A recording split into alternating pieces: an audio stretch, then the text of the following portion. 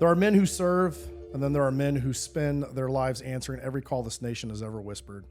Bob Ninja Porras is a former Delta Force operator, a senior special agent supervisor with CIA's Global Response Staff, and one of the most respected quiet professionals to ever walk into a fight. Sean Ryan himself said Ninja was one of the best interviews he has ever done and one of the most respected men to ever serve inside GRS. Bob's journey didn't start behind a rifle. It started in Los Angeles.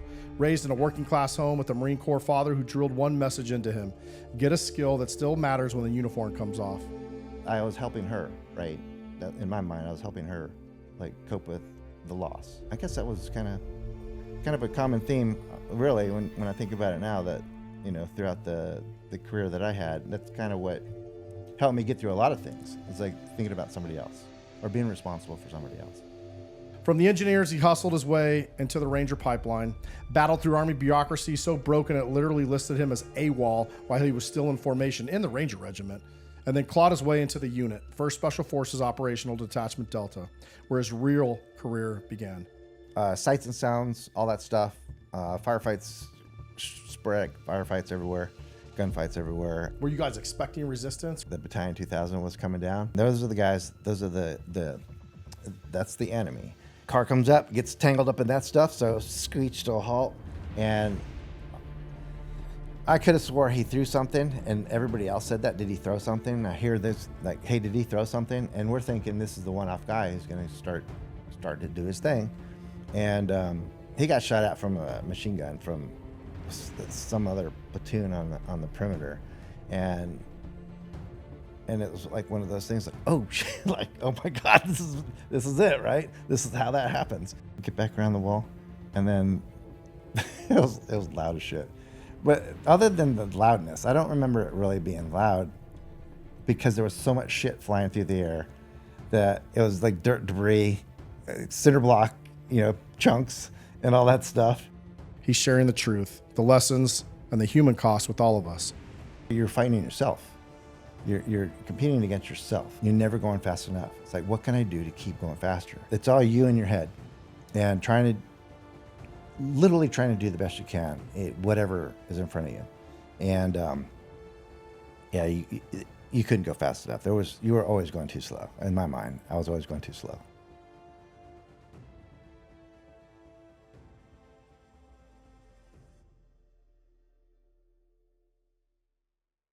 When you've spent years serving others, it's easy to put your own health on the back burner. At Precision Wellness Group, they are changing that.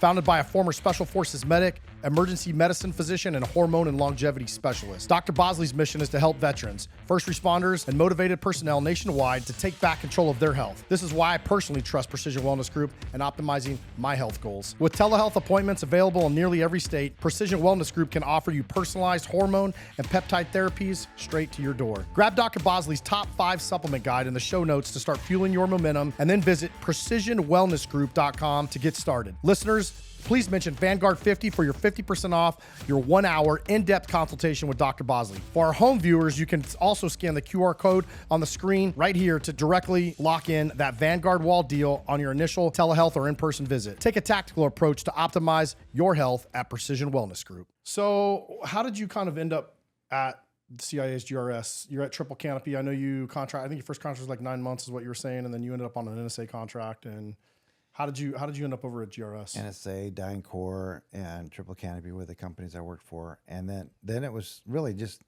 you know, what other contracts are there kind of thing. And it's just a business development kind of thing. So all my guys, as I'm living in Maryland, I'm still living in Maryland, and the guys that were getting out of the military and going into contracting were talking about this whole paramilitary ground brand stuff. I was like, okay, let me. What's the deal? So they give me the information for the guy who was recruiting, contractor himself, and we talked to each other on the phone a little bit. And he's like, okay, let's set up a meeting, and we'll talk to you. I'll let you know more about what we're doing, and see if that's what you want to do. And of course, I had to call him, and I had to, like, the bona fides is like, hey, such and such, talk to me. He gave me your number. That's how that kind of started. And we set try to set up meetings, but he's always coming or going, and so am I. I either just get back and he's just leaving, and he's in DC. He's at a hotel. He's getting ready to catch a plane and all this other stuff. Or I just got back. It's like, well, I can't get there right now. I'm in LA or something like that, right? And so we could never sync up times. And we did that maybe 2 or 3 times of deployments. So we're crossing paths, and he at one point just said, "Well, I tell you what you do. Just sign up for something on the agency website. Sign up for a job. Any job is fine." And I was like, "Can you do that?" And so I go to the website and go to the job careers, and that's let me sign up for one. So I try to go in somewhere. I look on the paramilitary side, operational stuff. Whatever I was going to pick, whatever I can write a resume to, and so I picked one, and I think it was a protective operations thing. I think might have been something else operational, but I fill it out, submit it, and because he said just submit one, I'll give our HR a heads up, look for your resume, and they'll pull it when it gets into their purview. So I deploy again and go work again, Afghanistan or Iraq, one of the two. Come back, and then there's those messages. Hey, we just looked at your resume. We have a job that you might be well suited for, and all this other stuff. And I thought, since the only thing I did recently was applied for the CIA position online, I thought, okay, that's what it is. They finally got my stuff, and they flagged it. Bright people have it, and this is what it is. It's the paramilitary side of the house, and it's not a whole lot of information that's given. This building, this address, interview for the job that you applied for, and that kind of stuff. Very vague, very ambiguous. And so go to the interview, and as I'm going through the interview, they're just asking me simple questions. Looks like you've done some good things, very qualified for the position, and also it's very like a normal interview. And this whole time, until I asked the question and they answered me about what it actually was for, I thought it was for paramilitary stuff. So they said something about motorcade operations or something on the protective side of the house. And I was like, wait a minute, what do you guys do? What are you asking me to do? What's the job?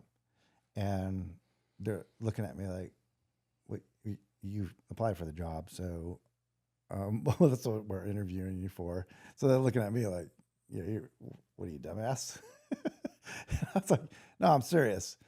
So I thought this was the paramilitary side of the house. Is this what it is or no? They said, oh, no. Then they explained, this is the protective operations, protective agent or something like that, global response staff. And they explain everything that's happening and what it is. And my thing was, since what I was doing was, I had probably run into some of these guys in Iraq or something, but just didn't know that's what they were doing. And actually, when I get my my badge, my pass for Baghdad, when I go to Baghdad and work for NSA, it's at the CIA headquarters there, and they're the ones who are doing the badging for everybody. So I was there, probably ran into the guys, and didn't know that that's what they did. And I said that. I was like, I didn't know you guys did that. And they said, yes, that's what this is for. And it looks like you're still doing it, and you look perfect for the job, and that's why we called you. And I was like, oh, okay. Yeah, I'll try that. And again, back to my whole ignorance of the processes and who's doing what. I was like, well, if I don't like this, I'll just go over to the ground branch or something like that, right? At one point. And I probably could have done that, but it doesn't quite work that smoothly. Apples and footballs. Yeah. So it actually could have worked out that way for me, because once I got on board, made it through the GRS training, got on deployment cycle. Oh, yes, the GRS training. Oh, yeah. At the time, not. Definitely going to talk about that in a minute, but I'll let you finish. Yeah, not as top tier as they wanted to make it seem. But I finally get to my first 2 assignments, and Did the job, great, loved it. Saw some gaps that I felt obligated to correct in the training pipeline because I went through. There was a criteria, and at the time, I think it's the same thing right now, but at the time there was a position for the staff guys, and then there was the contractors who were mostly not hired the same way because they're contractors. So, but the criteria was different. Their criteria was a little bit more like previous experience and more management experience on the staff side. I happen to have both, but not so much. So when I go through the training, I'm with guys that are like been in the military, not hard skill MOSs, the Air Force or something like that, and now they're managers at like some big hotel chain or something like that, or doing that kind of work. That's what brought them to this spot in time. And some of the guys were good in the sense that they realized that, hey, you guys have like a pool of information, your resource, and this is easy for you, but I'm going to have to ask for some help on this. Whether it was tactics, shooting, or whatever it was, combatives. They're like, you guys already know your stuff, so I'm at a disadvantage here. I need to know what you guys know in order to pass this course. So that was a lot of that. So then I got to know the guys that were there, all of them, and the various experiences they had, which wasn't all like military tactical experience. And then now when I looked at the pipeline to get into our first deployment, I was like, oh, I'm fine with this, but I don't know so much about, he's going to be, you're not setting him up for success. He did 4 years in the Air Force. He's a senior manager at a major hotel chain. So that's who the CIA was bringing on to be Blue Badgers and team leads? Managers. Yeah. Wow. That's wild. Yeah. So the idea was, managers are managers. You got your place, and you're just going to manage a team of pipe hitters. You're not the one who's going to go out on these missions. Managing a hotel and then managing dudes in a foreign, hostile, denied environment, running intelligence is the exact same thing. Yeah, same. Jesus, dude.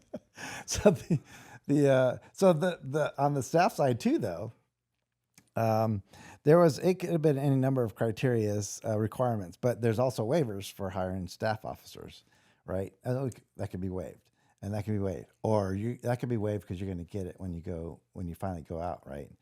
And then Meanwhile, you're the like, reliance, bro, I had to spend 21 years or 20 years in the military to get here, and you worked at a hotel chain. Did that create some animosity on your part? Oh yeah, I can imagine, dude. Well, not so much with me. I understood that, like, okay, this is what your process is. But what we do need to do more for this guy before we launch him to the field to run a team. That eventually changes over a period of years, but that's what I recognize right away. So before we dive into that aspect, you get hired on with CIA's global response. What is it? Global response Staff. Global response Yeah, staff. GRS. So you have to go to initial training, right? Because you don't have any training in your life and dignitary protection or anything from your time in the unit. Right. Let's talk about the training. What was the CIA top tier NFL training program that you put you through? This is a crazy story that you told me when we were podcast prepping, and my mouth hit the floor. I was like, what? So that was, it was, I say JV. It's like, you guys are hyping this up, and you're telling me in the job interview, and now I'm in the office and I'm talking to guys, and yeah, we're the top tier stuff, man. We're like top priority, and we're the next best thing since sliced bread kind of stuff, and so through what I've been through already, it's like, okay, not so much, but okay, good job on thinking so much of yourself. So unfortunately, I'm tainted by my experience. Like, that never is going to be anywhere I'm going to be again. So, but I'm around guys who are like, yeah, we're the yeah, and we've done this. So here's another kind of crazy thing about the environment is, you've done a lot of stuff. I haven't done nearly what you did, but we're in the same place, so we're the same. Like, literally, they're saying that. It's like, I just want to punch you in the face so bad, right? And so those are some of the things I'm trying to get Was across. it Navy guys that designed the training program? Maybe. Shocker. Yes. So it was, and it was not. So what I'm being told, and I have an open mind for all this stuff. What I'm being told is, it doesn't matter what you guys knew before you got here. This is the way it's done, like, because we're so special, we're so elite. This is what the most elite thing is. And says no elite people. yeah, and I was like, oh man, I don't know about this, right? But okay, talk yourself up as much as you want, but okay. I got some things that I need. I'm taking notes on. Okay, this is not where. If you're going to say that, you need to change this program, right? Not only that, because you had been overseas in Iraq doing dignitary protection for the State Department, like in a high threat environment, and your experience at Delta, and which gets trained on dignitary protection amongst many other things, shooting, hard skills, soft skills. And the biggest thing they were telling us at the time is for guys like me who think they know it all. They're telling me this is it doesn't matter where you've been. This is the language we're speaking in our group. This is what they're doing in the field. And to your point, when you mentioned that, I was like, well, I just came from Iraq to go through this course. I don't remember anybody talking about this over there.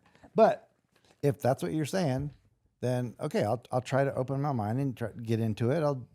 We're going to do this thing, and a lot of it, and I'm not just focusing on like the actual training that we're doing, but it's like, so I understand what's happening here, and I understand what I need to do, but there's more stuff that guy should be exposed to. It's like, if this is it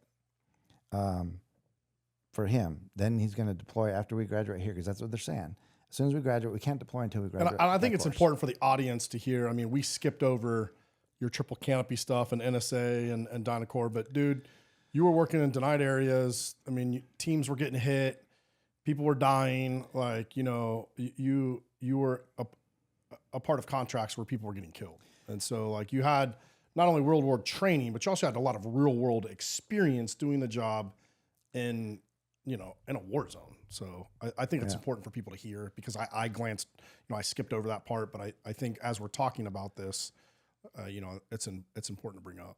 Oh yeah. And so that was kind of my thing. I wasn't so concerned about myself, because I already knew I'm going to go and I'm not going to do any of this stuff. I already know what everybody's doing, but that guy doesn't. He's never been overseas yet. He was in the Air Force, Army, whatever their experiences were. And that guy needs to go through some more different stuff. And I'm asking the questions about, is there like, can we send him to this other training course or all these other things? And the answer was no. This has been vetted. We've gone over this over and over again. We got the contract set a certain way and all this other stuff. Once again, man. Once you finish this, vetted by the Navy, you're qualified, right? And so that was always my thing. It's like, we're setting up people for failure, not success. Because there's so much training so the time and the money spent to do what we were doing could have been spent a lot better doing other things, more practical stuff. What was it about the training specifically? I know you told some specific stories, but so it was combatives, and then really the concept was forget everything you know, learn this. This is all you need to know. You have no tools in the toolbox. You need one tool in the toolbox. That's this. I said, well, you guys are so elite that you're the only ones that think that way. Because usually it's like, okay, hey, let me give you some tools for your toolbox, and you could choose and pick whatever you want to do, right, when the time comes. First time I ever heard that. And so the hype and everything about it, I figure out that the guys that are going through there with experience, just like me, are similar to me, are just cooperating to graduate, to get deployed. And then they forget about it, overseas they go, and we do what's right in the field. So they're thinking that they're setting everybody up for success, and it's successful because we're successful in the field. And that wasn't the case at all. They're doing what they need to do in the field, which is none of this.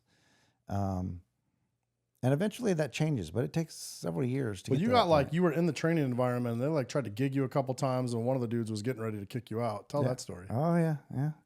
Yeah, it was almost the end of my GRS career in the training because I was a safety violator. And that was their big thing, right? Safety violators. So routinely, I was doing whatever we were doing. They were like not there wasn't any physical flags like penalties in a football game, Yeah. but every day, like flags. Hey, I need to talk to you. And okay, what happened? And they described what happened. I was like, no, that's not what happened. That's not what I did. I was there. I don't remember doing that. So he's like, yep, we saw it. I was on the catwalk, saw you do this. And like, no, that's not what happened. And I explained it to it. And he was like, no, I saw it. And you can't convince me otherwise. What? I saw something else. I was like, all right, here, sign this briefing. The safety violation thing. Like you're acknowledging that you're a safety violator. And I was like, oh. So I get it. Because I did hear everybody's like, our course is so hard that the tier 1 guys come through here and don't make it through. I was like, whatever. Right. So this is what I'm thinking now. What I'm doing. It's like, well, this is how you're doing that. You're just targeting them to say you're a safety violator, sign here. Now I got paperwork on you. Right. And I was like, well, some of the other guys that were in my class, another guy, 7th group with me in my class, another guy, 2nd Ranger Battalion dude, Air Marshal as well. So he was the 2nd Ranger Battalion, Air Marshal, same guy. So those 2 guys were like, how are you getting picked, all these safety violations? Like, there's no way. I was like, well, that's what they're doing. And I guess that's my ticket out when they say I've got enough paperwork that we're going to kick you out. Then they get to say, we got another tier 1 guy who didn't make it through our course because it's so hard. And I was like, whatever, if that's what it is, then I guess I'm getting another job somewhere. That's fine. You guys can have it. And that went through the whole thing. And I did, I started writing things on these safety things. I was like, you can, concur or not concur, but you still sign it. And I used to write sentences in there like, whatever it is that got me to this point, I'm signing this paperwork. This is not what happened. and stuff like that. And then sincerely, John Hancock. Then I started doing that smart ass. And because I didn't care at the point, I was like, okay, if you got paperwork here you go. Want me to sign 10 of them right now? And we'll just get it out of the way. Then I got to that point. And they actually grabbed my folder. At one point, they get your stuff and they take it to DC. And it's like, okay, these are the guys who we think are going to pass. These are the guys that are not going to pass. What are we going to do with them stuff? I was probably on the we're not going to pass this guy list. And the chief at the time comes out and he's talking to us and he's telling us how important the course is and how significant the course is to pass this thing to get this prestigious training behind your belt to do the work that we're doing and all this motivational stuff. And I was sitting there like, well, off sidebar note to that, we had to talk, when he's not talking to us, it's like, so I get it. You're saying all this stuff, but if I hear you saying this stuff, that guy that doesn't know any better, he's hearing you say this stuff, then this is it for him. This is the most important elite stuff that there is. He doesn't have to, but that's not true. And the whole concept of you only need one tool in your toolbox, I was like, no, nobody does that. And even your guys, That's why it's called a toolbox, because you put a lot of tools in there. I guarantee your guys in the field are not talking this way, acting and doing all the things that you're doing in training, reference to talking, how we talk. This is how we conduct operations, right? And do not remember seeing that. I came out of Iraq to come to this class, and this is not what's happening. That's not what I saw. I don't know anybody who's doing that. I don't know anybody who would do that. And so I have those conversations, and he talks to us about this. You have to pass, no matter what you think about this course, you have to pass this course to be a deploying agent for us, a special agent. It's like, okay, to get your classifier as a special agent, this is what you have to do. It's like, okay. So cooperate to graduate. He's like, no, don't. I was like, that's what it is. You just told me that's what it is. And I ended up passing. They ended up passing me. And they pretty much said that, this is not Delta Force and all that stuff. So it's totally different from what you're familiar with. I was like, you know what? Shooting a gun is shooting a gun. CQB is CQB. And diplomatic protection, VIP protection is diplomatic protection, VIP protection everywhere. There's like standards in this industry. This is not one of them. You're the only one doing this in the industry. And that you can't convince me otherwise that everybody else is going to fall in line with this at one point in time, because it never did. And eventually training finally evolves to what is more practical, but they really eat themselves up with standards of performance that really don't matter. What were some of the things they were doing like that nobody else was doing? Like, what were they trying to teach you that nobody in that industry was using? I'm curious because I have a Dig Pro background too. So, how literally, how do you handle a weapon? Where do you? So don't flag somebody. Okay, and be muzzle aware. Simple little task. It's like, okay, I'm good. So, but so for me, for what happened to me on one of my things, so I'm inside. I'm answering the call for our case officer who needs help. So I run into the building, go find him, and I'm waiting for my partner to come escort us back out. They're going to provide covering fire while I got the protectee. And so I go into the room, find this guy, pin him in a corner, and I protect him with my body. I'm facing the door because that's the only way somebody's coming in here, good or bad.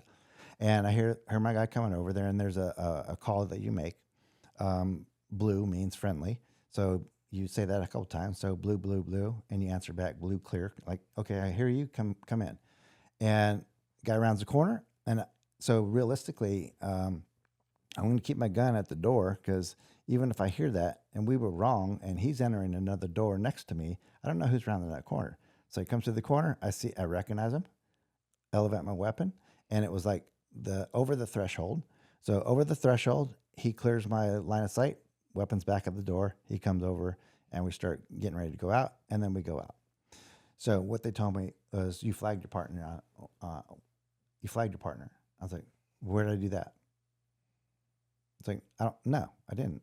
Or did I? Where did I do that? He said, when he came in the room and you were in the corner, and also, I was like, no. So I know exactly where my muzzle was. It was on the top of the doorway. It wasn't pointing at him anymore because, yeah, so what they wanted me to do, so they have this thing called high port.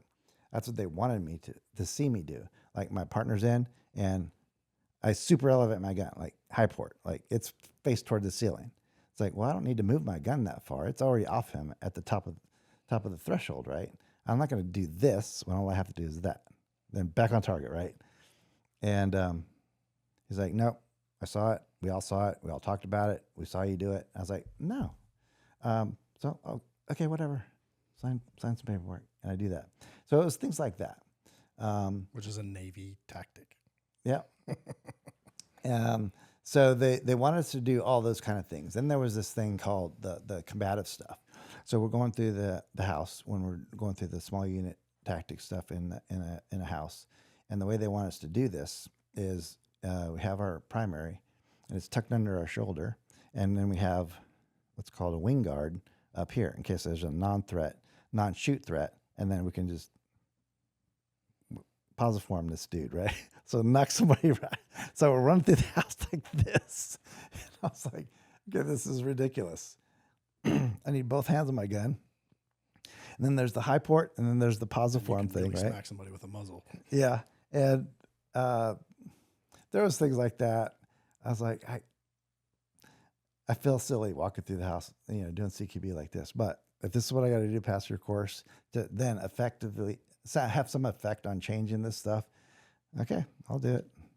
And it was little things like that, but it was silly. Can you explain a little what GRS does, kind of like in a civilian terms? So it's protective operations, and it's on a more clandestine scale. So do more with less. So a regular motorcade, you have a lead, limo, follow at a minimum, and then there might be a cat team. So there's like 4 vehicles worth of people, 3 vehicles worth of hitters and protective agents, and then the limo. That's a more traditional thing, traditional VIP stuff, high visibility, regular motorcade stuff. So in GRS, it's more clandestine, more low profile as you can get. So you're not really, bumper to bumper anymore when you're driving somewhere. You get some space so you don't look like you're together. And when you get out of a vehicle, you're dressed in whatever, like local garb, or if it's a like a finance ministry or something like that, then you're in that kind of clothing. So you're blending in. You don't look like you're tactical geared out and all that kind of stuff. I'm a protective agent, and I'm also in a clandestine role, so we don't look like something that needs to be hit or attacked. And so it's protection, but it is probably and they don't teach that necessarily. That's like on the job training on learning the clandestine side of things and trying to be low profile. So a lot of guys are learning that in the field on how to do that kind of stuff. What should I be wearing? So you wear either the local garb, or you wear business casual suits and all that kind of stuff. They're learning those things in the field, and that's pretty much the extent of it. You're doing everything. So it's a lot of the things that you're outside of that 4-man element that you're also coordinating with partners on the ground. So if military's on the ground, you're talking to the military to get support from those guys. So to the extent that you can, you get as much other outside help as possible. So that's part of the staffer's job to do that kind of stuff. Talking to the Army, we got helicopters standby. We got these people over here. We got a Army patrol somewhere in the town, and they know we're in town also. If we need help, we can call them, and those kind of things. So it's really the coordination piece behind that kind of protection is huge. So when you initially got hired onto that CIA GRS, were you was that a supervisory element? Were you coming on as a supervisor or a team member? Team member, yeah. So the staffers. So there's an official supervisor special agent slot in GRS that puts you back in DC because you're in charge of other special agents that are doing the job. They're the team leaders in the field. And so initially you're a team leader in the field. You're just a protective agent right off the bat. But your job is in the field, running a team in the field. Then the supervisory special agents are running a team of protective agents, but you're not deploying, ideally, and you're just sending your guys to meet the requirements overseas. I deployed because I can send guys overseas from overseas, so I was always deployed. I made it a point to be in the field with the guys, so I know if they had. But they brought you on as a team leader, right? Yeah. Okay. Yeah, you just said you're like a regular protective dude, but you were a team leader running a team. Yeah, and so my thing was if they have complaints, because there was a lot of that too. Guys would come back and complain about stuff, and you have no reason. No, there's no way that you know about it. It's like you got to take their word for it. And a lot of times it was just like they're asking for stuff that wasn't really necessary, but the way they were talking, it's like this is necessary, and we need to get a new widget, get a new gun, or whatever it was. But in the field, they had nothing to say about. Like if they had complaints, I was like, I already knew. I was like, I just went on a couple missions myself. It's not what's going on. So that was a little bit.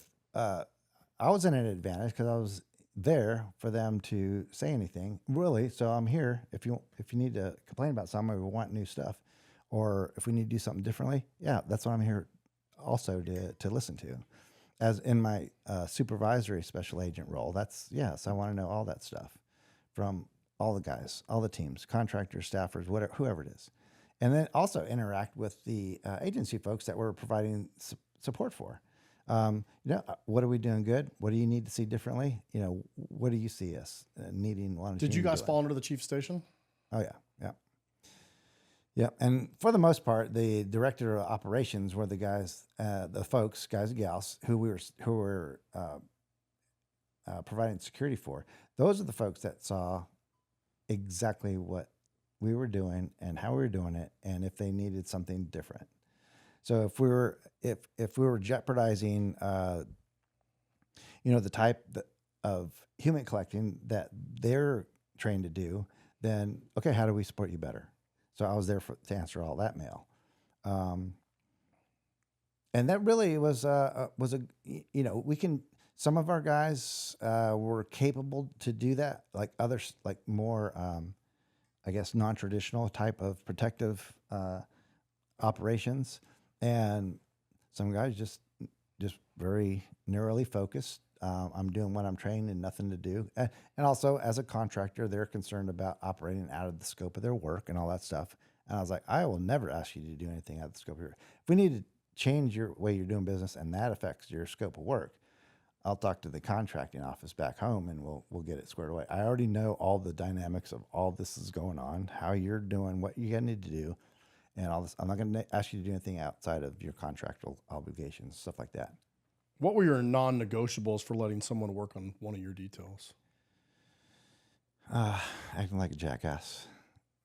Yeah. There was if they weren't there, if they weren't mission focused, and they were participating in all the other stuff that was going on, the drinking, the salsa nights, at the base bar and stuff like that, and they weren't focused on the mission.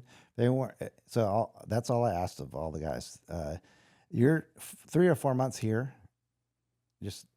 You're here to do a job. You're not here to socialize and make friends and all that stuff. You're here to do the job. If you do that other stuff and still do your job, then great. But your primary focus is the job, the mission, and all that stuff. So pretty easy tasking. Do what you're asked to do, and that's it. And then if you can squeeze in all the other stuff, then great. So my non-negotiables would just be not ready for the mission. Like, so at any time, a base attack can happen. You got to be ready. Don't get so faced that you're not. I can't rely on you to do anything in the middle of the night when the rockets start falling out of the sky. Because nothing ever happens when it's convenient. You get a base attack and all those things are at the most inconvenient times. They know it. That's how they planned it. That's why they planned it when they planned it. And that was it.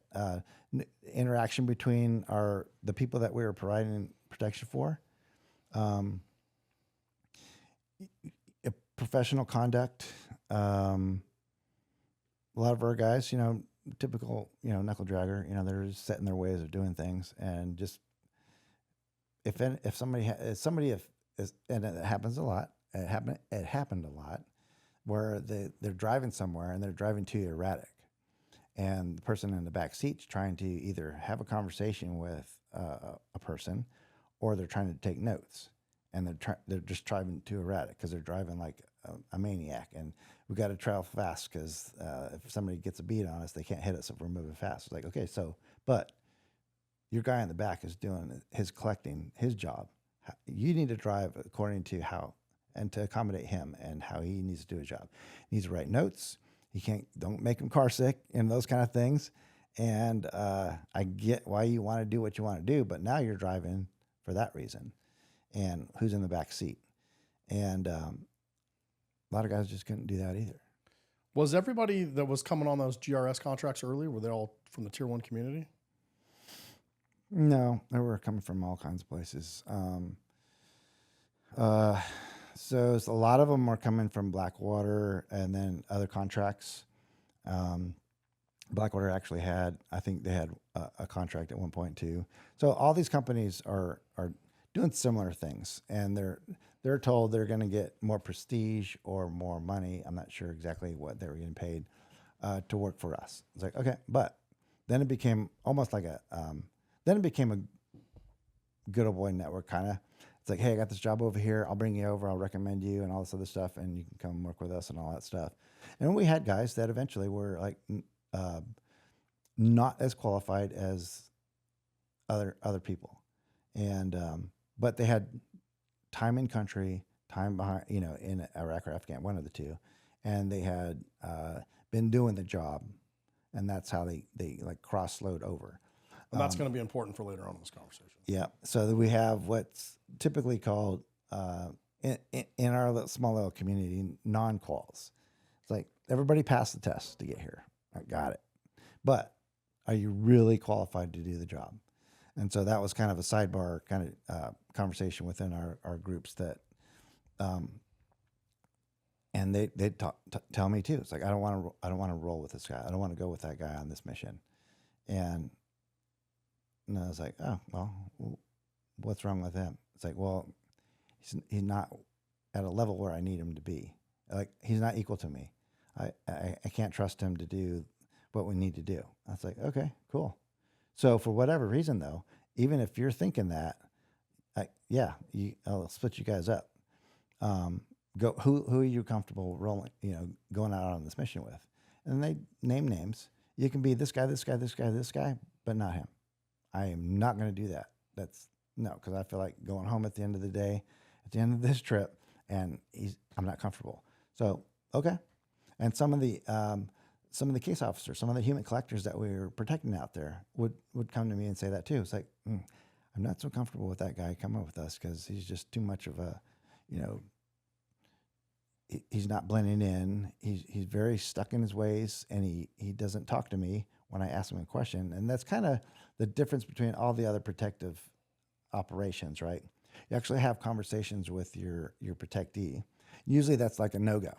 Like State Department, you don't talk to the person in the back unless they address you. They address you like which is sometimes happens. Like, how you doing, Bob? Doing good, boss. That's it, right? And an engagement conversation. They're just going to do that because that's what they do. But you don't engage them in conversation. You don't talk to them about what's good and what's bad and anything. You don't tell them anything. It's very professional, you just don't talk to those people in the back seat. And some of the guys were good at that. Some of the guys were like, they're like, so how you doing? And then we're talking human collectors, right? So they're trying to elicit some information. It's just how they can't help it. They just try to elicit some information out of you. So they'll ask questions like, how do you think, what do you think about whatever operations or whatever? And they relax and they're like, oh, you really want my opinion? Like they're thinking, oh, you want my opinion?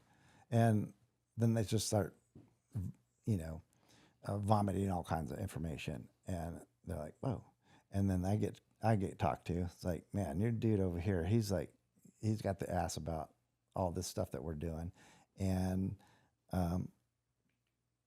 that's when I have to go talk to these guys. It's like, look, don't engage in conversation and all this other stuff. It's like, they got a job to do. We got to get them there safe and back.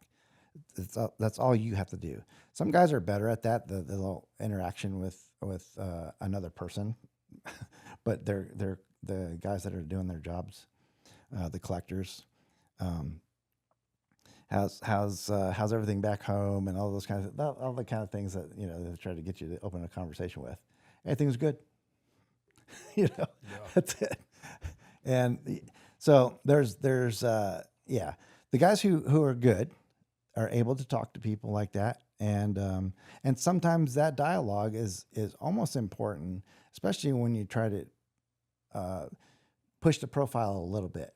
And when you get asked by a collector to, hey, I want you to go in with me and go sit with me at the table because we're going to act like we're here together on just a social thing, and so that person has to be able to get out and talk stuff without sounding military, and have a conversation with their case officer they're protecting. Other guys are going to be in the area watching things going on, and that's kind of the whole purpose of this thing. We want to watch people arriving and departing, and we want this to look like a normal meeting. We were there together, and then here comes your guy that you need to talk to, and he's going to join us for lunch, and it's a really even flow conversation. We're not trained in like that kind of stuff, like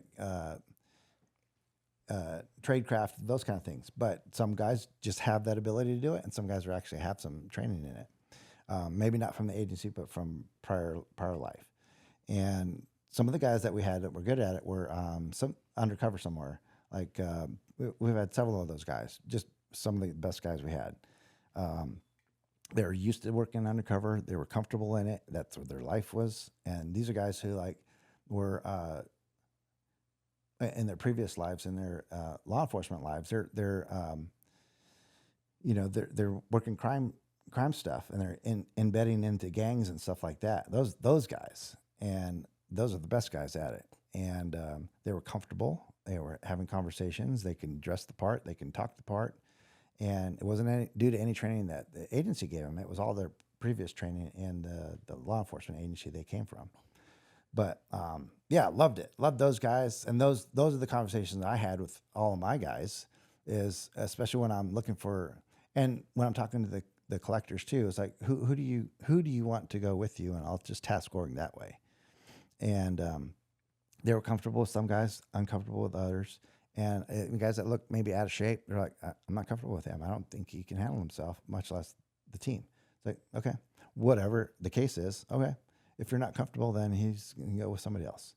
So it's all those conversations with people. It's like, whatever you're doing, whatever persona you have out there, this person isn't comfortable working with you. Not a good thing in this business.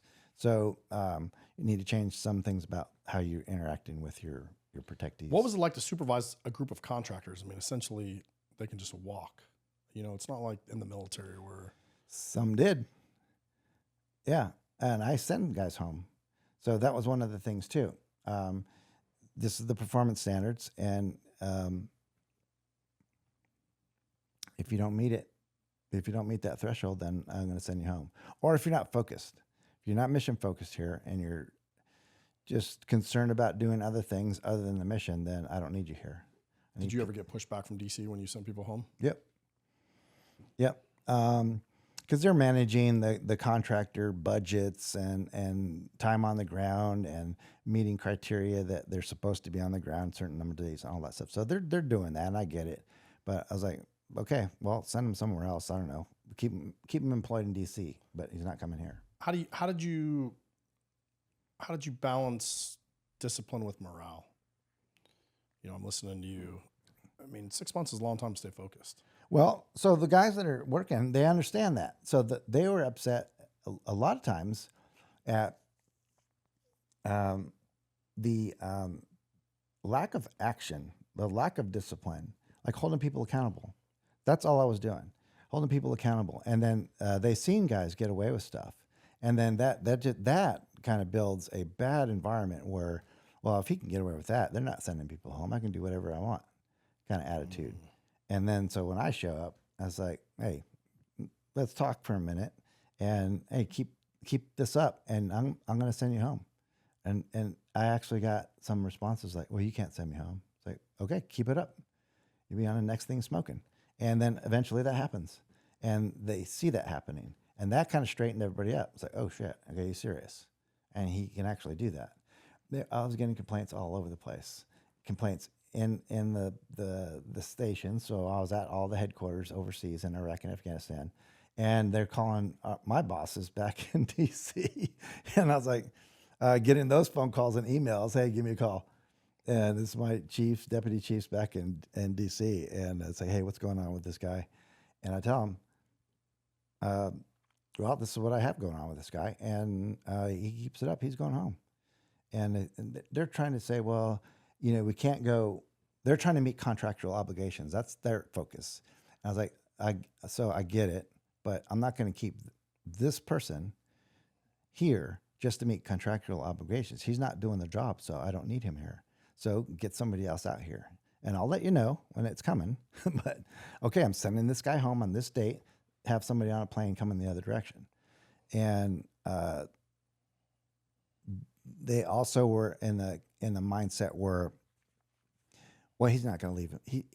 He's not going to go however many short.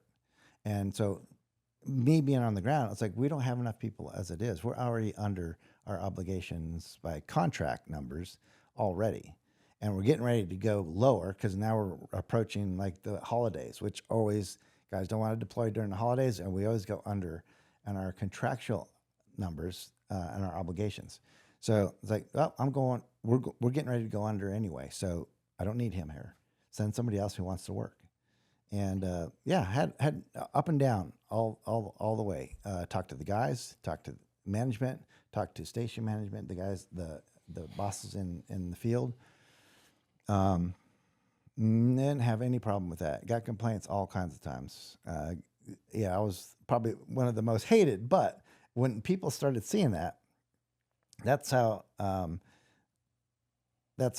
whatever you want to call it, my reputation or whatever it is. It's like, okay, no around because Ninja's coming out for the next 4 months. I think Sean Ryan said it though. You were probably one of the most respected supervisors at GRS. Yeah, because of that. So a lot of guys were, just like, well, here's another guy, experienced dude. He's a blue badger now, so he's gonna cave, and all I got to do is complain to somebody, and he'll stop. And I didn't. And they said, okay, well, no man, he's no, and we got to do what we got to do. We got to behave. But they also did that too. They behaved while I was there, and then they resorted back to their cells when I left, and somebody else was there because they knew who. It's like a kid, right? It's like you got to behave. Dad's in town, right? So were you in charge of all the GRS teams when you were in Iraq and I guess and then Afghanistan when you went over there? Yep. In most places that happened pretty early on. So probably a couple years. Until I get to Afghanistan, that was my first permanent, in charge of the country's worth of GRS guys.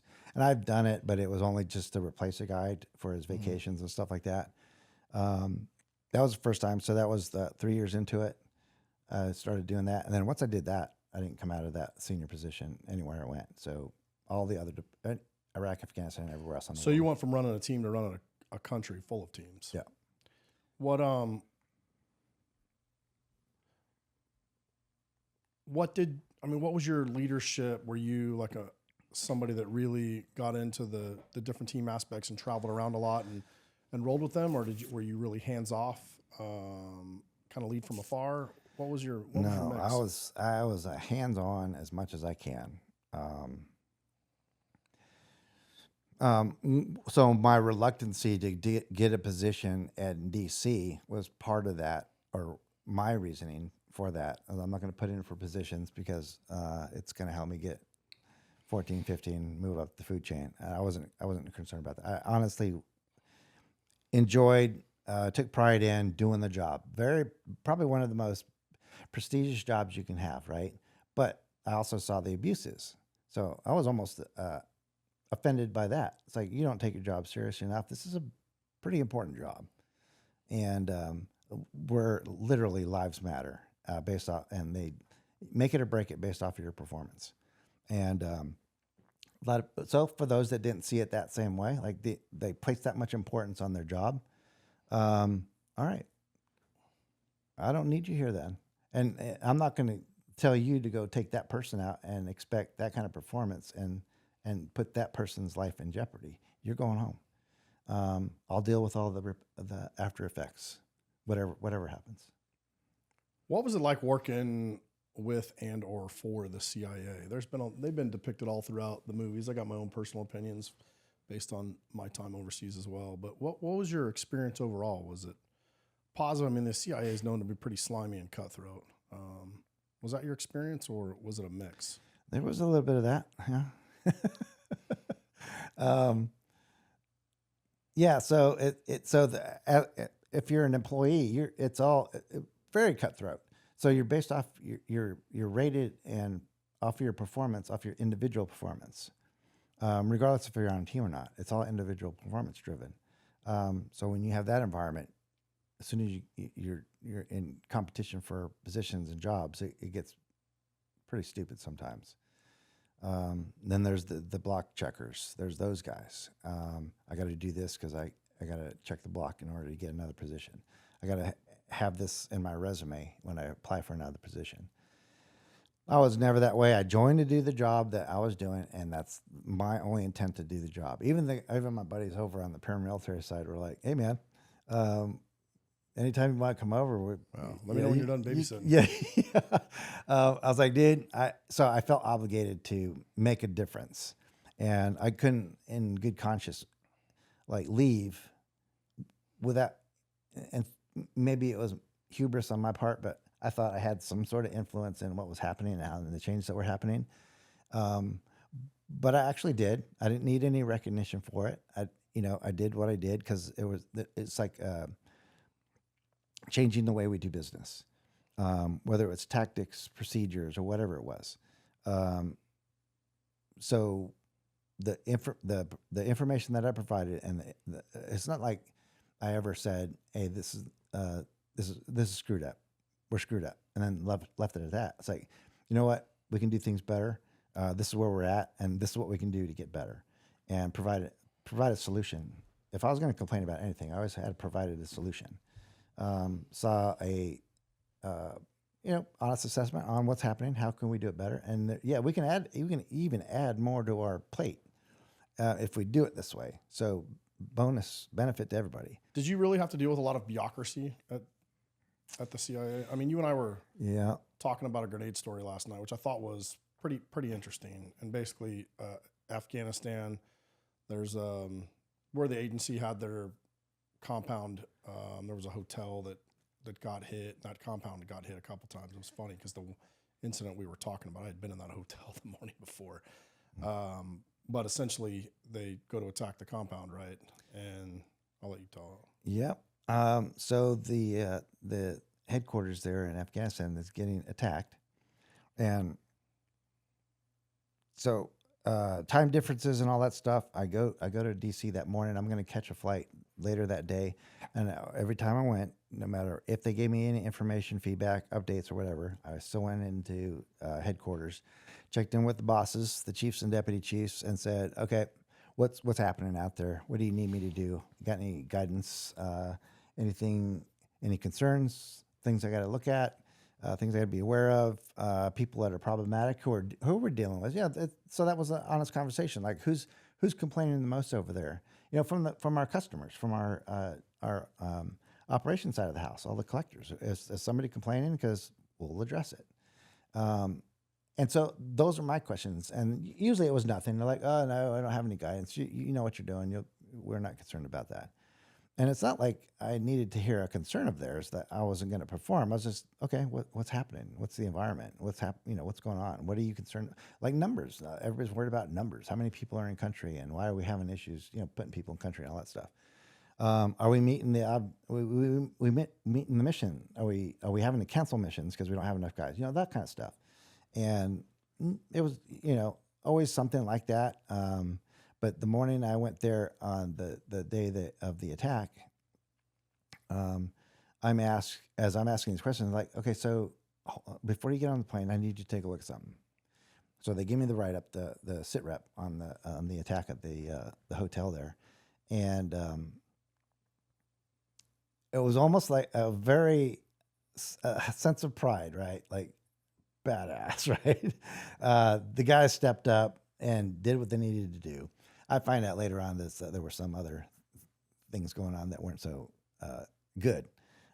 Guys not stepping up and actually, I'll call it cowardice, turtling up, not engaging in a firefight and an attack and all that stuff. We call it turtle up. So they were getting shot at and then they ducked behind cover and didn't come out. But the guys that did, awesome. So it was a complex attack, and it was the worst situation you can imagine. So they were dressed in Army ACUs, so they looked like Army guys in Land Cruisers, and they even had antennas from wherever they got them, the big whip antennas on the bumpers that you saw everywhere on a military vehicle. So they looked the part, dressed in ACUs. They had IDs from other like attacks and stuff like that. They have IDs. It's not them. They're not really looking at the IDs. They just show it in the window, and the guards are like, "Okay, yep, Army dudes, Army ID, come on in." A closer look at those guys, and it eventually happens. Closer look at those guys. They're AKs with like 4Ns that look like M16s and all that stuff, M4s, SOT mods, or whatever. They have all the parts and pieces attached to their AKs that look like a regular Army gun. And the first two vehicles make it in past the first initial checkpoint, and the last one gets trapped and stopped. And to the kudos to our Afghan partner who stopped him in the trap and stopped, because he recognized the vehicle as a bolo.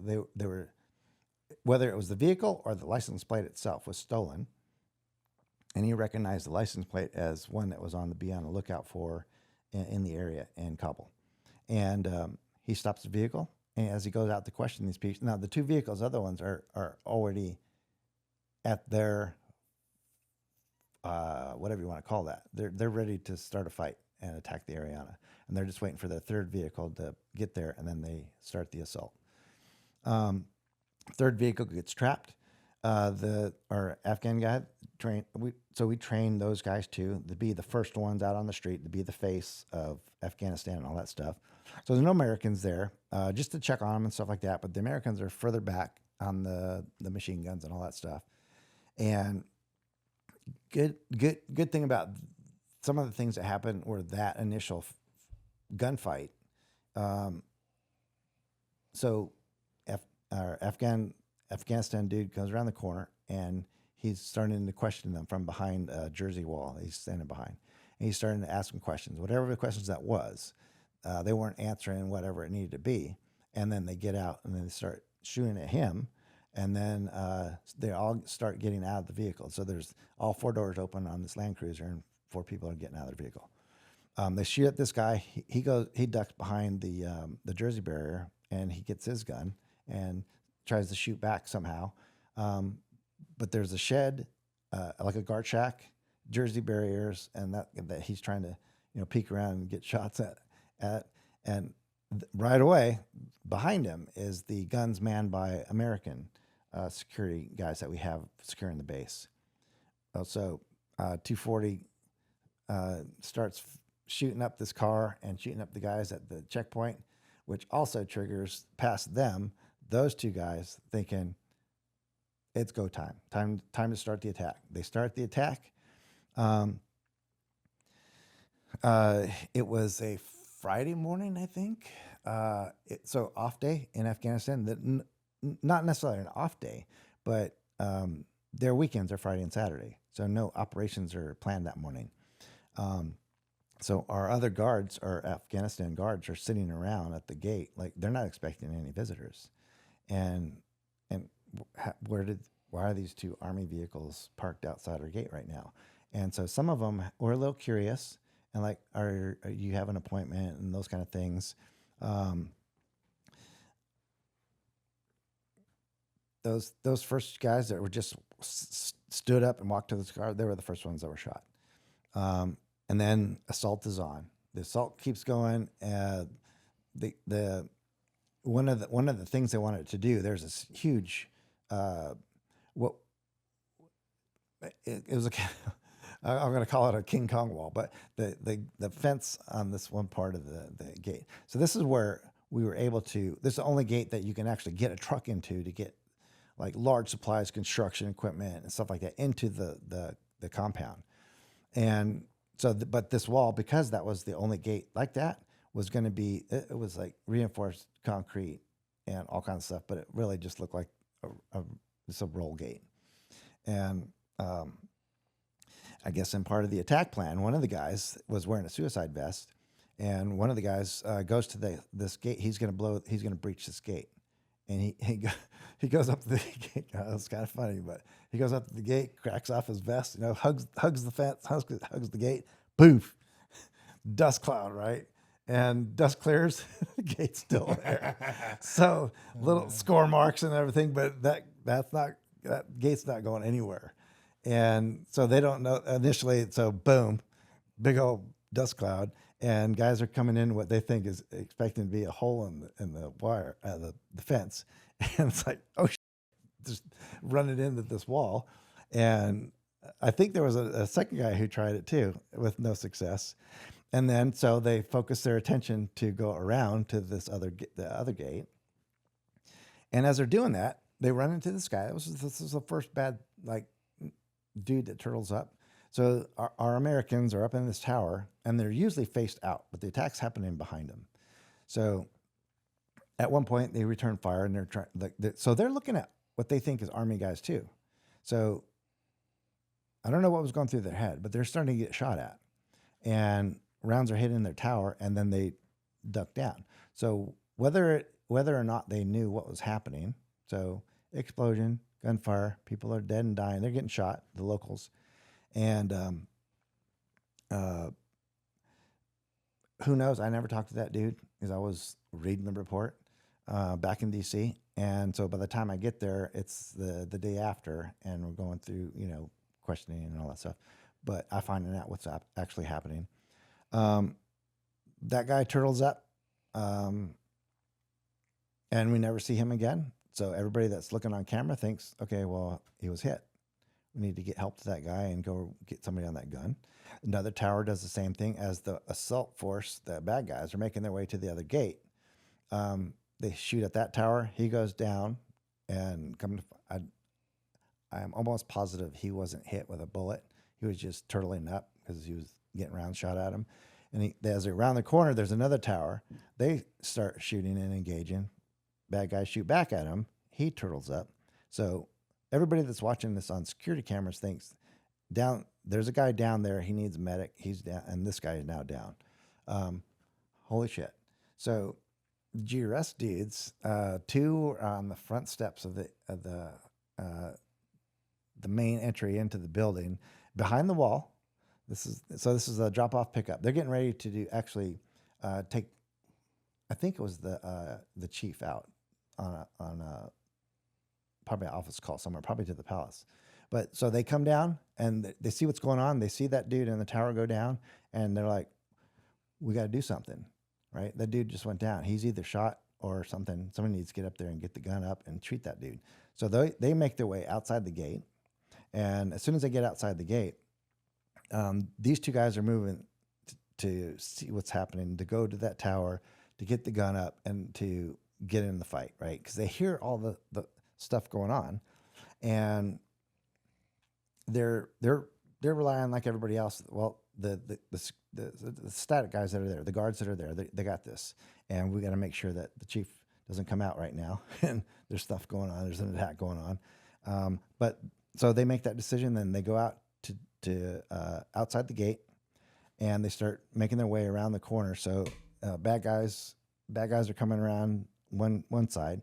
Our two GRS heroes are coming around the other side, get to the tower, and also engage the threat. And they see Army guys. They're ACUs, kind of like give them pause for a second. And so they didn't level their guns right away because this is the first time they're seeing them. And that short pause, one guy gets shot in the plates. So he goes down. It's like, well, I guess that's what they're dressed in today. They don't return fire, and they don't go to the tower. They go right back around the fence. And another third GRS dude, who it was some cool shit. He's on. There's this outcropping building that you can get on top of the roof and look in front of the gate on the other side of the gate without going outside the gate. So he does that, and he's checking on the guy in the tower. And he sees the guy in the tower. He say, "Hey, you okay?" And he's like, "Yeah, I'm okay." Well, he's talking to him like, "Okay, well, they're right in front of you. Like do something. Get that gun up, bro." And he didn't. So he was getting shot at. Okay, it was hitting his tower and stuff like that. So the guy that was looking, he sees our guys coming back around the corner, and now the guys that are coming over, they're lobbing homemade grenades over the fence. They're just randomly, as they're making their way across to the front gate, they're just lobbing grenades over. I don't know, randomly, just throwing grenades as they're making their way over there. They saw our guys go into the fence, so that's what they're going to follow them in. And our guys are on this side of the fence, and our spotter, I'll call him the spotter, he's like, "Hey, you guys got grenades?" Right? We're not supposed to have grenades, but it's like, "Yeah, roger that." And so they get their grenades out. They're normal M67 grenades, fragmentation grenades. And they start doing the same thing. So they saw the grenades are flying over the wall this way. And so they're like, okay, we got some of that too. Hey, have some of this, right? And the spotter was saying, you know, like throw them now. Like they're on the other side of you, like right now. So over the wall it went. And then he's saying, hey, back up, back up, back up. Toward me, toward me, toward me. They're making more, they're advancing, right? Throw now, throw now, throw now. So they're just pulling pins and throwing grenades over the wall, which turned the whole tide of that fight. And another guy who made it to the tower, he's got a 203 grenade launcher. So he's firing, I think it was like a standalone 203 grenade launcher. So he's actually the one that can see him from the tower, and he's just launching rounds at them. Eventually, he kills the guys that are coming around. And then the one dude, one of our American static guards, he's got his counter assault force sweeping around, and he's starting to close with also the bad guys. So bad guys have nowhere to retreat. The ones that do are shot and killed. And then the other guy in the tower killed the two guys with the 203. What year was this? 2011, maybe? Yeah, I think so. Something like, yeah. I think I was in country when that happened. Yeah. Or I just left country, one of the two. I'm not sure if it happened before or, well, it had to happen after Khost, because that was my first in-country. So, yeah, had to be 2011-ish, I'm thinking. Maybe 2010, 2011 timeframe. That place was attacked a couple times, but that was the one that ACUs, they wore ACUs, stolen. So they come to find out the IDs that they had were from an attack on Phoenix down the road. That the patrol that was outside the gates there were returning from their patrol, and they were attacked while they were right off the highway, right off J-Bad Road at Camp Phoenix. And that's where they got some of their guns. That's where they got some of the uniforms and the IDs. Yeah, I was at Phoenix when we took a complex with 7 suicide bombers. They came in through the entrance and the exit and made it almost all the way in. Didn't work out too well for them. When you've spent years serving others, it's easy to put your own health on the back burner. At Precision Wellness Group, they are changing that.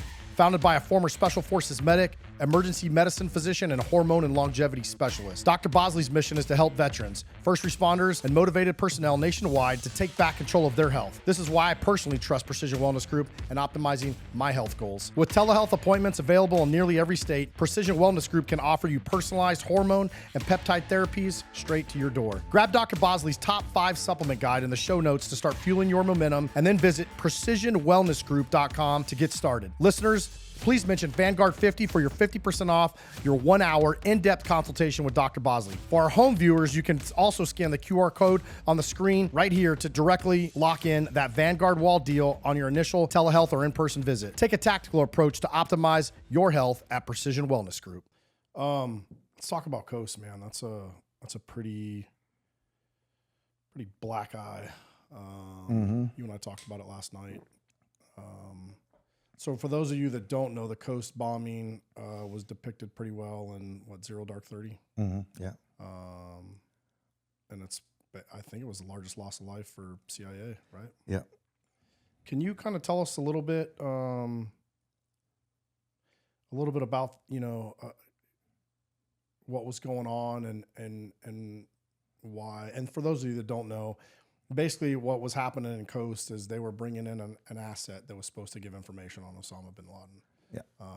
And what happened is the chief of base, who was not operational, who was an analyst, who'd been promoted, pretty much foregoed every security protocol that was in place to help save. And I mean, she ended up losing her life, but she unfortunately got a lot of people killed with that decision as well. But can you tell us a little bit about what happened? And I'll have some follow-up questions. Yeah. So the lead up to that, and as I'm getting ready to go to Afghanistan to be the senior GRS guy there, the chief GRS, in charge of the country, I'm I'm asking people who were there, who in Afghanistan, what issues do you see, and all this other stuff. And this is back in D.C., the guys that are rotating back. And I asked a few guys to go out with me. It's different guys. So I'm asking different staffers to go out with me to help me assess what's going on. I need some honest brokers to give me like no responses. And so I picked a couple guys, and they went out there, and one of the guys went out in front of me. So he's going to go out there, and he's going to. We had a new guy, so Scott Robertson. He was one of the team leader that died in Khost. He wasn't a new to Geo. He was a contractor for us for years in Iraq. So he wasn't new to the job. It was his first staff assignment because he went from green to blue.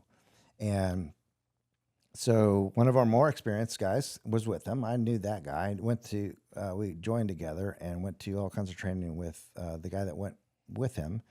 And so by the time I get there in early December to Kabul, I'm trying to get, I've talked to guys that were there and what their concerns were, and I'm emailing dudes, and everybody's coming back with these responses. And a lot of it was we need to get control of the operational environment. We need to stabilize that. We need to make it more consistent and all these kind of things. And I'm really not, I don't understand what they're saying and what they're talking about yet. It's like, but I have all these notes I'm taking. I was like, okay, well, let me check this out. What about it? What about it? And I'll wait till I get there to see what about the operations that we're doing and how we're going about doing things. And one of the things when I got there, I noticed was the inconsistency of how we were checking people.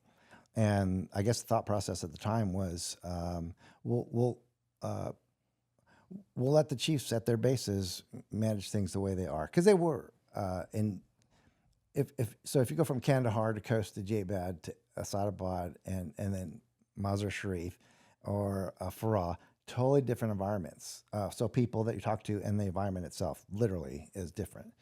Different people, different ethnicities in Afghanistan, all that stuff.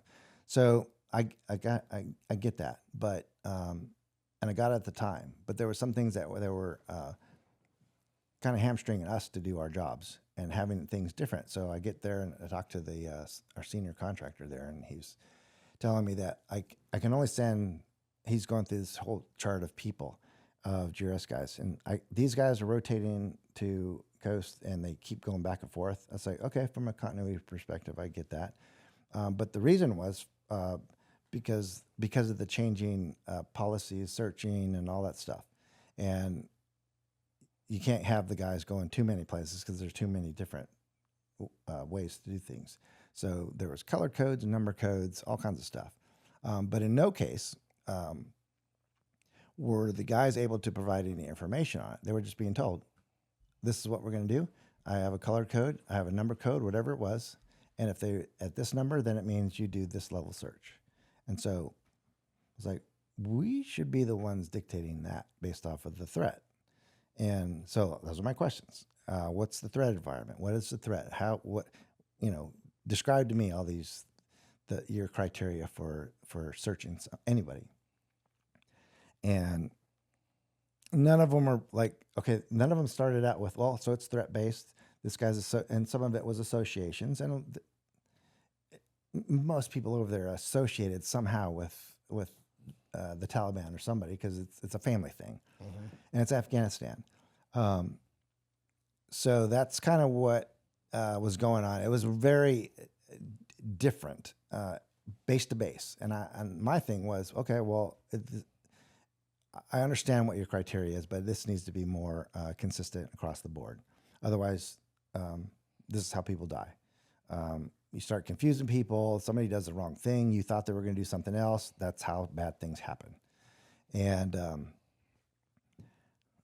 but that was how things were managed there, and it was handled by. It was more of a contractor specific or concentric thing. So, and I get that from our guys that were there. They were used to like diplomatic protections kind of stuff. And so they were task organizing that way. And I was like, well, I get that too, but that's not what we do. So it doesn't matter if you're in Kandahar, Khost, or Bagram Air Base. The search criteria should be consistent across the board. You're not telling me any reason it can't be the same way. So this is on my checklist of things to do. We're having problematic relationship problems between the GRS team and staff at this base, and they need their equipment on this other base is falling apart. Their vehicles are crap, and maintenance here, more people here, less people there. We had at the time what we called flyaway missions. So we'd get a bunch of guys, they're all camped out in Kabul, all literally sleeping on top of each other in crowded spaces, and then get a team together and fly to like Mazar Sharif as an example. Do whatever operational acts that need to happen there, and then fly back, and then back into this pool. And so for me, I was like talking to management there, the chief station on down, chief of support, all these guys, and just saying, if we're going there that much, look at the amount of effort we're having to fly these guys. We need aircraft to and from, and we have aircraft flying everywhere on all these things. And then we have to get logistics stuff to bases. And then we have to get to the remote bases where we're actually dropping in supplies to some of the bases. So why don't we just get a base in Mazar Sharif and some other places, Spin Boldak down south, and all these other Herat. I mean, let's make this permanent, because they don't need. This isn't good living conditions. It's horrible. So then they're like, oh, okay, yeah, we didn't know you guys can do that. Like, yeah, you want to set a base up somewhere? I'll put people on it. If you need our guys, GRS guys, then yeah, absolutely. I'll be part of the planning for that and get you numbers and based off of who you're sending and what type of operations there are. And yeah, let's do it. So we actually, throughout the year of 2010, we opened up bases and guys pushed out less people at the hotel and those kind of things. So it actually worked out, but it was like a change thing at the beginning. When I started saying that, first of all, I got pushed back from everybody. Like GRS guys, my own guys who are used to doing a certain way of things, a certain way. I was like, no, this is going to change. Got pushed back from the outside. It's like, well, that's never gonna fly at headquarters. We're not going to be able to do that. And I just said, well, I'll do my part, you do yours, and I think it's going to be fine. And then Khost was another one. Trying to find out, like our new guy, how's Scott doing? So the guy that went in with them, very experienced. He came on board same time I did. Very experienced, and he's like, well, we probably have some issues he's going to have to work through with the base commander out there, because she doesn't think enough of us to listen to what we have to say in most cases. And I heard the same thing about two other guys who had rotated out there, very experienced guys, and so they were getting ready for Balawi. He's the guy who the suicide bomber eventually blows himself up at Khost, kills 7 of our folks. They got ready for him several times before that, which is part of his controlling our guys instead of us controlling him. And he make a meeting, cancel it, set up another date, and then cancel it. And eventually, when he comes to the base, he cancels one meeting because he said he was at a moped accident or something, and he's walking with the use of a cane. So to me, I'm hearing all this stuff, and the information that was available was also very compartmentalized for a lot of reasons, but also the Khost at the time there was only so many land commuter stations that were available, and they were literally hot seating with everybody that was there, and so limited information. The only information that is given is coming from the chief, and she's just, in my mind, in my opinion, she's just giving the guys enough information to do their job, and that's it. Can you talk about, I mean, I hate to do this. I know she passed away, and we're not disparaging her or the government, but I mean, well, let's talk facts. Like, sure. You know, for a long time, this was a thing that was new in the administration. Like normally, chief of station or chief of base came from the operations side, not the analyst side. And that was a long-standing thing. So people had been in the field for 20, 30 years. That's who got chief of station, chief of base. Analysts did targeting, and not saying they don't have a place, but operations and targeting analytical work, they're not the same. And this was something that was done by the Obama administration. For some reason, they decided to start promoting analysts over people that had been in operations. Is that am I correct in saying that? A lot of the pressures came from the White House to get information on Bin Laden and that kind of stuff, and so usually, and I've been in those situations that actually end up positive, but like cooler heads prevailing on the site, and they're like, "Yeah, we're working at the speed of what it needs to go to be successful."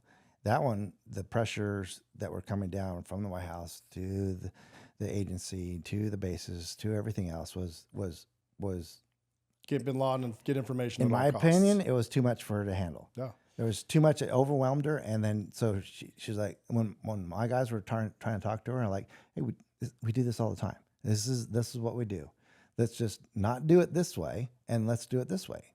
And she was just not wanting to hear that. She had a way to do it, and I don't know if she had a particular method to do it, but Scott, I'm talking to Scott regularly, and he's having issues, and he's asking me for like advice on how do I talk to her, how do I convince her this is the right way to do things. And they all think he's a new guy, like, and that's kind of probably how he was introduced. Like, this is our newest guy to the team, and he was a new Blue Badger, but not new to GRS. And that's probably how he was even introduced. And it's like, well, you're a new guy. What, you don't know anything about how we do operations kind of stuff. In my opinion and my assessment, that's probably how it happened. So so what would be normal in any situation like that? So GRS team goes out to meet a guy, and you search him, make sure he's clean, he's not doing anything nefarious, has any bombs, guns, or anything like that. And it was common for them to have guns. So, okay, you're gonna have to leave your gun in the car. That's those kind of things. We're telling them that. Not that you can't bring it, because they're traveling through Afghanistan, so everybody's got guns for their own protection. And we're like, well, okay, keep it in the car, keep it in the trunk. You'll get it back when you leave, right? So they wanted to go out in town with the assistance of the locals that we had working with us too.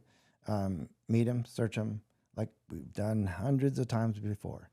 And if he meant any ill intent, then it would just been literally. So I said that before too about Blowie was going there to kill Americans. Just that's what he was getting ready to do. And if he was exposed to the 3 GRS guys in town or wherever, unfortunately, they would have probably been killed. And I just want to highlight, Jennifer, she was the station chief. She had a long career in the CIA. She started off as a targeter. She spent her whole career targeting. She was actually tracking Al-Qaeda before 9/11 even happened. And then she got moved at some point to the counterterrorism side and was on like the Bin Laden cell. And one of the reasons she was sent to Khost is because she had a lot of knowledge about Bin Laden. However, you know what I mean? You don't ignore all the operational stuff on the ground. Yes, she knew about him. She'd done great work for the government. She was a hero. She made some poor decisions, and a lot of people pay with it for her lives. Yeah. So I don't want it to make it seem like I'm disparaging her. She's dead. She can't defend herself. But I mean, the decisions that were made on the ground got more than just her killed. It killed 7 people and 2 foreign intelligence officers as well. So I just wanted to backtrack and say that, I want to be crystal clear that I'm not, bashing her. However, the decisions, we're talking about the truth here. And she was a longtime analyst. She didn't have the knowledge to be on the ground in a hostile controlled. I mean, her previous station, she was, working in London, tracking Al-Qaeda and terrorism. Well, that's a lot different than going into, Khost was pretty close to the border, and it was Indian country. Fob Chapman was well known to be, that was Indian country. Yeah, that was the other things that in my purview as well. So like honest honest broker after action reviews, that's where I'm coming from with we're not saying oh, she made a bad decision. Okay, that happens. Sure. It's happened in the military too. Commanders and how do we prevent this from happening again? I think that's right. that's the same thought process you and I have. Yep. And so what's also happening, and then that's the first time Khost was regularly being attacked, and usually they were at the gates with car bombs. Khost was being attacked. Jalalabad was being attacked. Bagram Air Base was being attacked a lot, and a lot of that was direct ground attacks, but it was also rocket attacks and mortar attacks at Bagram. So most of the bases that GRS is at it's a regular thing that they're getting attacked. So to my point of why are we foregoing, what is driving the train on foregoing security measures? At this point, with everybody, including Khost, being attacked routinely. So there's some interest there, right? And so during this time, maybe it could have been done, or during another time, maybe it could have been considered. But considering the overall threat environment, it didn't make sense to me when I heard that. And that's coming from Scott. He's like, she's not allowing us to do how we need to do things. And this is not, he didn't feel good about it. And so his idea to go out in town and do that. And I said, well, if you can't convince her that this is the right way to do it, and if she's saying what's correct, because I don't know anything about this guy either, and I was trying to ask information for it, but it was all compartmentalized for a reason. And I don't find that out till later, but I'm asking those questions too. It's like, our thing, I don't want to sound like the paranoid new guy, Chicken Little, the world's going to end kind of thing. But that was difficult to convince people that we need to follow some other security protocols to get this person in here. I don't know. I literally don't know anything about this guy. And I can't get information on this guy because I'm starting to do my homework on the whole situation. And I was telling Scott, I was like, well, I don't know.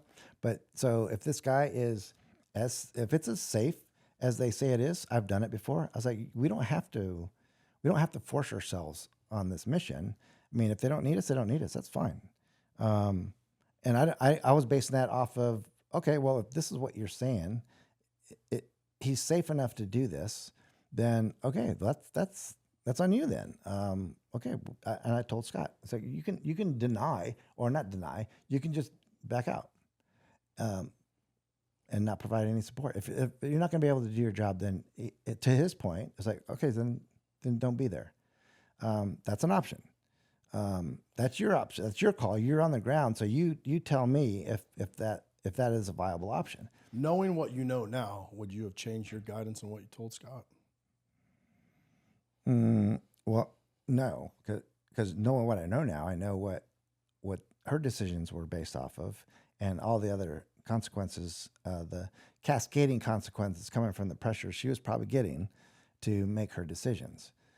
No, I would probably, had given the time, knowing what I know now, hadn't given the time, knowing what I know now, I'd have flown down there myself and had a face-to-face conversation with the chief and even the chief of station, the guy in charge of all of Afghanistan. And I didn't know anything about any of these people. I didn't know Jennifer. I didn't know her history. I didn't know what her deal was. Yeah, and you guys had very little information on the target that was coming on the base, right? Yeah. Who, for the audience, he was a doctor, but he was a Palestinian by birth, grew up in Jordan, there was a bunch of shit that happened in Gaza that kind of flipped him, which just makes you wonder if the Iranians were at the heart of that plot. And that's going to come up again later as well. Yeah. So based out for what I know now, I would have been totally different. I would have, Red Star clustered that whole mission and, made phone calls and took a flight down there and all this other stuff. And so it was big enough to where a lot of people went down there to go make sure this is, so that's the information that I'm getting it is so important that we're sending people coming in from, the states and everything else, and from headquarters there in Afghanistan. They're going to the base to oversee this thing, or oversee this, just to be there. They want to be there because it's that important. So why aren't we doing what we need to be doing, right? So keep reverting back to that. So in my default mode, that's how I'm talking to Scott. In my default mode, then okay, back out. If they don't need you, then okay. And no harm, no foul. Why didn't Scott want to back out? Initially, he was just being stubborn and make shit happen. And then I talked to him in that one conversation, and he's like, "Oh, I really didn't think about that." Because they don't know. He didn't know anything about Balawi either. He just knows that these other people are coming in for this meeting, and it's an important meeting and all that other stuff. So, what is his role? Okay, the chief is saying we don't need you. So, okay, and he did that. He did that at one point. Has this conversation. He's like, so, however he discussed that with the chief. He's like, whatever, my guys aren't being used, so we're out. And he calls me later on, and he says, yeah, we're not going to participate. We'll be around if they need us in our team room. So, and Khost at the time, it's all pretty close together still. So they're still in kind of a response mode. That's what he said. We'll be ready. We'll be jocked up in the team room waiting in case something bad happens. And there's a huge, our other guys that are there too, securing the base. It's a huge presence. Plus the endage that we have to work the gates and all that other stuff. So pretty significant security force there. Plus it was a training base also for the paramilitary side. So we got those guys on Khost. Those guys are on base too. And the paramilitary guys from the agency that are managing those guys. So huge forces there. So and they're actually engaging with the chief too about, hey, maybe those guys know what's better. Are those guys meaning GRS guys? Maybe this is what they do. Maybe you should listen. So the ground branch guys were telling the chief of station, like, hey man, the GRS guys do this for a living. Yeah, you should probably listen to them. Yeah. It's just heartbreaking, man, to listen to this, to know that this was preventable. That's the hard part, right? Like, we had the experience, we had the training, we had the guys on the ground, we had the team, and then just to have, some people from Washington. And you and I talked about this yesterday, that disconnect of what happens in DC and what goes on the ground, man. And that's, where were you? Yeah. You weren't there when the Khost bombing happened, but you were in country. Walk me through that phone call or how you found out about it. So this is on top of all the things I'm doing, my assessments and everything for what we need to do. And I'm conversing back to DC to my boss's thing. And these are the things I'm seeing. These are the things this is my priorities of things I want to accomplish during my time here. And you're going to hear some pushback because it's really some significant changes to how things are being done out here. And he asked me why. Why are we doing these changes? Is it just a change? You don't need to change things just to get a bullet point. So he gives me that speech. I was like, I know I'm not.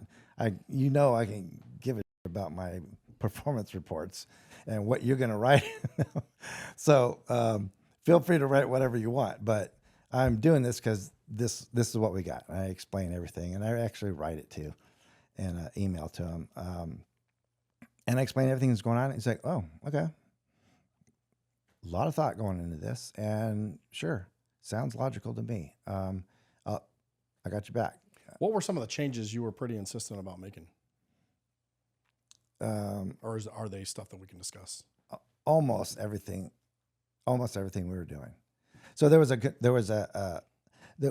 absent staff presence there on the GRS site. So they would go, but they would really rely 100% on what the contractors are doing. So they weren't providing like any guidance that was like helpful. So there were guys there, and they don't know what they don't know. But so I'll give them the benefit of the doubt that they didn't see the changes that need to be made. I know one guy did, but he said he tried to make changes and he was unsuccessful. And I was like, okay, well, so at least I'm not the only one that's thinking these things. So Pushback from all kinds of folks, but our guys, the staff, GRS guys, and some of. But on the same note, I had a few of my trusted guys that were working for me at the time on the staff side and the contractor side, giving me some feedback about like, oh, that's exactly what we need here. We finally got somebody here, and please do those things that you're saying you're going to do, because they've heard it time and time again, and nobody's acted on it. And I was like, well, I don't know what happened before, but this is what's going to happen now, and I'm ready to,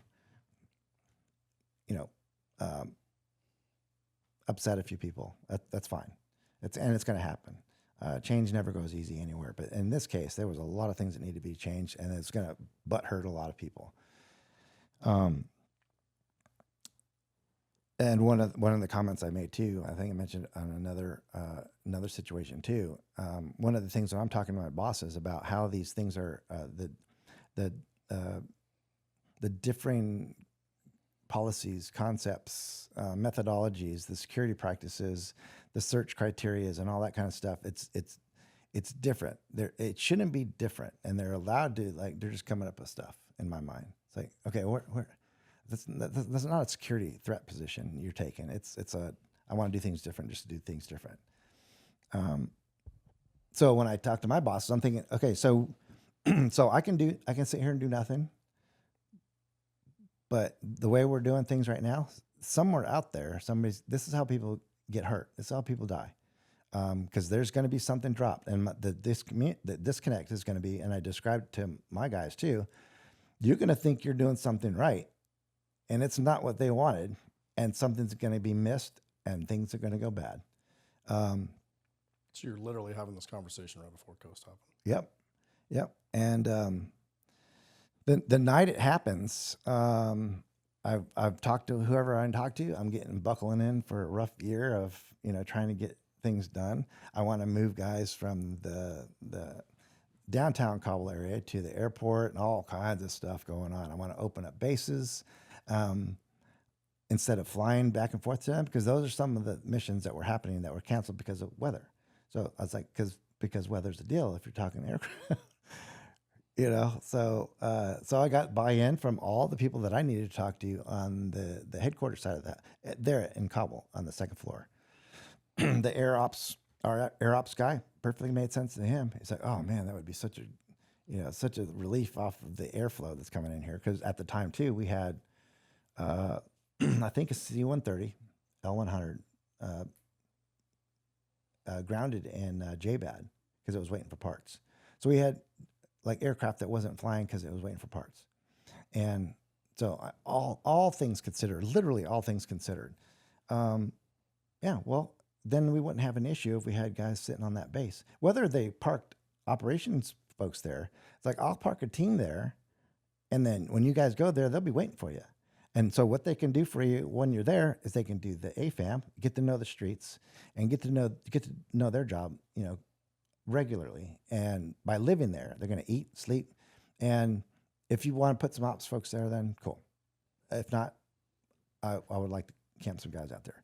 And let those. So then it was like, there's a, let's say we're gonna fly away. There's a mission in Herat, and we don't have people there, so we got to ask, hey, who's familiar with Herat, the streets, and all that stuff, and get some hands up. Never been there, so we're having to do that.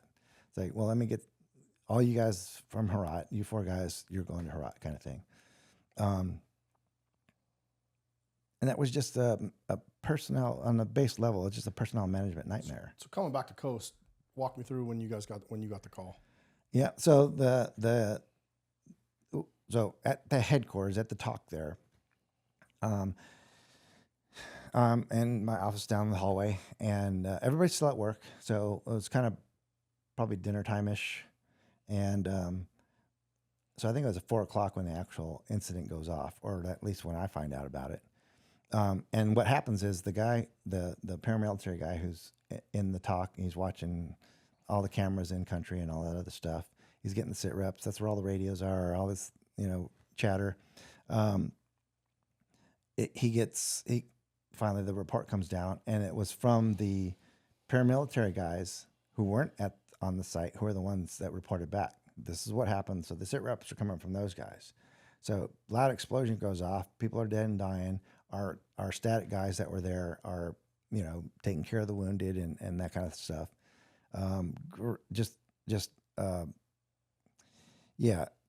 Talk about, those guys, whatever the Medal of Honor was for the agency's equivalent, the guys who responded that were there, our guards, are American and Afghan guards, that's like Medal of Honor stuff.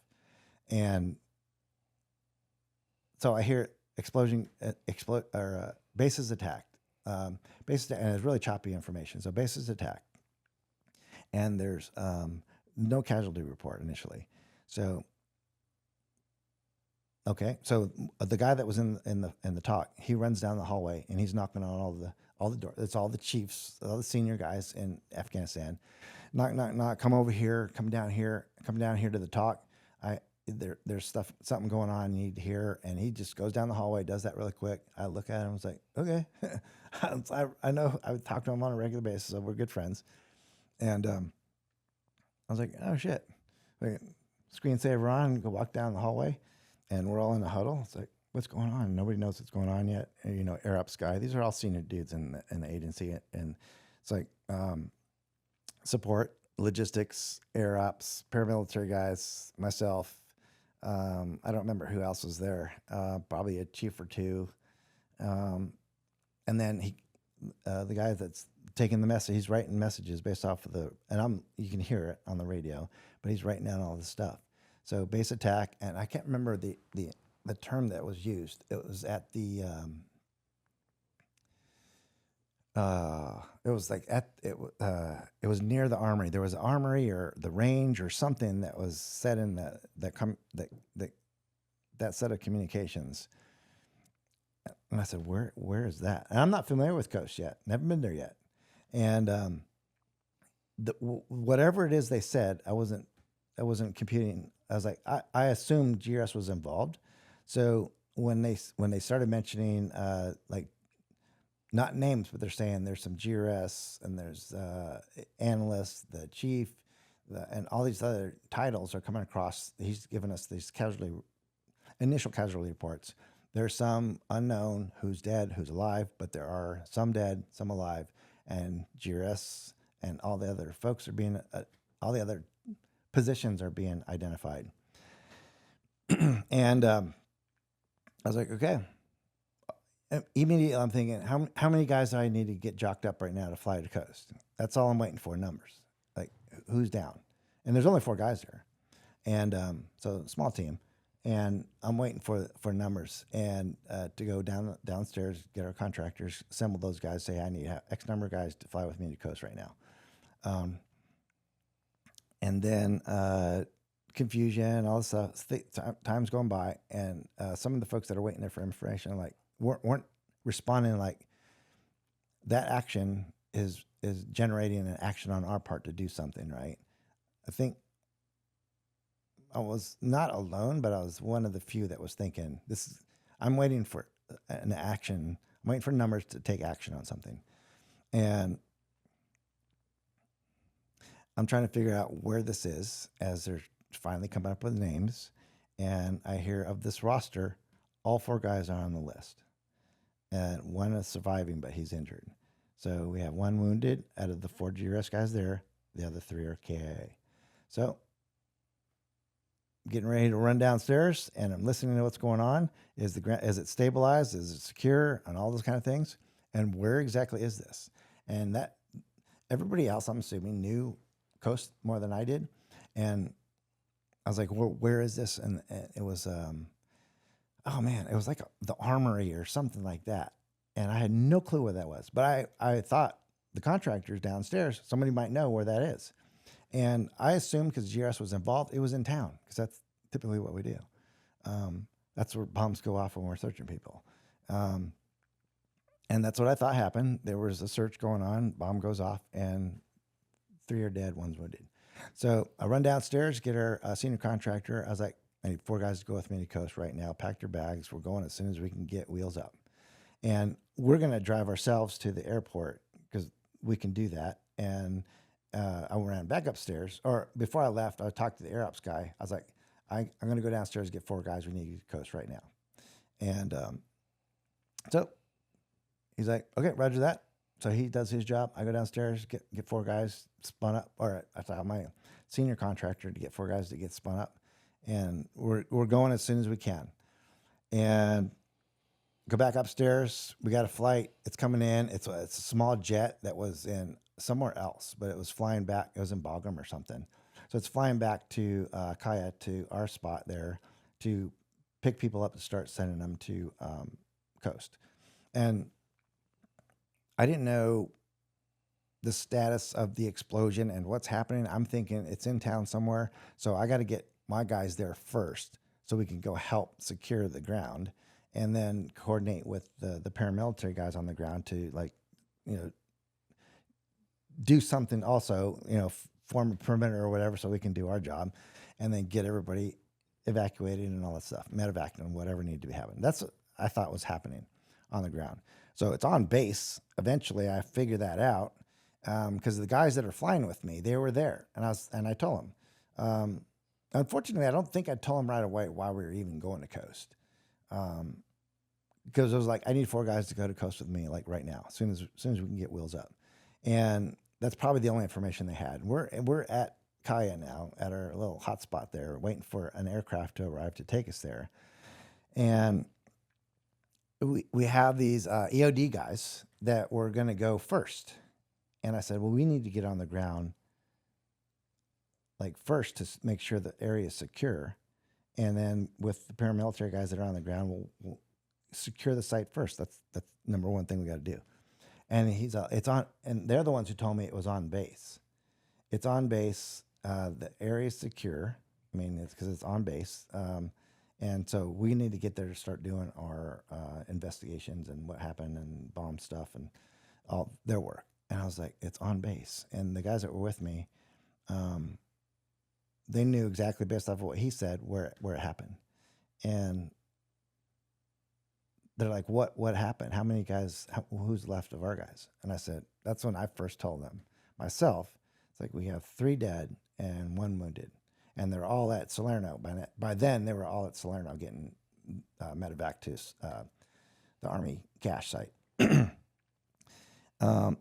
So the names that I read off, I didn't know. I had just met, Healer. He was a former Navy SEAL medic. And I met him. That was his first trip, I think. And so I knew his call sign as Bong, the SF guy that was out there. He was pretty. He had been back and forth a couple times. He was fairly new. And then Scott were on the KIA list. Still unconfirmed, but they're still trying to figure out who's who in the body bags and all the people going to the cache. And I don't know these people yet. Jennifer Matthews and Elizabeth and all these other people. I'm hearing the names. I don't know them yet. I don't know who they are or what their situation was. But when I'm hearing all these names, I'm still trying to piece together what exactly happened. And I'm like, how are they at like ground zero? How are our guys? I get it. I get why our guys are wounded. But why are there like important role players and like leadership and Yep. And it was news to me what is happening, what eventually ended up happening. But we finally get a flight. A little jet pulls into our little spot, and it's only got seats for like 5 or 6 people. And the EOD guys get on, they fly out there, they come back and get us. And when they came back to get us, they got a flat tire. So delay. It was very frustrating what was happening. That was the first time I told our guys that, we have 3 dead, 1 wounded. And well, actually, I think it was 2 and 2. 2 dead, 2 wounded was the first initial reports. And by the time we're in the air, we get the call that it's 3 guys dead, 1 wounded. And then all the other operations folks. I get there and Khost. It's blacked out at night. You got red lights everywhere. There's no lights, so it's dark. I don't know my way around what's what in Khost. So I get off the aircraft, and the way they stayed just in there. So So the reports were you guys okay. You guys can kind of delay yourself because all your guys are medevaced in the cache, and there's no more ops. It's not downtown. It's on base. I'm okay with all this stuff going on that I'm hearing, and it's like, yeah, absolutely. Go do your work. We'll be there on the next chalk. And so we fly out there. We end up getting myself and another guy. So he goes there. He's familiar with everything, and I'm asking him, like, so I don't know where the cars are. I don't know where the keys are. I don't know where the team room is to get the keys to the cars. I don't know where they're parked. I don't know anything about Khost. So I'm gonna be attached to your hip until you give me the brief and know where everything's at. So we get there, black. It's pitch black, and the red lights scattered all over the place that you can see where, like, living area is, defects, and all that stuff. And we go there. First thing we do is get to the team room and drop our backpacks. And so the guy that was with me, I think he was a 1st Ranger Battalion guy, but a Ranger Battalion, old salty guy. And he's doing all this stuff. This is where everything's at. There's a little map of the camp. And apparently this is where the incident happened. And it's like, okay, cool. Let's get reconfigured here and we'll go down there and check it out. So everybody's been evacuated by now. They're at Salerno. I think like the last chopper, when we were flying in, the last chopper of the least wounded were getting medevaced out. That could have been the EOD team. I don't know. But so the EOD guys from Salerno, the Army dudes, they were there too. They may have been even on base. There was a slice of Army guys on the base.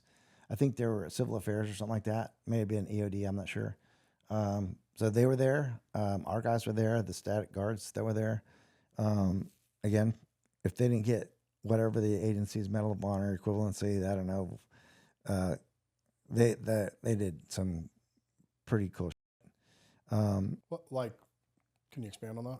So other than treating the wounded, they were the first responders. So other than triage, treating the wounded, some of the guys, I'm guessing it was one of the GRS guys, one of his vest was on fire, so it was cooking off the rounds. So they saw the vehicle that Malawi came in. They took a Hummer and pushed it out of the way in case they had other things in it, like the car was a V-bid. So they pushed that out of the way. The guy's vest that was cooking off, they couldn't go to him to do anything. So the same Hummer, they parked over the top of him. So if there's anything to continue to cook off, there's a Hummer over the top of him. And so covered his body to protect everybody else from his stray rounds cooking off in his magazines. Then treated the casualties, medevaced everybody, packaged them up, did what they could, and then sent them to Salerno. And they were the only ones that were really there to do anything initially. Eventually EOD gets there. Eventually other people get there. Eventually we get there. We're there by probably 8 o'clock, like 4 hours later.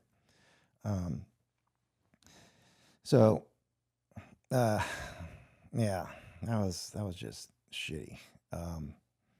But they responded to it. And so some of the guys I talked to and that crew too, our guards that were there, the American guards, were having the same dilemma about, I'm not comfortable about just letting this guy drive past the thing without some sort of check. And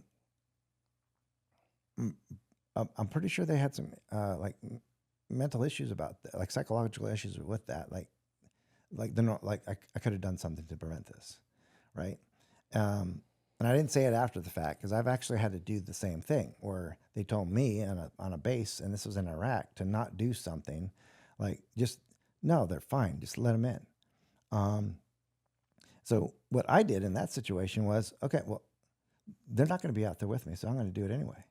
I'm going to make sure they're clean before they come in. And if they complain about it, okay, then I'm fine with that. I'll take the ash chewing. So later on, when I talked to the guys that were out there, the art guards, the Americans, they thought about that too. Like, who's going to know? I mean, sure, if he's who he says he is, then he'll make it to the meeting and they'll bitch and complain. And I'm going to just eat it. I'll take an ass chewing. Might get fired, that kind of stuff. So some of the guys were actually, the one guy that I know was actually, I had that conversation with him, and that's what he had some issues over that because, the guilt that he could have done something right. Unfortunately, I said, hey man, you did the right thing. You did exactly what you needed to do, and those kind of things. Like, your hands are tied. And unfortunately, it's a bad situation. And so that was for a lot of different things going on there. A lot of guys, were either had some sort of, survivor's guilt. There was that going on, and nobody was in their right mind there, except for I think there was like 3 paramilitary Americans there. So the chief and then 2 contractors maybe. And, that was it. So me and the guy I arrived with and 3 other guys from the paramilitary side. And now it's changed to, Gruesome site. So we go to the site. I'm trying to assess what exactly happened. And so we see the site, and I'm finding all this evidence of where everybody's at, right? I see the seat of the explosion, and that's definitely mark on the ground I can identify. The car's off to the side. I don't know that our guys pushed it over to the side yet. So I see the drag marks. And so I'm trying to, hey, what happened here? And there's this Hummer that's parked over here. And why is that over there? And oddly parked just randomly in this open space. Well, that was the one they parked over the guy, pulled it off of him so they can medevac him or just put him in a body bag, whoever that was, and then send him to Salerno. And then left it there. And so I'm trying to get a sense of what's going on. I see the wall just riddled with all the pellets that were from his suicide vest, and they were everywhere. It's amazing that anybody survived that, but we had a survivor that survived it. Several, badly injured and badly wounded, but they survived it. It was just a horror show. Pellet BB holes everywhere, blood, body parts, all that stuff. And I see where I kind of get a sense of what's happening, and I'm just taking mental notes. Like, I have some questions, right? So we're getting all the updates from Salerno. Positive ID on people was an issue at one point. So it's like, confirmed KIA, this, that, and the other thing. Wounded, definitely confirmed wounded. He's being medevaced to Bagram. Landstuhl, he's going through the medevac process.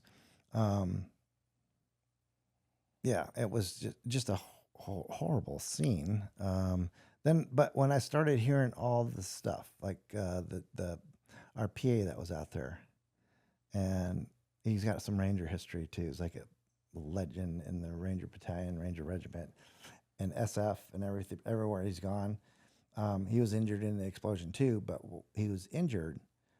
But while he was injured, he took something to his shoulder, shrapnel or something, and he was still helping our guards like triage and treat people. So as he's holding his own injury, he's like, "Hey, get a tourniquet over there and look at that person and check pulse and all this." So he's still in the game, right? I don't know if I should mention his name. If I did, there are a lot of people who would recognize his name. He's a legend. And is he still operational?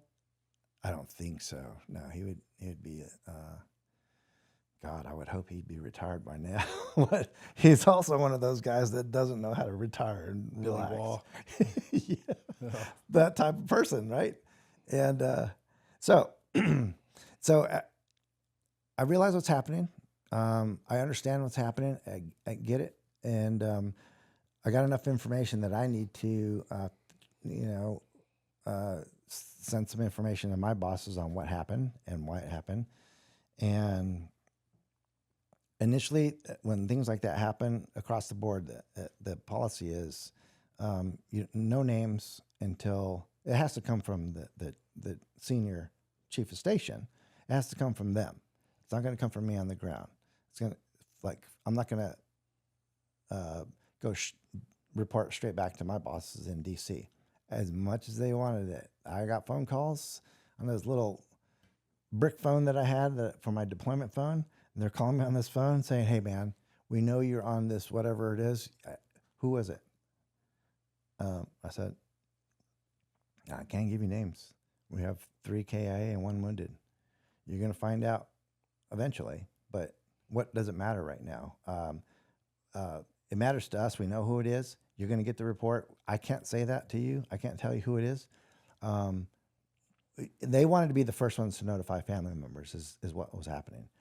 And I was like, well, whether it comes from you or somebody else, and for the people that were asking me that question because they wanted to be that person to let the families know, I would have rathered that message come from other people. So that was my internal thing, saying I'm not going to violate policy right now. Otherwise, I would have just told them. It's like, yeah, because what difference does it make? Yeah, absolutely. Get in contact with these people. Tell their family members that this is what's happening. And I already knew that the people who I would have, it made more sense for them to tell the family. There was actually a friend of Scott's in country, and I called him, and I'm trying to contact him. He's back in Kabul because he's going to escort Scott's body back. So I'm trying to coordinate that back in Kabul. I'm in Khost, and he's the guy I want to contact. He's a good family member of Scott's. And for Scott, I was like, that's who I want to tell and let him tell the family. My bosses weren't having that stuff. And I was like, I'm not going to tell you, man. The right person knows, and they're going to tell the family when they think it's right to tell them. And he did. Or at one point it was like, just give us the name. Like, what would you just please violate policy? I was like, I have nothing to do with policy right now, but the family knows because I knew that they made the call. I said, hey, whenever you feel it's the right time, call the families and let them know Scott's passed. And he did at one point, whenever that was. And I said, call me back when you do that, just so I know, close that loop. And I don't have to keep bugging you. And I wasn't going to, but he called me and said, yeah, I just got the phone. Everybody knows. I was like, all right, cool. Scott Michael Robertson, Dane Clark, Parisi, Jeremy, Jason Wise. Those are the 3 GRS contractors that were killed. Did you know the other 2 guys at all? No. Oh, I just met Jeremy. So he was Healer, his call sign. So he was a new guy. So when I got there, I was a new guy too. And when he was in the team room, one of the things I saw him getting jocked up, and then as he's getting introduced to me, my senior contractor there is introducing me to everybody. This is Ninja, this is whoever, and this is a new guy, Jeremy, call sign Healer. And it's like, so where'd you get the call sign, all that kind of stuff. And he's a medic in the Navy and stuff like that. And what I noticed was he had this little, it's like a crowbar, like a little, like I used to use it as a breacher to get in windows surreptitiously and stuff like that. I always had it in my kit. And I was like, so were you in a SEAL team breacher or something like that? He's like, no, I was a medic. That was his history. But yeah, I was coming from the SEAL teams and all that stuff. I was like, I'm just curious because you have this little thing. He's like, oh yeah, that's my break-in tool, like what I used it for. It's like I carried the same thing. And that was kind of it. Just had a little casual conversation. I was like, well, welcome to the team. And yeah, where are you going? He's going to Khost and all this other stuff. And yeah, so I had just met Jeremy. I knew Scott. Because during his training and staff, like from contractor to staffer, I was one of the guys in a stateside mission that he was hanging out with me for a couple days, doing some more traditional protection in DC. So yeah, sitting in a hotel room saying, he's asking all the same questions. How is it different in Iraq and Afghanistan and all that stuff? And his concern, one of his concerns, ironically, was, well, what if you? Because he's probably seen it. But ironically, it was like, well, what do you do with a problematic, like, CEO or somebody who doesn't want to listen to you, who's not paying attention, who's not listening to you on how to do business? And I was telling him, I was like, yeah, well, that happens. You really just have to convince them. And if you're having issues and I'm available, just tell them to call me.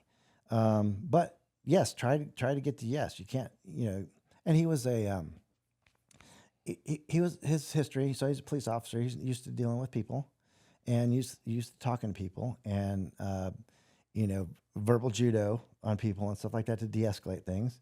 So he was more than capable to do that. I said that's what you can. Unfortunately, that's your job as a staffer now. You're going to be more interactive with the problematic people that don't want to listen to you and all that stuff. And then first, right out of the chute, he goes to there and to somebody who's that problem. Is there anything that stands out about Scott that you would like people to know? Oh man, he was just a happy, not happy, like weird happy, but he was in a right place, or he was in where he wanted to be in life. So he's progressing through the system, and now he's a staff agent and all this other stuff. I don't know how recently he was married, but it was recent, but I don't know, like they were newlyweds. But they finally got a stable job, stable life. They're actually, instead of the contractor insecurity lifestyle, he's got that. He was in a good place. And he kept saying that. He's like, now I have a garage for my motorcycle and all that kind of stuff. And so that was one of the things we were planning when we got back from Afghanistan, was go for a ride. So it was all those kind of things. We had a lot of those kind of common things that we were interested in. And he was just really at a good place, but he's now more aware of like all the things that we're dealing with as staffers, or we should be. Some guys didn't deal with them that well. But I was happy to see him come on board, and with the attitude that he had, the mentality and the mindset to engage with people like that and know how to do it. I was like, you're perfect. You're going to do well. Don't worry about it, because he's worried about, being in a different position and like screwing up. Like now he's more interactive with the staff folks. He doesn't want to screw it up now. It's like, yeah, you're fine. You got more than enough time on the ground in your police department history and all that other stuff. You're going to be fine. And if you have any other questions, we're hanging out for a couple days, and just let me know what your concerns are. And you won't be the first time. You won't be the first one who's ever had to deal with it. It happens all the time. Problematic people, bosses, and all that stuff.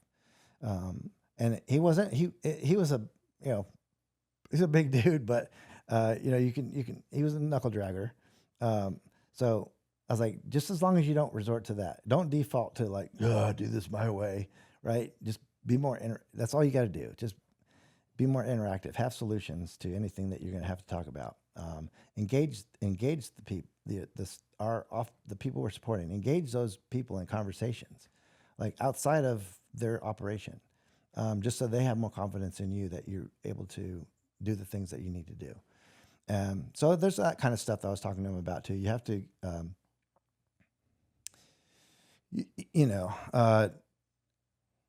unfortunately, so a lot of guys have the issue, and that's what I told him. A lot of guys have the issue with they want to be more friendly with the team, the GRS guys, and then they end up discounting what the staff officers have to say, the people that we're protecting, or they reverse that. So there's a lot of things. A lot of the guys were having issues.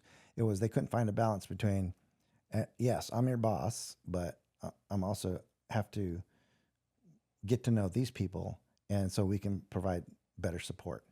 A lot of guys were that way. It's like, nope, this is the way we got to do things. Only way we do things. And then they were like, okay, then we don't need you. Okay. And then they were out. And then there were some other guys who were like, okay, we're going to get to yes. And I'm going to have a conversation with you on how we're going to better do this. From my perspective, I'm going to listen to your perspective, and we'll make this happen. There was a lot more fewer of those guys than the hardliners. Nope, I'm stubborn. This is what I was taught. This is what we're going to do, and there's no other way. When everything went bad in Khost, casualties, chaos, shock, what did leadership look like in that moment when you got on the ground? Was it tactical control or more of like an emotional triage thing?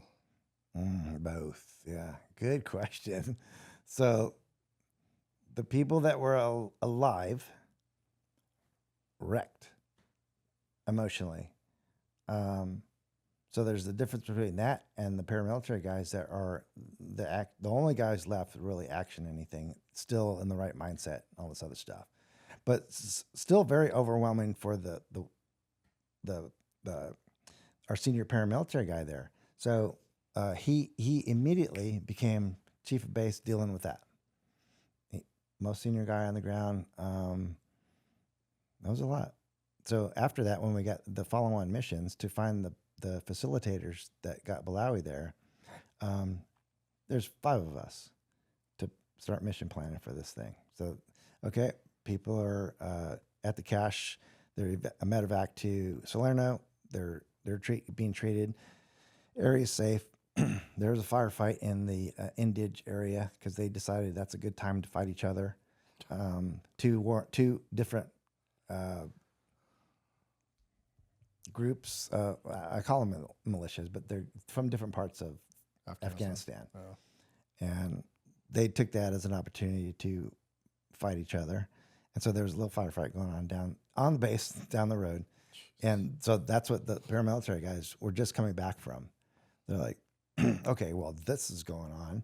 And then that's done. And what next? And so the mission was to get the facilitators that got Balawi there. Did we already have an idea of who it was? Yeah. It was just a matter of finding them. Where did they go? Where are they at now? Because that was all planned on the Afghanistan side of the border. How we got to the Pakistan side of the border was a whole other issue. So that was another aspect on that side of the border that was happening too. So that's now our primary effort. So mission planning, right back into mission planning. So refocus on the chaos that just happened, back to mission planning, and refocus on the tactical planning of the mission. And it's only 2 of us, and I still got 2 more guys coming in on another flight. And so by the time those guys get there, these are all the numbers we're working with. We'll have a total of 4. You guys got 3 plus your guys, your paramilitary force, Afghanistan folks. Was that Omega dudes? No, they were there too, but they didn't have anything to do with it. It was the local Afghan army that were trained by the paramilitary guys. Yeah. I don't know that there's been, so there's that. There's always some conflict with the group of guys that are coming from different parts of Afghanistan. They get together and they fight each other. But for the most part, they were good. They were good at what they did. Yeah, the guys trained them awesomely. Did you guys end up actioning any targets side of that?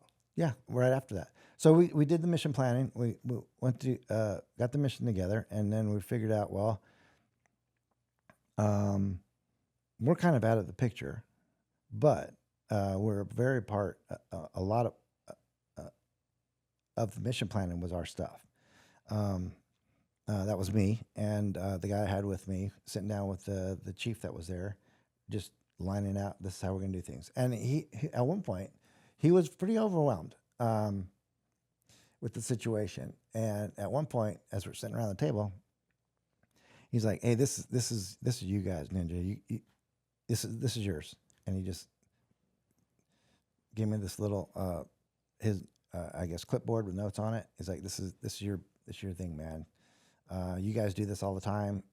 You guys are planning this." So it was really just me, the GRS guy with me, the 2 contractor paramilitary guys, and mission planning this whole thing, and using all of our available assets, which is mostly their guys.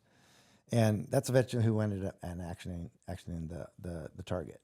I don't know what happened with all those guys after that, but they just left camp. By the time I go to sleep the next day and wake up, we're getting reports that successful mission, we got the guy, he's being talked to, all this other stuff, and then the snowball chain of events.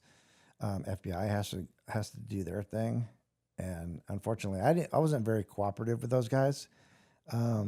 So for 2 reasons. One was like I'm not answering to you. What are you guys doing here? And then if American dies, they got to investigate, right? So I was like, okay, and they're asking me questions that I don't know either. So they're just, how did this happen? What are your protocols? What are your SOPs and all this other stuff? And I was like, I don't know what protocols or SOPs they were using, because I'm finding out that it's different everywhere. So I still got to find out myself. So that's kind of the response I was given, and I probably sounded a little bit more standoffish. Plus, most of the people that you could ask to get that information are deceased. Yeah, and so I probably wasn't as cooperative to them, even in my attitude.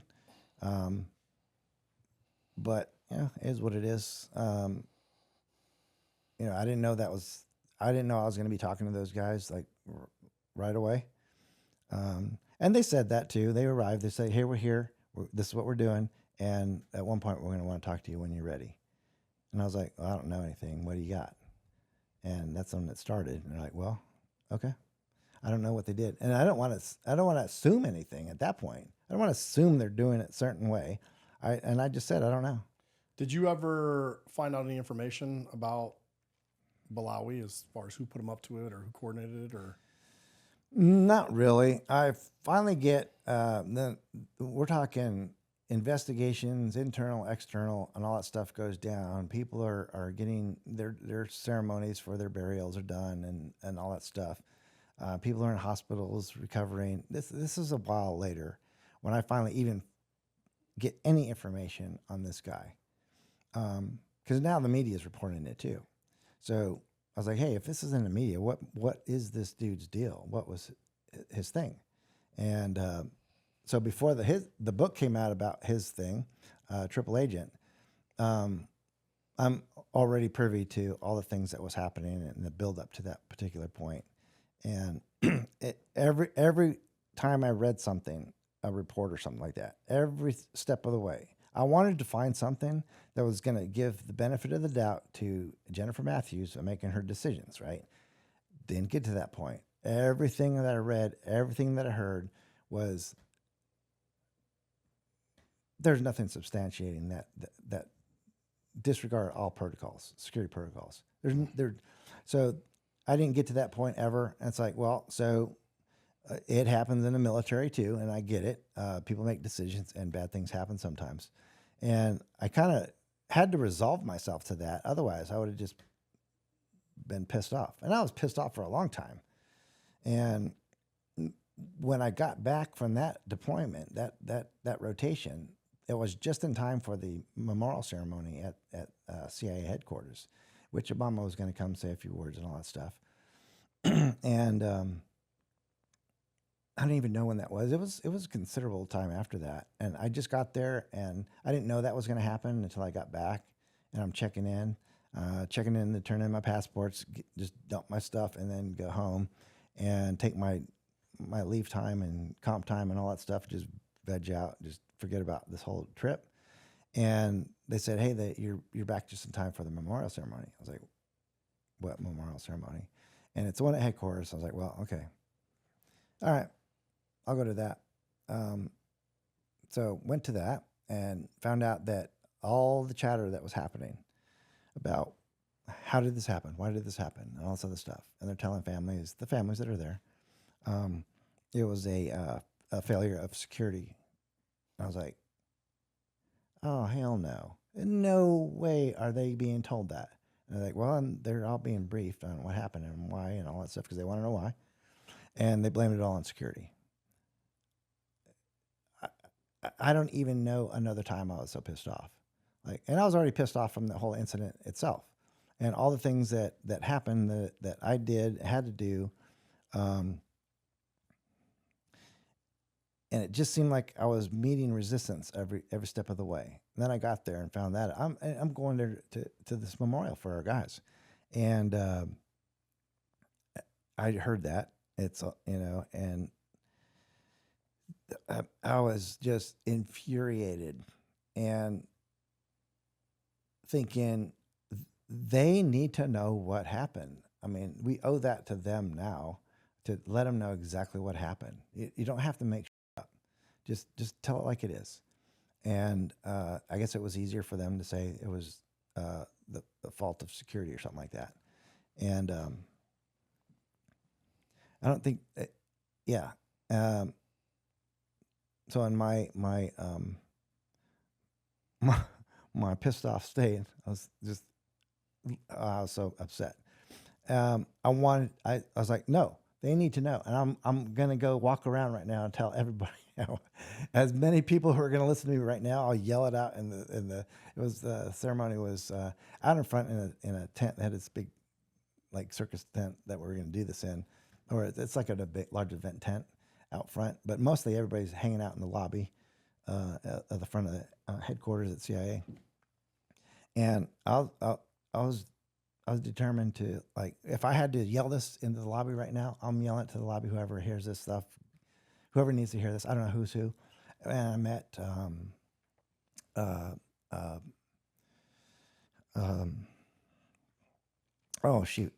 Bong, the 7th group guy, or whatever group he was in, the SF food.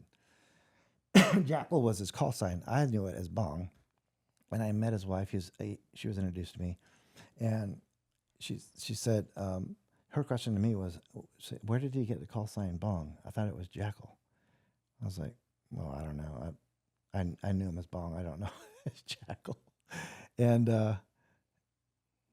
that's pretty much it. Very solemn, but that was her concern at the time. It's like, where did he get that call sign? And I was like, I don't know. I'd never met your husband, and I don't know where he got the call sign. It's what it was when I met him or knew of him, and that's what's on the rosters and the list and all that other stuff. And I don't think I met anybody else that was there. But yeah, that was a horrible time to be in my position, to have to talk to these folks and to hear that's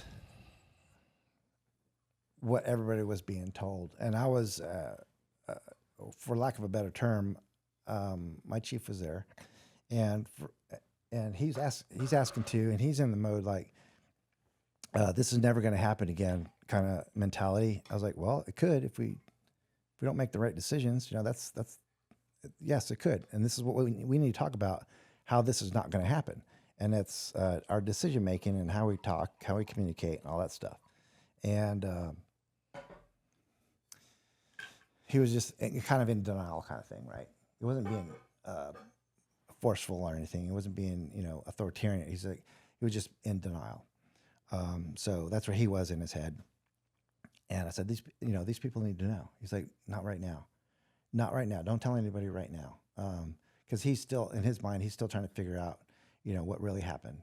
And he's getting the same word, that it was security's fault. And I told him, it's like, it wasn't our fault. All our guys did exactly what they were supposed to do. And I told him, that was the first person I told, if we did it the way we wanted to do it, our guys would still be dead or injured.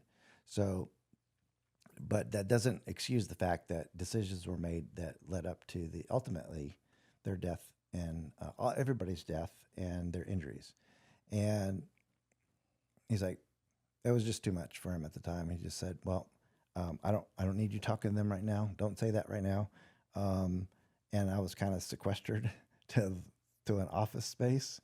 And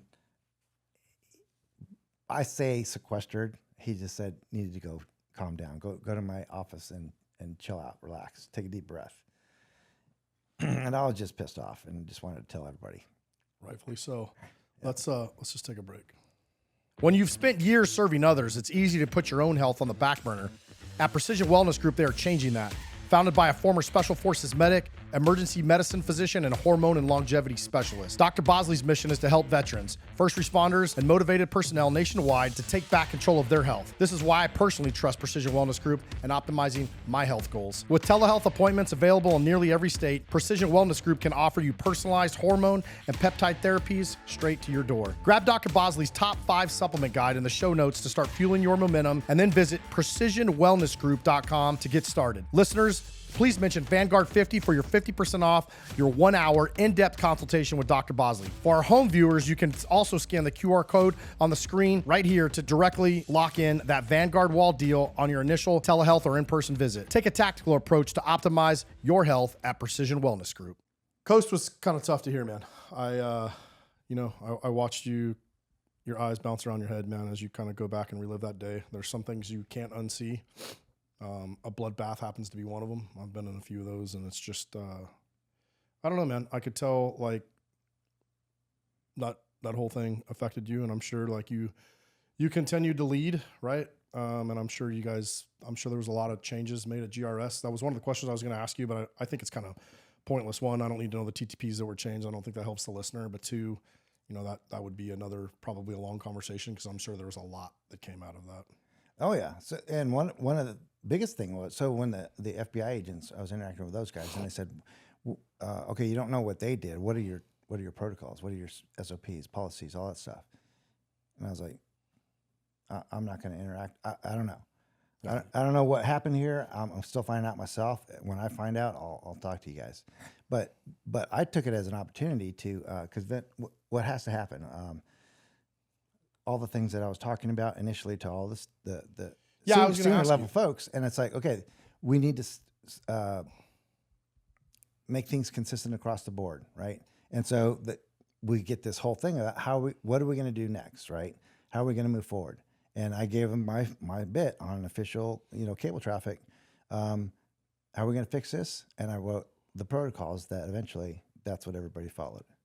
And working with the operational staff at the headquarters. It's like funny, man. How do you fix immigration? Oh, I don't know. Why don't we follow the federal laws that are already in place? Like, well, how do we fix security? Well, we had protocols for all of this. Just got to follow them. Yeah, it's pretty wild. The next thing I wanted to talk to you about, man, and we're just not going to get to everything that you've done and you've been a part of, but this is one that's kind of been near and dear to my own heart. Although you weren't in Benghazi when the annex got hit in Benghazi, you were working for GRS. You got notified in Iraq when that kicked off, and that's a conversation I'd like to have.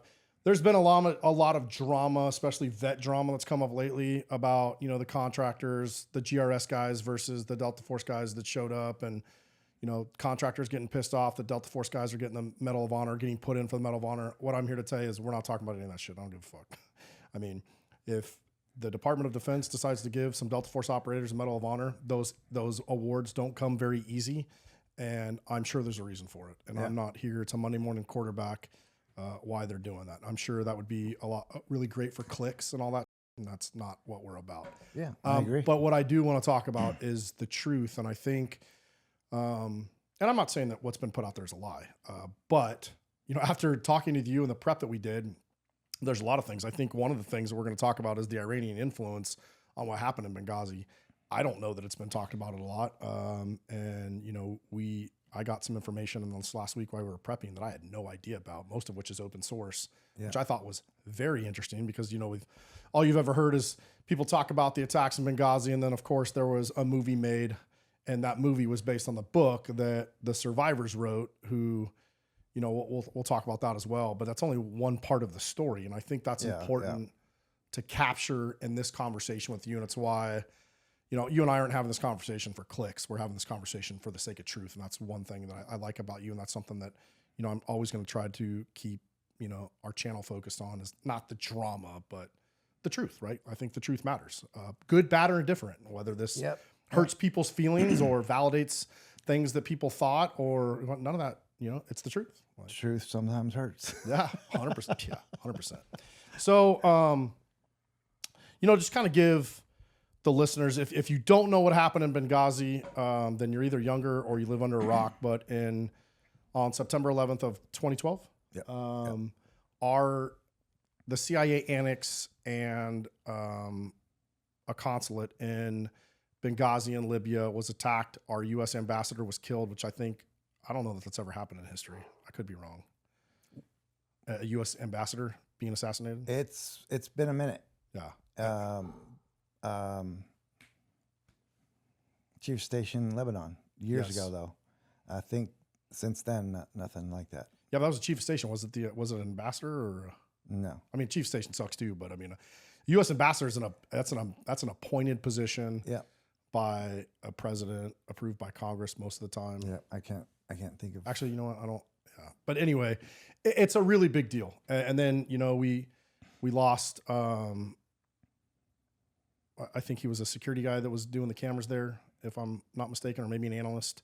And then 2 GRS contractors were killed in that attack. So, I just wanted to kind of set that tone. If you haven't seen the movie 13 Hours, that's a version of what happened. I'm not saying it's the right or wrong version, but it's definitely, a part of the story. There was a nasty firefight. There was a lot of stuff that happens, and we're going to really dive into that. It's not very often you get an opportunity to talk to a senior level GRS guy that has knowledge, knew people that were on the ground, went back to, Libya later, which I'm not even going to sure we'll have time to cover the Tripoli evacuation, but you're familiar with Libya. So, to kind of set us up a little bit, when Benghazi erupted, kind of where were you and what was your thoughts on what was initially going on? When Benghazi for 2012. Yes. So just a year before that was the actual overthrow of the Gaddafi regime. So we're talking only a year into that whole mess happening. Total chaos in Libya. Militias fighting over the weapons that are there to be to take over supremacy of Libya. They want to be the new kings.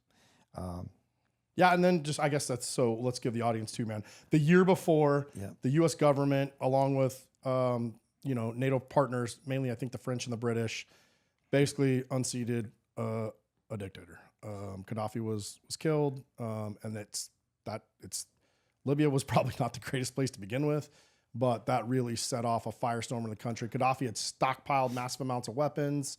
To your point, you were just saying the militias started raiding all of Gaddafi's weapons. Foreign fighters started flowing into Libya because now it's a free-for-all. You've got foreign adversaries there, Chinese, Russians, Iranians, just to name a few. Yeah. And it's the Wild West. It's about as wild as we're going to get in 2012. So that's a good point to bring up. Yeah. So, and maybe before we get into where you were, to the best of your knowledge, like neither one of us I'm definitely not a professional or any type of media expert, but my understanding is the CIA annex in Benghazi was focused on finding weapons that were being moved to other parts of the world, or because Gaddafi had surface-to-air missiles, shoulder-fired anti-aircraft weapons, stuff that could harm us. We're in the height of the GWAT, Iraq, Afghanistan, everywhere else around the world. There's been global attacks going on in Africa. And so obviously the U.S. had an interest in finding where these weapons were going or securing the weapons to keep them from moving.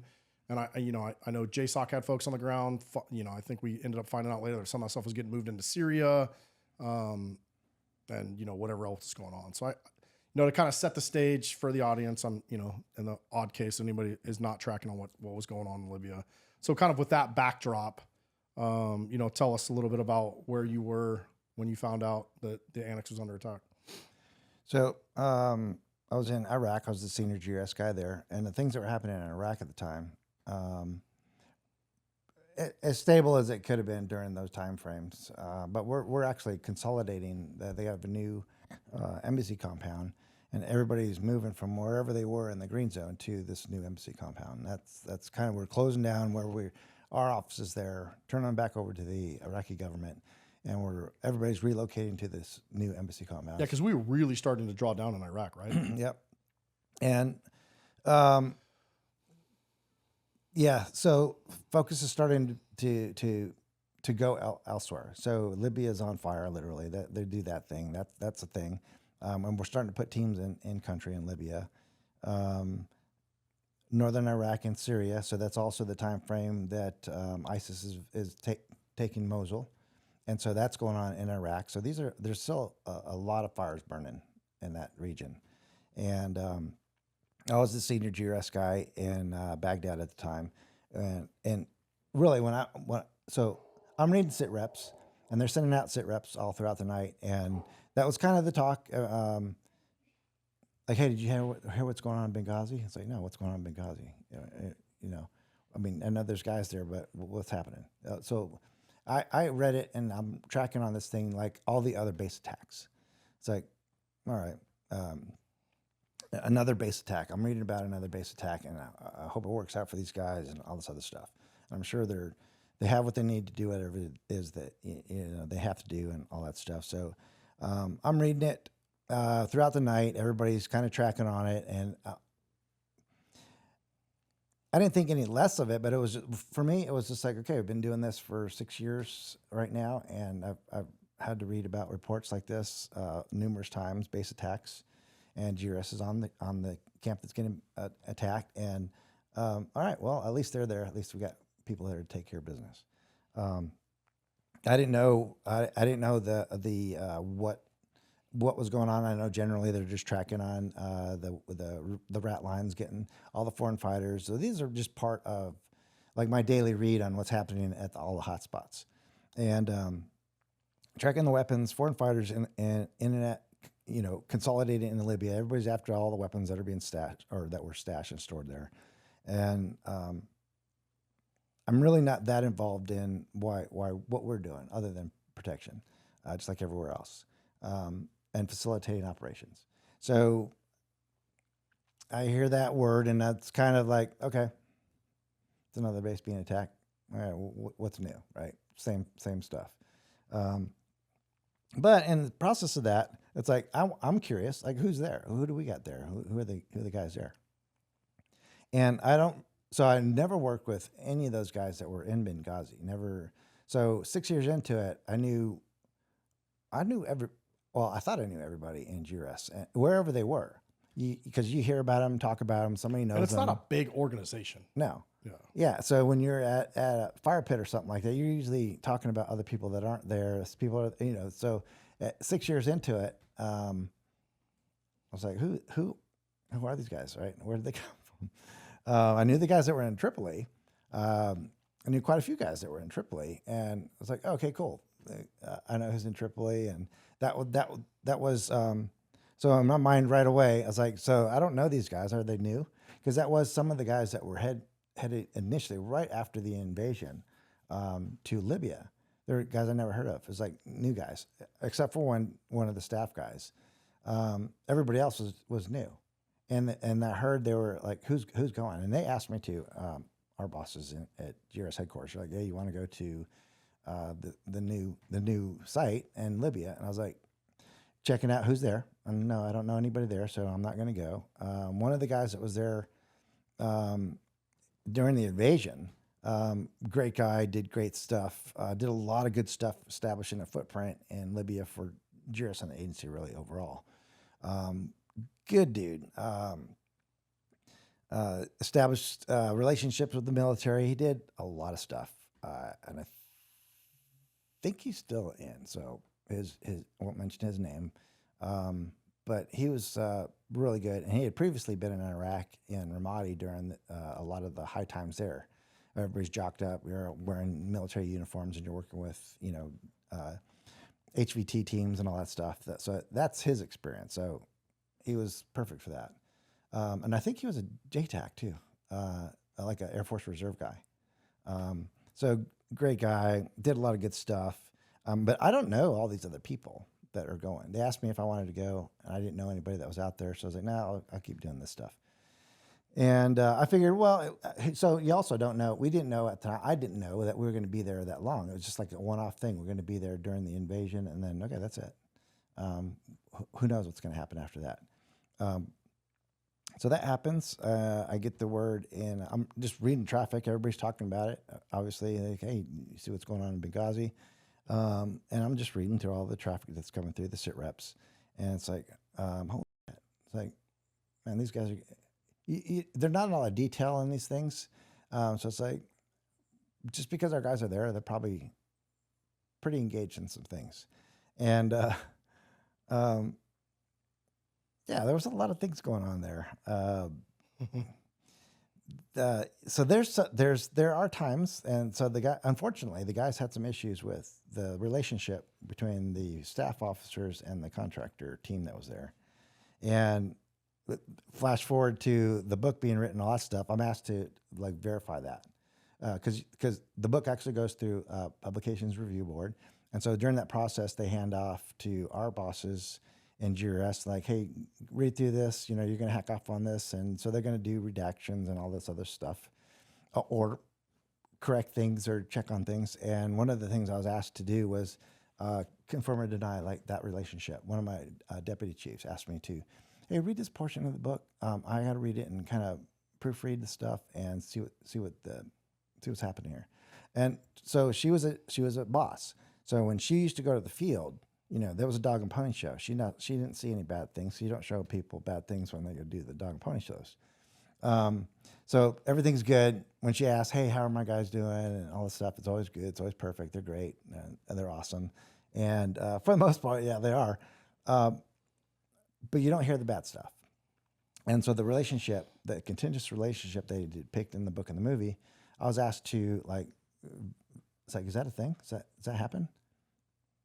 I said, yes. It's like, absolutely. Yeah, I've had to deal with that myself. And those aren't things that you actually talk about, except for your successor, your replacement who's coming in. It's like, hey, man, I've been having to work this relationship. It's very iffy. Whether it was a chest pushing or, there's all kinds of stuff. There's environmental things in the community at large, like Ivy League graduates and public school, Knuckle draggers. Yep. And so that happens. That's normal. And that contentious relationship, I don't know to the extent, and so one thing to be clear on in the movie and the book, GRS would have not had that much control of what's happening. So the conversations that they were having and the decisions that were being made are not on GRS. It's actually the chief of base, chief of station, all the senior level agency folks that are making decisions and would have probably had those conversations. And so to give them the benefit of the doubt and writing the book and the movie, they just had to portray it somehow. So the only people they were going to expose or put under the bus or put in the movie and the book are the GRS guys. So Bub, he's the only one that I knew on the Tripoli team. Well, I knew some of the guys on the Tripoli team. He's the only one that died in Benghazi that I knew and worked with. So they depict that too in the movie, that he's on a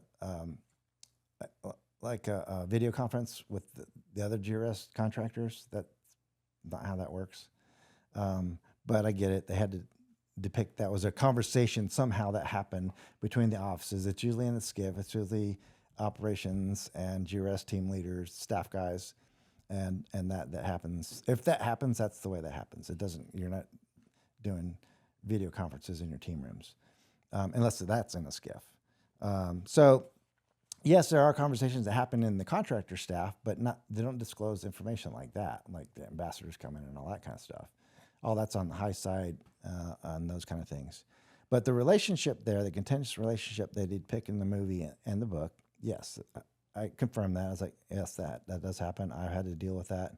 That's part of what we have to do when we get on the ground is manage that relationship so it doesn't get that bad. But you do have that. So I just let my boss know, yeah, that happens. I've had to deal with it too. It's normal. It's normal in a lot of places, and in most cases too, it's perfectly fine. We have great relationships. So you have that. I just let her know that you have that kind of, scale to work with, and that's believable to me. I don't see anything wrong with that.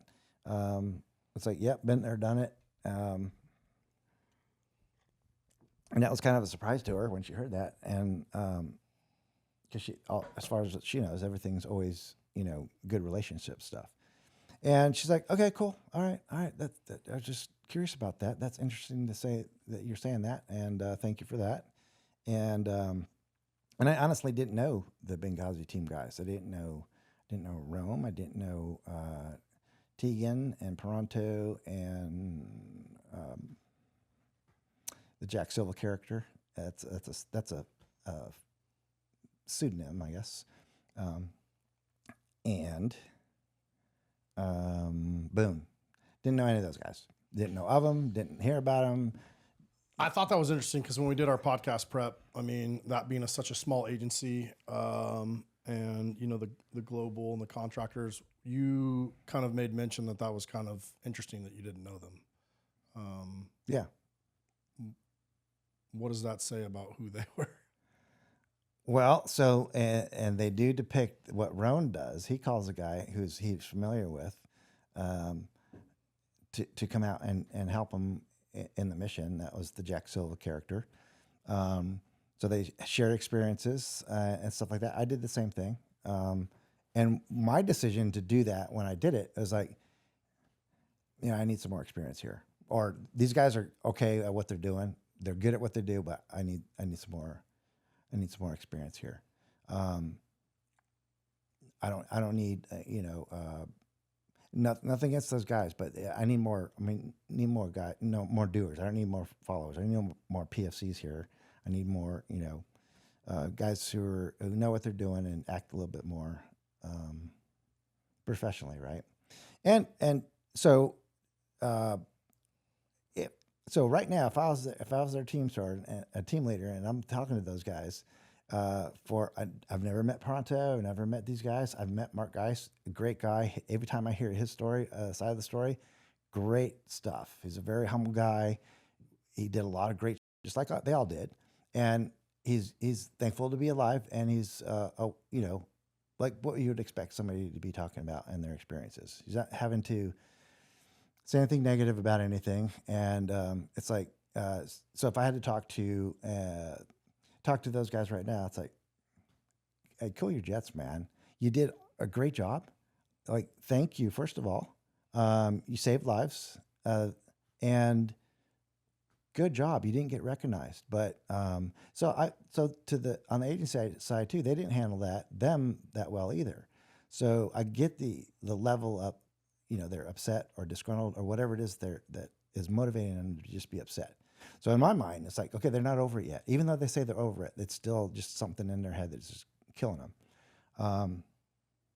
It's like, be comfortable with what you did. You didn't get the recognition you deserve. Welcome to the team, man. You're not the only ones that did stuff that needed some recognition, and you got from it. So just be good with your performance. And they did some cool shit. And a lot of that stuff they had to do, like decision making on their own. So, they have everything to be proud of. They have nothing to be upset about. And if they're just not over it, then okay, well, hey, get some help for that stuff, right? And you're not the only one who's done like stuff like that, like superhuman stuff, and not been recognized for it. It is what it is, man. So get over it. Shut up, right? Just be good with what you did. Be proud of what they did, because they did some good shit.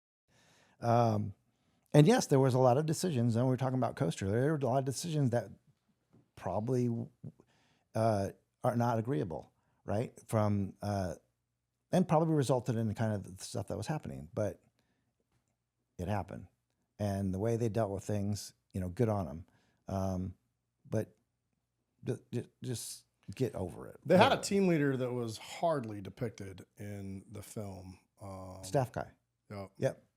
And early on in the film, I think Rome calls them, and when they land in Benghazi to pick up Silva from the airport, and they're driving back, and they get stopped at a checkpoint. And it's getting kind of frosty. They call somebody back at headquarters. I didn't know until I talked to you that they were talking to the actual staff guy that was in charge of the team. Yep. And another good guy. And unfortunately, he was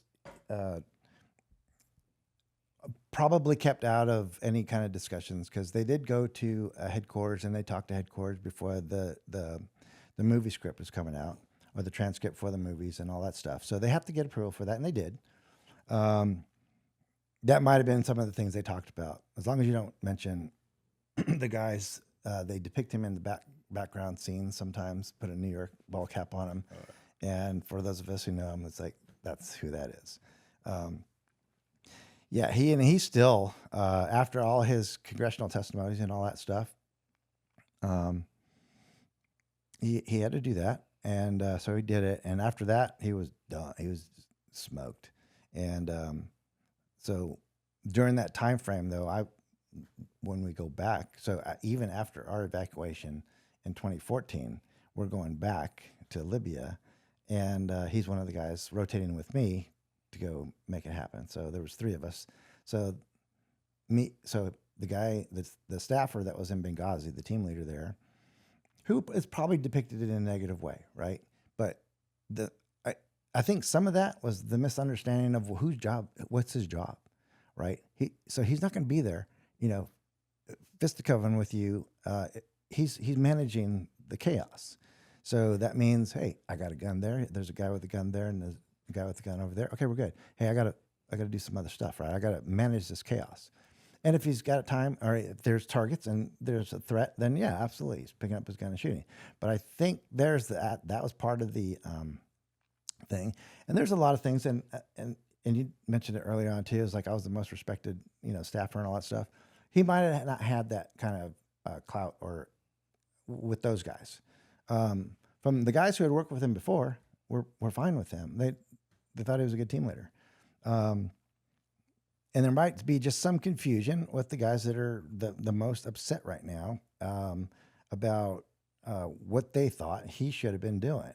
And that's kind of the tone that the whole movie takes. It's like they have an issue with what's going on, with what your decision and your decision. Well, if you just did what I told you to do, we'd be okay. Not necessarily. But it's the confusion or the lack of knowledge of the bigger picture stuff. And the guys that eventually, so the actual actions on target, if you're talking actions on objective, and they go to the embassy, regardless if that actually resulted as a like, I'm going to go on my own, we're going to do it anyway. I don't care what you say, Chief. We're going to go do this.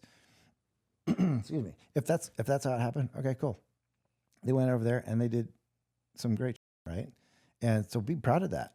Talk about it like you're proud of that, and yeah, and just. That was some good, man. They saved lives. I mean, how can you be upset about that? I honestly think that's a lot of it. Just be comfortable with what you did, be proud of what you did, and don't worry about all the crap that's happened, because you're not the only one that's ever been there like that. Deal with it. It happened. So they get over there, and the staff guys with them at the annex or the embassy. They don't depict that. But he was there. And so I know his story, and I know what was happening based off of the actual documents that I was reading. But also, we were together in Misrata afterwards, sitting on a rooftop, waiting for another assault again, waiting for another attack. And so the conversation we're having, sitting on top of the roof, because we're the only ones there, really. He just says, yeah. And he gives credit to all the contractors, and he says that all the time. He said that all the time. I haven't talked to him in several years. He said that all the time, because hey, good job, man, that kind of stuff to him. And he's like, yeah, it was all of our guys, man, all of our contractors. They're the ones who did all the meat of the work and all that stuff, and they're the ones actively engaged in stuff. I was just kind of just managing the chaos. And some of that might have been also trying to get that relationship between the chief of base there and keeping them off their ass. And I'm sure that was happening, because I've been in that situation too. And then he becomes, I'm going to protect my guys to do what they're doing and keep the wolves off of these guys, because they got a job to do. So there's that. I'm sure there was some of that going on. But who knows? So the to your earlier point, where I should have known who these guys were, I should have heard of them or some sort. And not that they were. And if they hear me say this, this is just where my head's at. I was like, I know the guys in Tripoli. That's like the varsity team, because they have JSOC guys there, and the senior guys that I know there. The guys that Bub is there. There's some other guys that I know I've worked with before. Like these guys I know. I know their name. I've worked with them. They're solid guys. So why don't I know those guys? And so in my mind, that's the JV team. Must be the JV guys, right? And they can push back all they want to on me for saying that stuff, and that's fine. But that's just where my head's at. I don't know them still to this day. I've met Mark. Love that guy. He's a good dude. Mark Geist. I've met him at SHOT Show, actually, and I've seen some of his stuff too, because I was asked to watch all these interviews and guest speaking engagements and all that stuff. He just talks more like a guy who's, happy he's alive, proud of what he did, and he's good with it in his life. The guys that are just the loudest right now, I don't know what their beef is. I get it. Why they would be upset about things that are happening, decisions that were made that they didn't agree with, or whatever it was. The actions of the unit guys and all that stuff. I think that's just a disconnect of what they thought they should have seen these guys do, and they had no clue about what their orders were. So both on the CIA and the unit. So I wasn't there, and they can say that all day long. Where you weren't there, you don't know. It's like, well, I know the unit and I know GRS and I know the agency. So that movement from Tripoli, that just doesn't happen. They just don't. Hey, let's go to Benghazi because they're in a firefight, and we're going to make that decision on our own. Everybody at SOCOM, JSOC, and CIA headquarters knew about it. This is a situation. This is what we're going to do about it. The unit guys, as far as I know, they have a mission now to go get the ambassador, go save the ambassador because they're being attacked. That was their specific role. So are they going to get there? What are they going to do when they get there? They're going to try to find the ambassador. Where's the ambassador, right? Again, I wasn't there. I wasn't on that team. I know the guys that were there. They're not slipshod guys. These are like the best that we had. And still, some of those guys are on the crew. I think they're still working. They're literally the best thinkers, operators, if you want to call I hate that word, but the best GRS guys that we had. And that's why I call them the varsity team, the Tripoli team. And plus they're interacting with unit guys, the varsity team, right? So that's why I'm saying what I'm saying. And primary effort and all that stuff is in Tripoli and those kind of things. Yeah, bad things happened, and those guys should be. And so also on the agency side, they didn't reward, award, or anything. They actually came after those guys to any money you guys make off these books and movies, we're going to sue you for it. So I wasn't happy about that either. I was like, somebody just have an honest conversation with them. Like, was that because they violated NDAs? I would assume they're all under NDAs for. I don't know when that base. decision was happening, but that was probably. That's an easy thing to say if you're going to target somebody like that. Even myself, they can come after me like that too. It's like, hey, you signed here, you weren't going to say anything or whatever. But it's these kind of conversations too that I was having all my whole career about things that were going on, good or bad or indifferent. Just own up to it, be responsible, and just tell me. Just talk to me like a grown man, right? I ain't going to give it back to you the way you're going to need to hear it. Not what you want to hear maybe, but you're going to need to hear this. So I think, in a lot of ways, just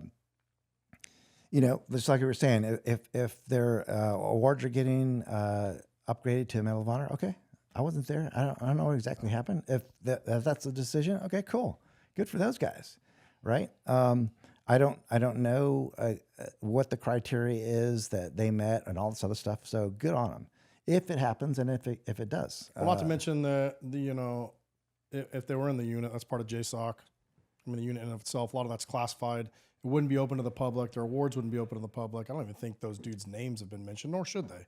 Yeah. So, and they shouldn't feel obligated to answer it in this all social media stuff because just like you were saying, I don't agree with it, all the drama that's going on right now. Vets picking on vets and also, and I get it. I understand what they're saying. Hey, we got to take care of our own. It's like, well, then talk to them. Don't put it. You don't have to have this whole podcast for it. Well, the thing is, that's because it's drama clips, and that's kind of why I wanted to have you maybe not set the record straight per se, but at least give a different side. Because I heard someone say, man, those Delta Force guys should come on and defend themselves. Defend themselves to who? Like, yeah. No, that's not how that works. And I'm sure they're saying the same thing. I don't feel obligated to answer that kind of mail. No. Yeah, and they shouldn't feel obligated to do that. And again, because they knew what they were doing and they did it. And and none of those guys did it for awards anyway. They're in Tripoli. They get told, hey, we got to go there. I know I think they flew into Benghazi, got jammed up at the airport. Like, I'm sure those guys want to get there as soon as they could. And obviously they had a different mission than the contractors who were on the ground. And yeah, and I don't think it takes a genius to figure that out. But. And it wasn't. And I love Bub. I know Bub. I work with Bub. A great dude. That's why he's on the varsity team in Tripoli. But he wouldn't have been the one, making things happen at the airport, or that he would probably be involved because that's the kind of person he is. And he probably would have been asked to assist in some things, but because that's the kind of guy he was, and he was that proficient. Absolutely all day long. Him and the guys in Tripoli, the guys that came over from Tripoli on that team, absolutely the varsity team. Not that they would have turned the tide if they showed up earlier and got in a fight with the guys in Benghazi. They didn't. They did good on their own, really. So the accomplishments that they should be proud of, those 4 guys, holy. Yeah, they fought for what, 24 hours, 12 hours? It was Full all through the firefight, evening. things calm down, another firefight, another time. I mean, good on all those dudes. oh man, yes, absolutely. And just relax, man. Just, I don't know, take a Xanax or something. I don't know. So if I was to talk to them right now as their team leader and stuff like that, even if I just talk to them now, it's like, dude, just fucking relax, man. Thank you and relax. It's not like I got to say, well, hey, it happened to me too, and all this other stuff, because people do a lot of things that don't get recognized, don't get awarded, and stuff like that. It's like, okay, so what? But let's, just so I can understand, and maybe so the listeners can understand, what awards could they have got? I mean, they're contractors. Yeah, so there is they do have equivalent, like if you're a staff officer or if you're a contractor, and then your contribution to anything really. And then it's really almost kind of based off of the military system of awarding things. So whether you're in a firefight, whether you're not a firefight, whether it was a war zone or not a war zone, a high threat area versus a combat zone, all kinds of stuff. If you were shot at, if you were injured, why would they not be put in for awards? I mean, what they did was pretty heroic, just out of curiosity. I don't agree with that on the agency side either. They were upset, and either rightfully or not. So even in life, right? We're not defined. Our lives aren't defined by one thing, right? It's a complete look at your whole life, right? So everybody's like, if you're going to heaven, it's not that one thing that's going to hold you up. It's like all this stuff, right? And so absolutely apply that to everything that you do or don't do, right? Just do the best you can, do the best, be the best person you are, do the best at whatever it is you're doing, right? So I don't agree with that on and it wasn't the agency overall. It was a specific office, specific person who was doing that, and I won't name the office or the person, but they were. That's where that I retribute. I don't know what it was. It's like, no, you guys are gonna talk smack, then we're not gonna recognize you, kind of thing. So I got an attitude for you for saying anything. That's kind of how I'm going to describe what the environment at the time was, and I absolutely disagree with that too. It's like, well, you can't erase what they did. That's worth recognition, and whatever, award or not, if that's important to them. It's not to me, but if it's important to them, sure, absolutely. What did you do? Holy, they did a lot of shit. So I wasn't agree. I didn't agree with how they handled that either.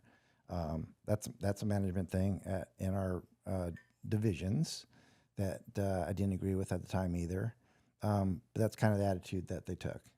And and not that they should do anything now. I don't think they're obligated to like retrograde anything and say, hey, you guys deserve these awards back then and you get them now. Because really that's just a pandering, not sincere kind of thing that would happen. I think I wouldn't, like right now, they probably wouldn't. It's like, well, screw your award. I don't want your recognition kind of thing at this point. I got a couple questions you may or may not know the answer to, but from your perspective and from the reporting, what were the clear signs that Benghazi was becoming more dangerous in the weeks leading up to the attack? Did you go back and look at that stuff just because you were working as a supervisor? So yeah, I did find out what they're doing. I mean, what are they doing in the first place? Then as I'm reading through the messaging, it seems pretty normal for that situation. I mean, it's a year after the overthrow of the government, and a lot of things are going on, and it didn't seem Libya in general. That is just. That is a pile of matchsticks waiting to ignite all the time. And that was so unpredictable of what's going to happen, especially during those times. Yeah, it was a very, I'm going to just say it was a very dynamic environment. And you just had to be ready for any number of things to happen at any one time. There's militias fighting each other. There's foreign fighters coming in. There's some sort of rat line. We got to try to find where are all these weapons going. And Syria was one of the directions they were headed to. And then just getting around later on, and I finally get on ground 2013, and I find out that the area is so dynamic. We have now mercenaries, if you want to call them that, pilots that are flying, Russian pilots who are flying MiGs for whoever in Libya. That's like, who needs a bomb drop? I mean, Libya sounded like the Wild West. Yes, literally. There's no way to paint that picture. Like I just said, there was like Russian mercenaries, and it wasn't the popular one that Wagner Group. Yeah, it wasn't them, as far as we can tell. It was just one guy, and he was a pilot. And then he's a retired pilot in the Russian Air Force, right? And now he was probably living in Ukraine or something, probably, right? Down in the Donbass area. And he saw an opportunity to make some money. So he goes to Libya, and he's flying MiGs for whoever wants him to fly. And I'm pretty sure that he was employed by, pretty much everybody that was out there. Were you a part of any of the debriefs that went on at GRS after the Benghazi attacks? No. Did they do I know Congress did, but did you guys learn anything, change any TTPs? Did anything change after that? No. That's pretty wild, actually. Yeah. I mean, we lose a U.S. ambassador and a bunch of CIA contractors, and it's just business as usual. What do you think that is attributable to who was in the administration at the time, or? Possibly, but when you think about it too, the team in Tripoli was different. So even how those two teams were differing, and what is okay, it's absolutely two different cities, two different parts of Libya. Yes, one thing won't always template to another thing, especially in Libya. It's just total chaos. I think, and my understanding is Tripoli was actioning targets, and there was things that were going on in Tripoli that weren't going on in Benghazi. I think the Benghazi team was there to just collect information on the weapons. Yeah, and I heard all kinds of I've read all kinds of stuff about there was a black site, CIA rendition site in Benghazi, and that's why there was a delayed response. That's why Clinton tried to cover it up because she ran the State Department. She was Secretary of State. Yeah. But I don't know, looking back, I don't know. I mean, I think America loves a good conspiracy, myself included, man. There's been plenty of them. And I think I read a meme the other day. It's 2026, we're running out of conspiracies because they've all come true. But this one, man, it's interesting when you pick apart, because I think what people don't understand is there was so much going on in Libya. I mean, not just what we had going on in Benghazi, but just the country as a whole, and we're going to dive into it here in just a second. But I was just curious if you were a part of the debriefs or if anything had changed or any of the information that came out. But it's kind of interesting. I mean, there was a lot that came out of Khost, and they lost a bunch of people. So it's interesting that and from what I understand, I mean, I had friends that were either kind of involved in the tertiary with Libya or on the intel side. But I mean, I had a friend who was on State Department's MSD team, which is their kind of CAT team or whatever. They'd been in Benghazi, I think, the week or two prior, and they had made a full assessment to boost, the State Department guys. I mean, because the State Department was running pretty light to be protecting an ambassador in that Indian country. And again, that was ignored, And I mean, we can talk about the Iranian stuff now. I mean, to your point though on that where were the state guys? Because ambassadors have details from State Department. So a lot of things that really nobody's. Those are the things about Benghazi that's where everybody should be pushing, right? Journalists like Fox News, everybody they got it wrong on the stand down, right? So the guys at Benghazi got that word to stand down. It came from their chief, their local guy. It didn't. So from what I remember, the reporting, the news reports, Fox News even got it wrong. They were trying to pin that statement on either Hillary Clinton or Obama. And they may have said it at one point, but what these guys knew, they heard it straight from their chief's mouth. And that's where it stopped. For those that statement for those guys and what they were talking about in that statement was coming from them. Our contractors would have not heard that from the president or the sec state. Sure. It would have came through the channels, and they would have heard that. They wouldn't have heard it directly like that, except if it came because how from many the chief. levels are there between the Secretary of State and the Benghazi chief of station? There's probably like 47 layers, maybe. I'd be like, yeah. And again, man, I'm not here to defend Hillary Clinton or President Obama. Let's be honest about that.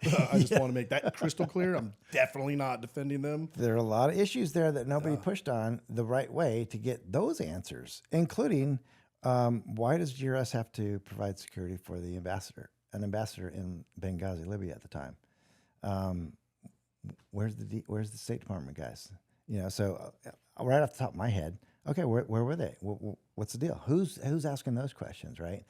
And then why is the ambassador being targeted? Well, or was it the ambassador they were targeting? Oh, we're gonna get into that, right? So is it just because there's Americans there, we're grabbing them all, or why are we attacking? Why are we doing this?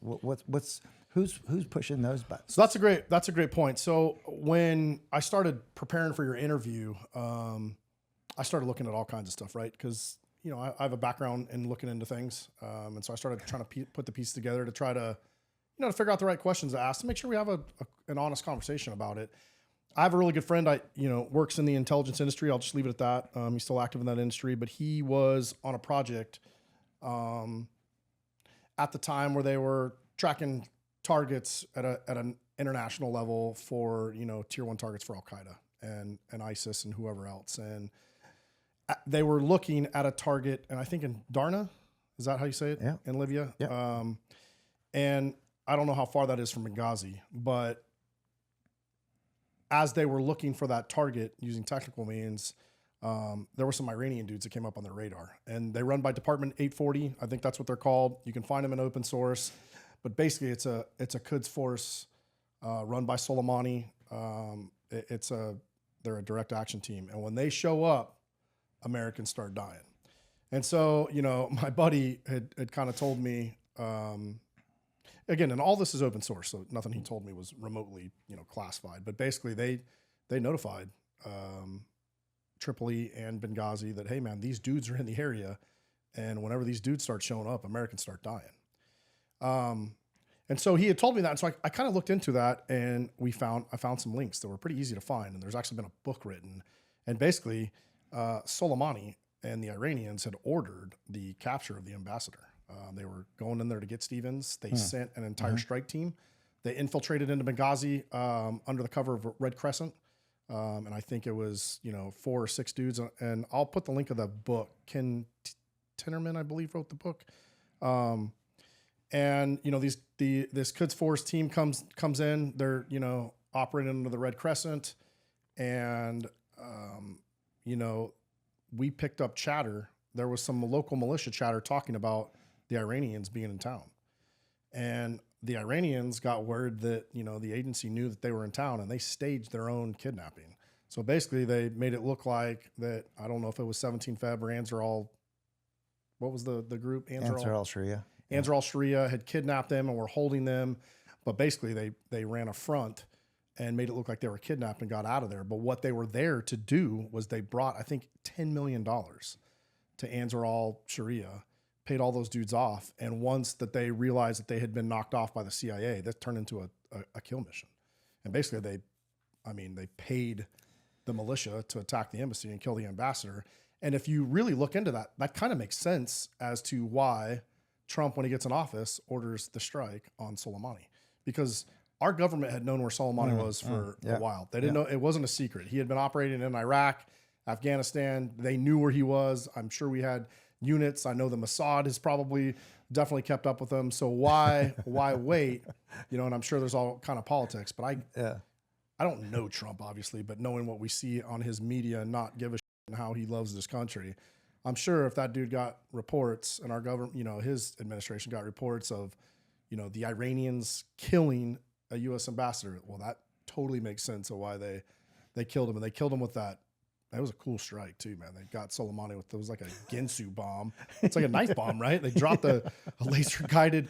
The thing turns into a giant knife, and literally shredded the car. Oh yeah, I can't think of the actual name of that thing. Yeah, but yeah, awesome weaponry. It's just impressive.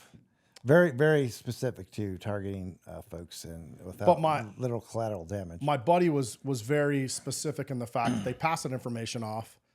And I won't use her name, but there's been a female who's been on a couple podcasts who works in the intel industry, you know, who, you know, claims to know everything about Benghazi and, you know, help target, but she was also working in Tripoli when, you know, that report came in, and it was the agency that blew them off and told them, hey, you guys are being paranoid, you know, don't worry about this Department 840. Well, then you fast forward, you know, our embassy gets overrun. So it's definitely interesting, you know, kind of how all that stuff has been ignored.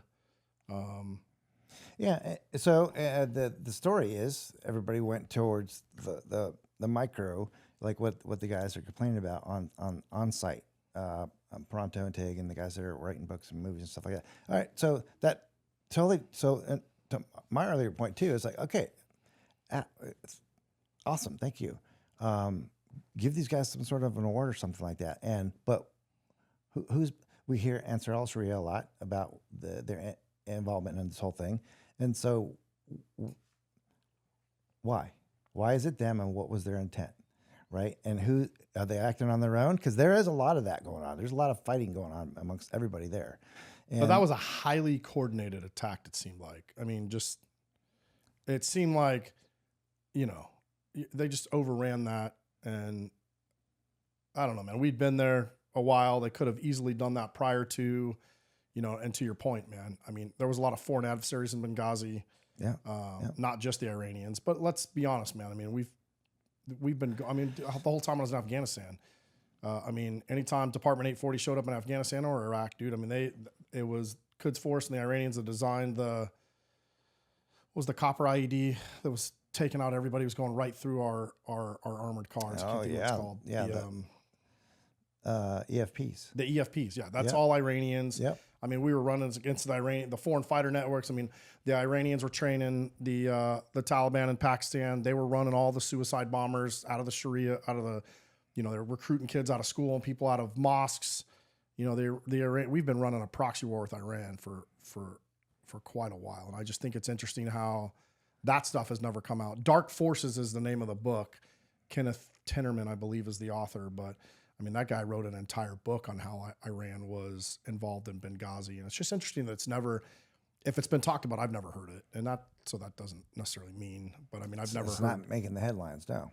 No. Yeah, everybody keeps going back to these little small things. And, you know, that just goes to speak that if it was, you know, the Iranians and this was more coordinated, I mean, you know, who knows? Like those guys, you know, although we lost 4 U.S. citizens, a sitting ambassador, it's a tragedy, man. Like those dudes are all heroes regardless, period. Mm-hmm. But, you know, it does, you know, there could have been a lot more going on. And again, when you're talking about geopolitics, foreign countries, especially Iran and Russia, China, not everything's going to make it to the mainstream media. And a lot of things that happen in Libya too. Sometimes it's an isolated incident. It's like infighting stuff, but not when you're talking about the big players. There's usually somebody supporting these things, and all those discussions and all those things were not the questions everybody's asking. Well, and you go back to Khost, Balawi. I mean, it was Palestinian, you know, by birth. Grew up in Jordan, but you know that dude became radicalized when, you know, there was, you know, U.S. got involved in Gaza. I think it was 2008, 2009, and that's what flipped him, you know, to get super pissed off. Well, you know, who runs Hamas, man? It's the Iranians. I mean, the Iranians have been heavily involved in Hezbollah and Hamas, you know, for a while. And again, man, that's not my background.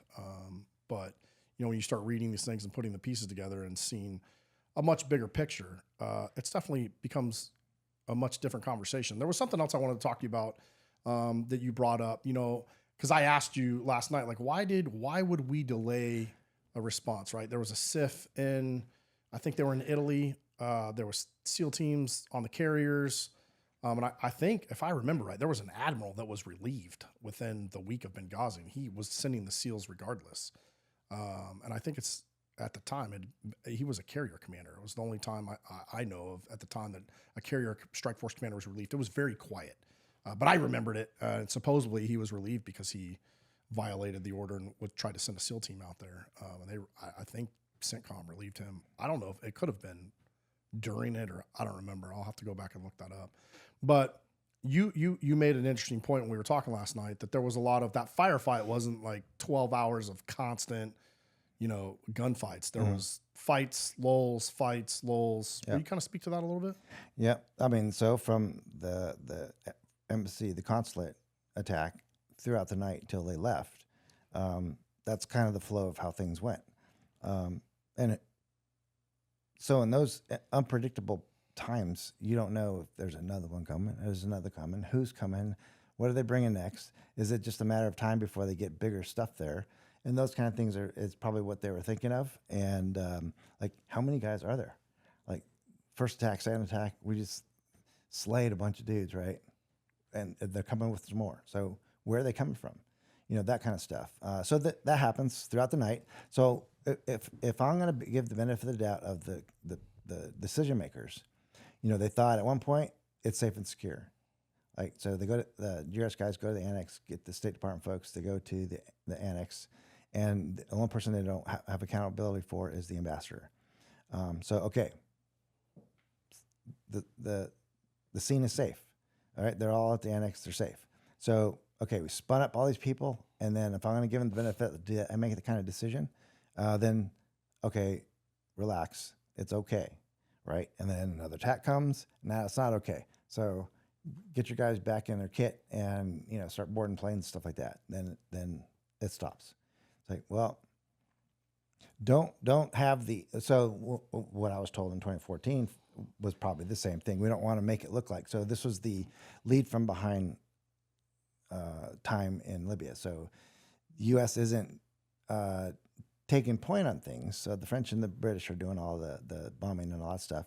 So they're the point people, and it's the lead from behind. Obama and Clinton are saying things, but they're saying our partners are taking the lead on this thing.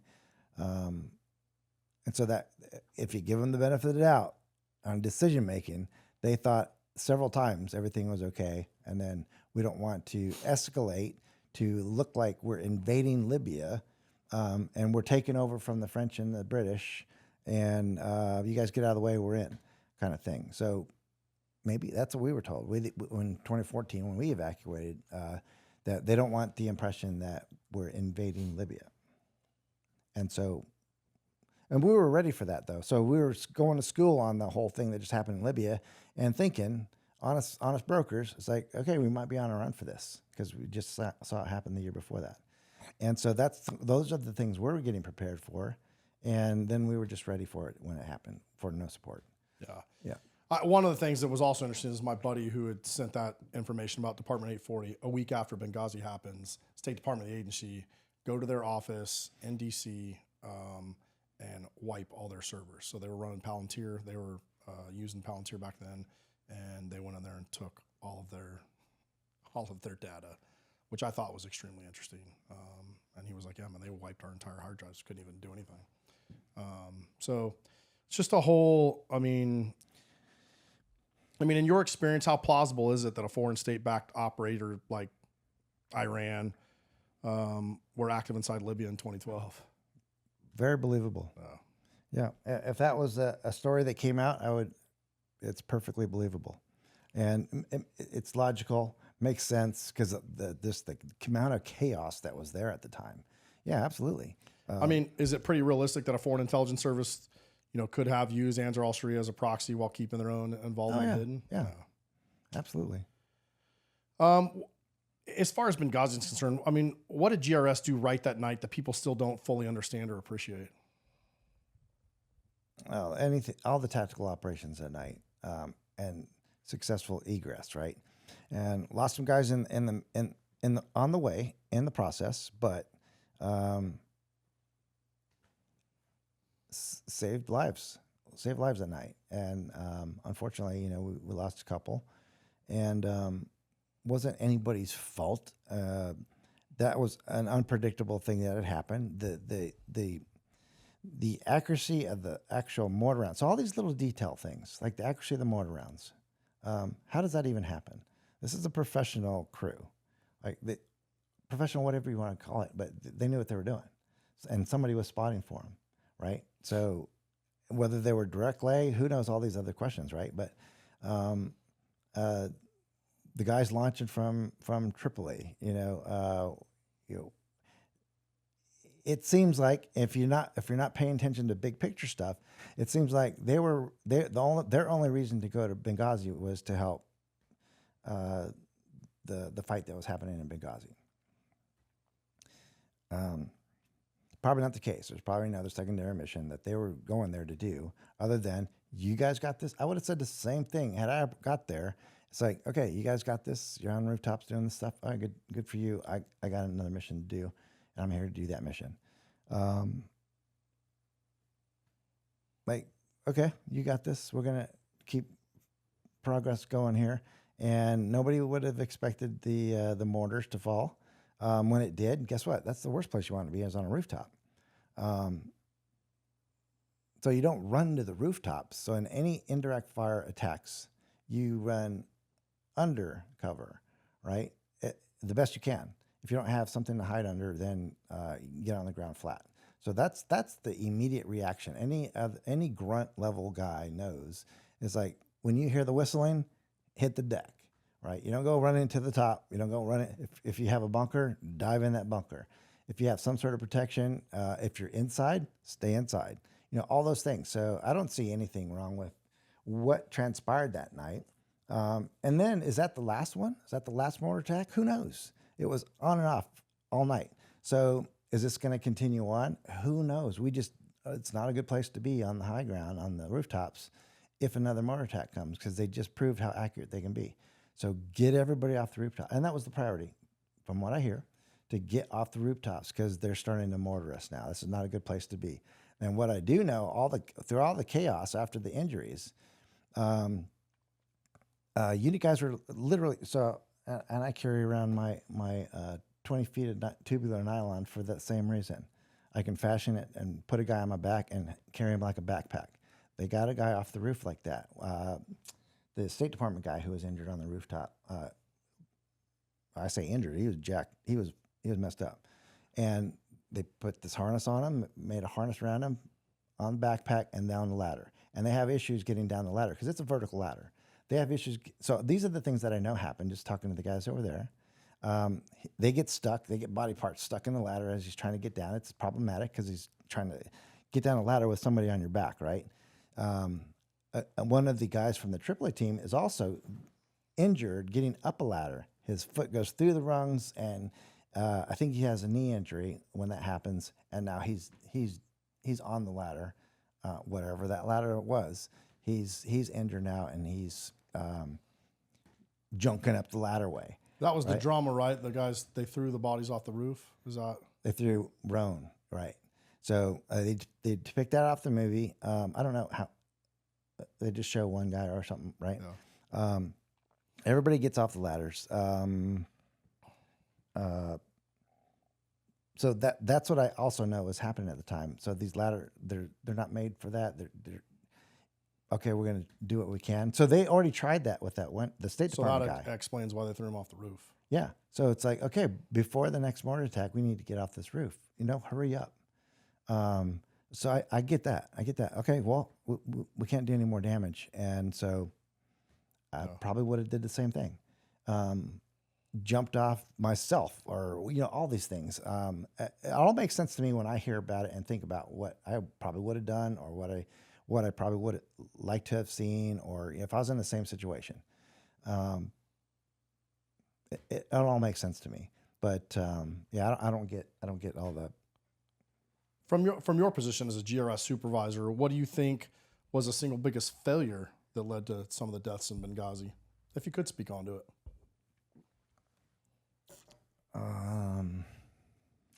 Well, so Failures. I wouldn't. I actually wouldn't say it was a failure.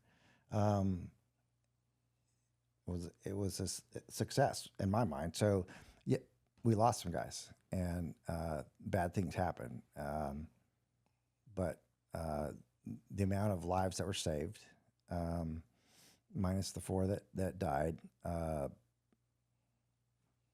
that's success. Unfortunately, And the ambassador, maybe you can speak to this. The ambassador was out of Tripoli, right? He was there visiting Benghazi. I don't remember why he was there. Is that right? Or was he I don't think he was stationed. Not he in was coming Benghazi, there to no. visit. Yeah. So he was coming from Tripoli. Yeah.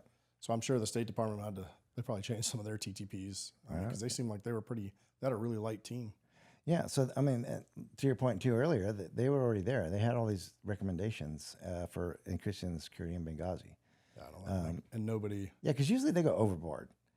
That's like the State Department anywhere. Like it's like, okay, this is a bit much.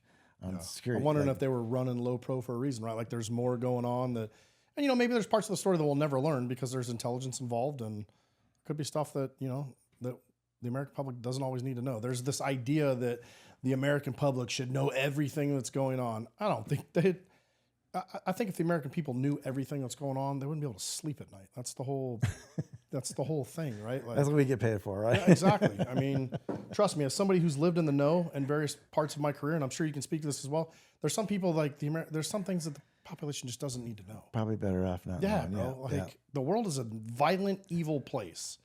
So just be thankful that there's people. What's the old George Orwell quote? I mean, rough men, people sleep peacefully at night because rough men stand ready to do violence on their behalf. And there is some of that. Well, I mean, is there anything, I could ask you a million questions about Benghazi, but I don't know. Is there anything that you really think's important to talk about? About Benghazi? Yeah. Man, if anybody hears that story, has heard about the story, watched the movie, read the books, all that stuff, and here's all the drama going on, just understand that, man, there was some heroic stuff that happened at night. Bad night for everybody, but great things came out of that. Yeah. So be proud of those guys and what they did. And don't get absorbed in all the drama stuff. But that's how, the social media stuff goes nowadays. It's clicks, man. Nobody wants to hear the positive, dude. The negative always goes a lot farther, man, which is kind of sad. And it seems like we've been doing a horrible job in the vet community. There's a lot of vet drama there's guys that have whole channels and their whole channel's designed to pull drama about this guy and that guy. And it's like, who wins from that? Like, why are veterans eating our own? Do we do dumb? Yeah, sure. But why are we not trying to use our media platforms to build people up or just tell the story without a drama slant? I think that's why I was telling you I don't really care for that podcaster that we talk about quite often. I'm just not a fan of that guy because he's deep into drama. David Hookstead. But yeah. Kind of. So I like the research he puts into these things, right? So from that perspective, he's got contacts. I don't know who his contacts are, but he does his homework. And I said that to him when I did an interview, and I was like, wow, like, okay. Yeah, I just think that guy didn't serve in the military, and he loves saying Delta Force and SEAL Team 6, and he was knee deep in the Tim Kennedy drama and just Rob O'Neill, like any piece of drama he can dive into in the vet community. That dude almost feels like he built a platform doing it, but I don't know him, so maybe that's not a fair look. It's just every time I've seen that dude's podcast or clips, it's having to do with some bullshit drama. He said this about that, or Tim Kennedy said this about. Who cares, man? Let's talk about people that are doing good or things that are going to help the veteran community. I mean, the dude's not a veteran, so use your damn platform to help people instead of just stirring up drama. That's my thoughts. Anyway. Yeah, I like David Hook. I like him. What I think is happening too, though, he's upset at those guys for using his platform to get their stuff. Yeah, fair enough. So they used him to pass false stuff. And that's probably where he's at. Like, hey, man, that wasn't cool. I mean, I interviewed you. It was a good interview, but you lied. So, dude, what the hell, right? Fair. So, yeah, I think that's where he's at. Yeah, and I haven't watched most of his stuff, dude. I've only seen like him talking vet drama. I wasn't really aware of who he was.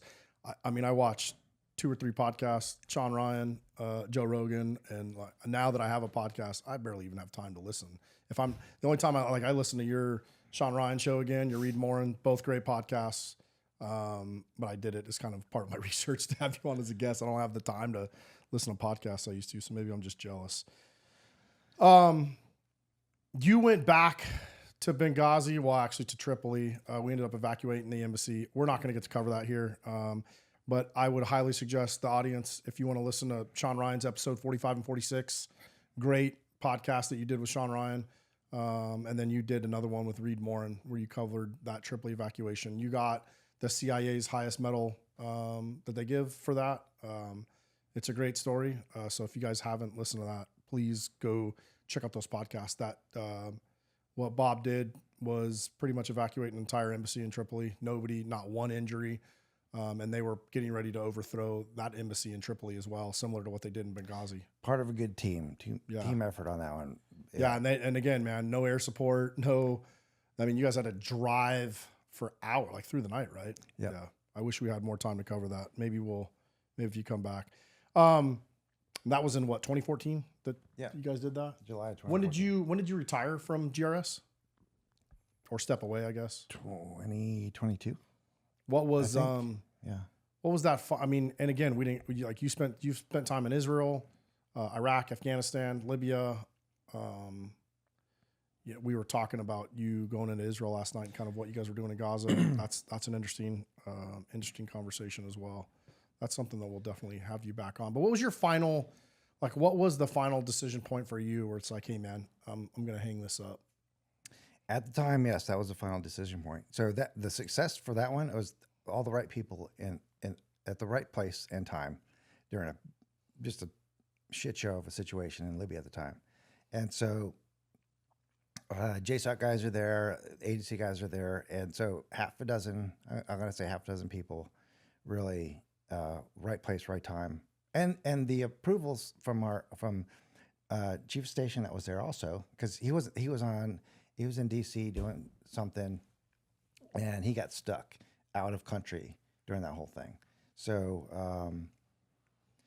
oh man, it was a mess. So as it's deteriorating, flights are stopping. So nobody's getting replaced anymore. Whoever's in country, you're stuck, and you're only getting out if you're rescued or you're driving or swimming. So yeah, right place, right time. We were given the authorization to do a lot of things right, whether that was from a personnel recovery standpoint, from a rescue standpoint, from a continued operation standpoint, because that's what we were planning to do. We'll keep a limited profile here, limited people, wait it out, and the rest of us are going to wait in Sigonella or Tunis or wherever. So, but then when we got the State Department stuff that they were coming with us, then that just changed everything. I guess we're all leaving. So, and it's funny because you end up evacuating Libya, and then you had to go back in there later to, low pro and do a intelligence preparation of the battlefield, and then insert teams in there again. So it's. I was honestly done when we evacuated. In my head, I was. So I still had 7 years or something like that before I was eligible to retire. I was not concerned about that at all. I had enough.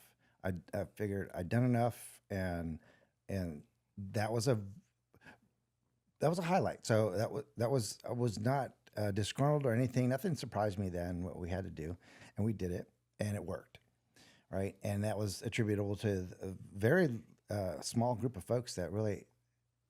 Not just me, that my GRS, there was another staffer there with me. He was the team leader. I was the country guy.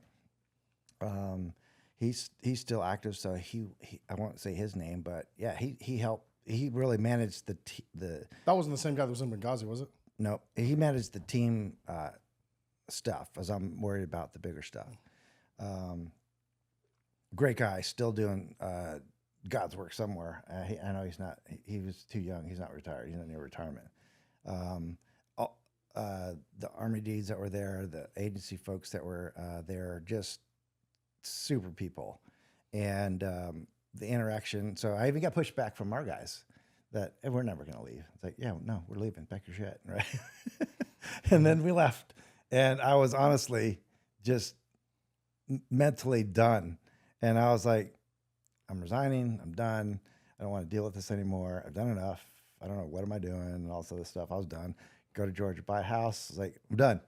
I just need to buy a house, get settled in, and do this kind of stuff. And then I was convinced. I go to HR even. And I'm resigning. And they're looking at my paperwork. They're like, wow, what? You have. So they give you bonuses, or not a bonus, but you get credit for all your overseas assignment if you go over 5 years overseas in a war zone. Right? There's another valuation you get that helps you in your retirement pay. And they're like, you have like 2 years over your requirement minimum level. I was like, I know, but I don't care. I was just done. Mentally and physically just done. I'm tired of your stuff, right? And then the lack of support. So at the time, it's like, okay, that's what we got to deal with. Let's work with it, and we're out of here. But all the things I was dealing with at the time, support from the organization, from my departments, GRS management, and I was just done. I talked to HR when I got back, just like I said I would, and I'm sitting in there, and I said, I want to retire, or what? Well, there's a I was going to put it on hold or something like that, right? I can't remember there's a term for that. And I'm gonna retire at that date. I'm not going to get paid or anything, but I get to leave, right? It's kind of like terminal leave in the military. I'm going to go on terminal leave. I was finished, and as I was talking to them, they convinced me in a more calmer environment, air-conditioned offices and stuff like that. They're like, you should really think about something to do for the next half a dozen years. And to me, that was a long time to have to suck it up. Oof. And, but I did, found a reason to stay. And it wasn't for retirement, but at the same time I'm doing that, they're asking me and a couple other guys to go back to Libya. Like we're getting ready to go back. And initially I was like, are you kidding me right now? No.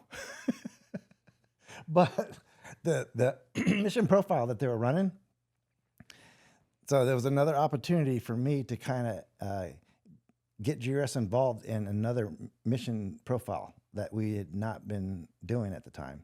And to me, it was like, this is where we need to be focused on, like trying to get to this level of capabilities.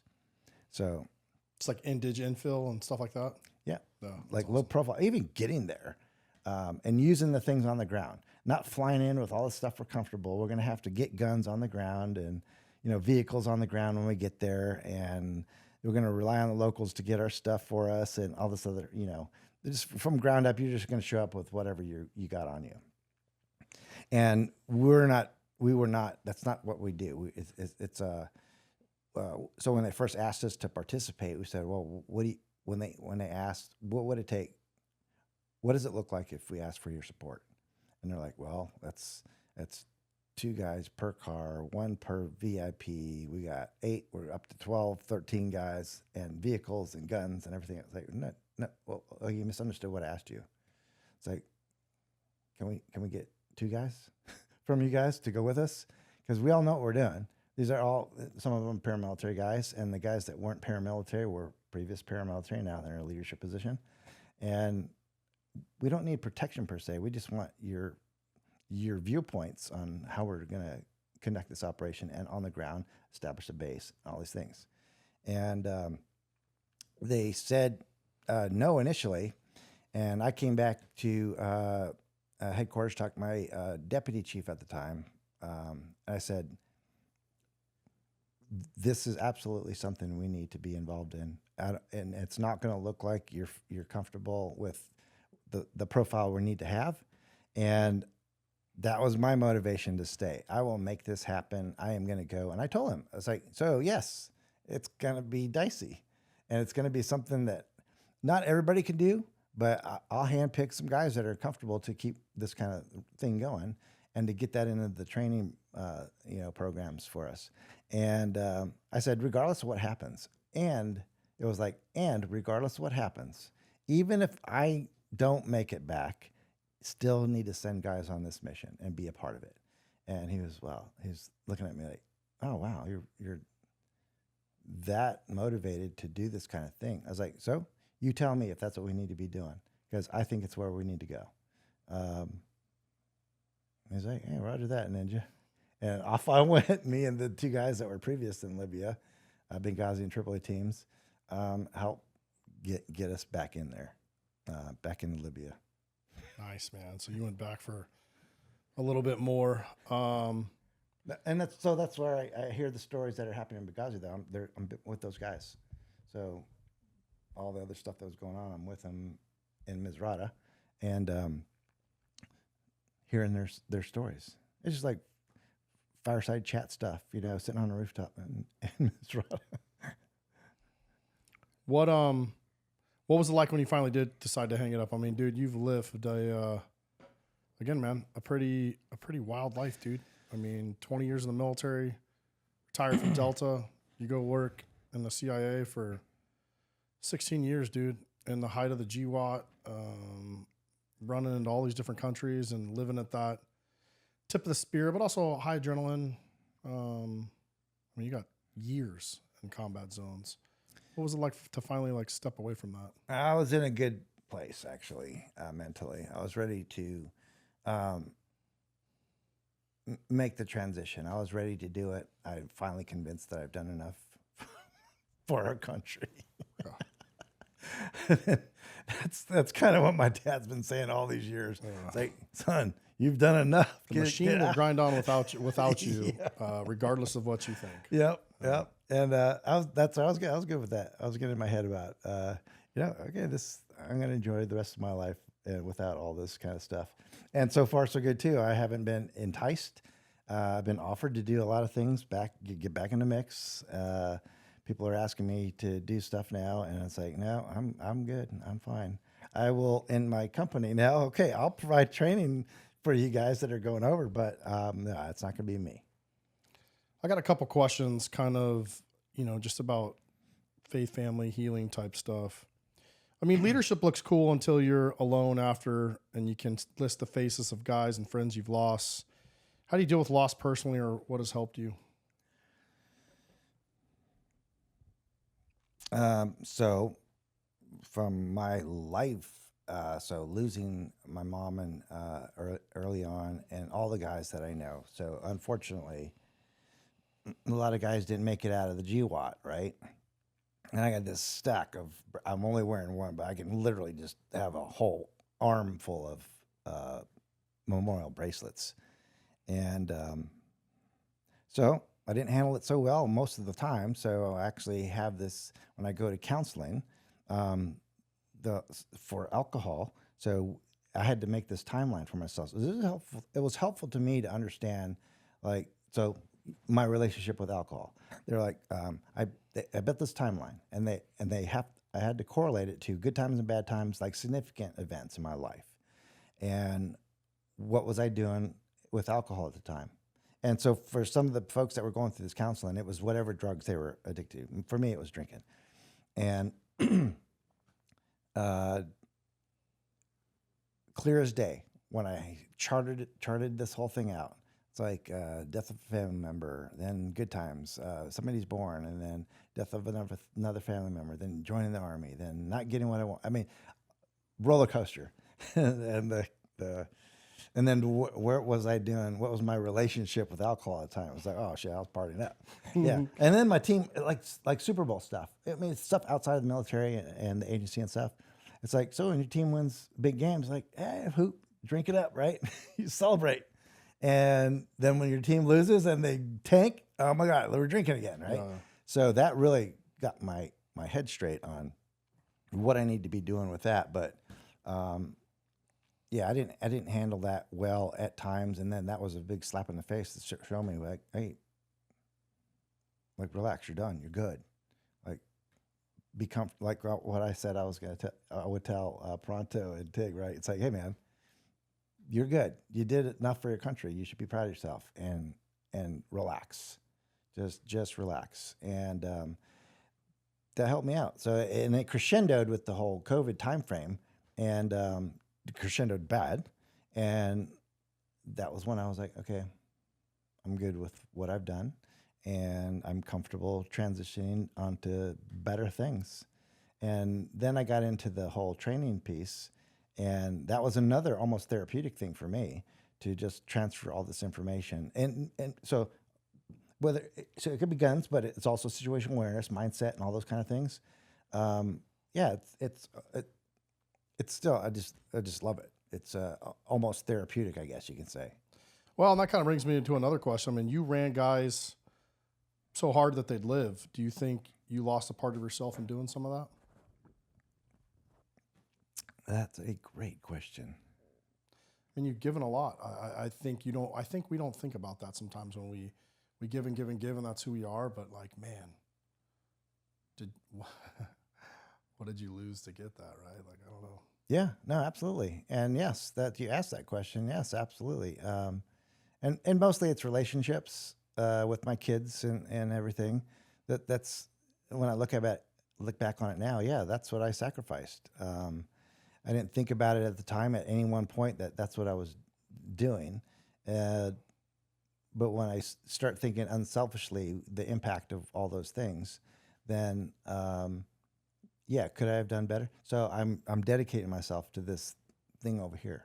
I have no, other than just doing good at it, I have no vested interest in this, pass or fail. Like you're saying, hey, this train's going to keep rolling with you or without you, right? But I always thought I had some sort of, I can impact a positive direction. But I didn't apply that same methodology and that same mindset to family, faith, all that stuff. So yeah, I sacrificed all that to be good at this, right? And was that, and I talked earlier about knowing some guys who didn't do things. They're like, hey, I would have done that too if I didn't, but I was married, had kids. I was like, oops, right? It's like, oh, now I feel like an ass. So yeah, sacrifices, those are things, unfortunately. I just think, man, on this podcast, and we talk about it a lot because I do think there are people that didn't serve that listen to this podcast, and they don't understand what people sacrifice to have the cool stories, man. I mean, yep.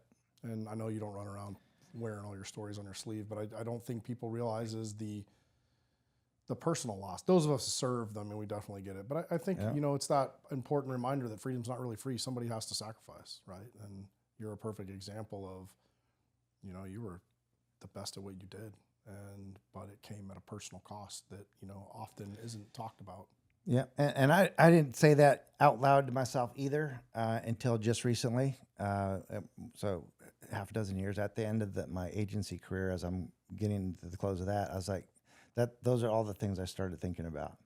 It's like, so applying my level of effort towards the things that I did for a profession, towards a personal life. Yeah, I did not do that. Did you ever try to explain to your kids later on in life, you know, what it is that you were doing, or?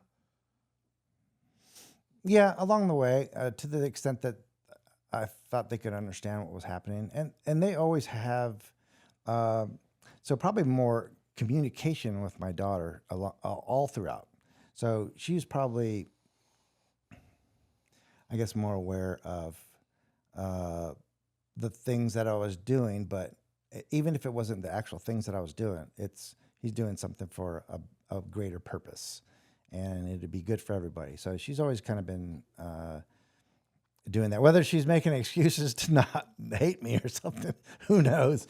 But yes, conversations about, I got to do what I got to do because this is what we do, right? Kind of thing. And she was always able to digest that and have good outcomes with what she thought I was doing.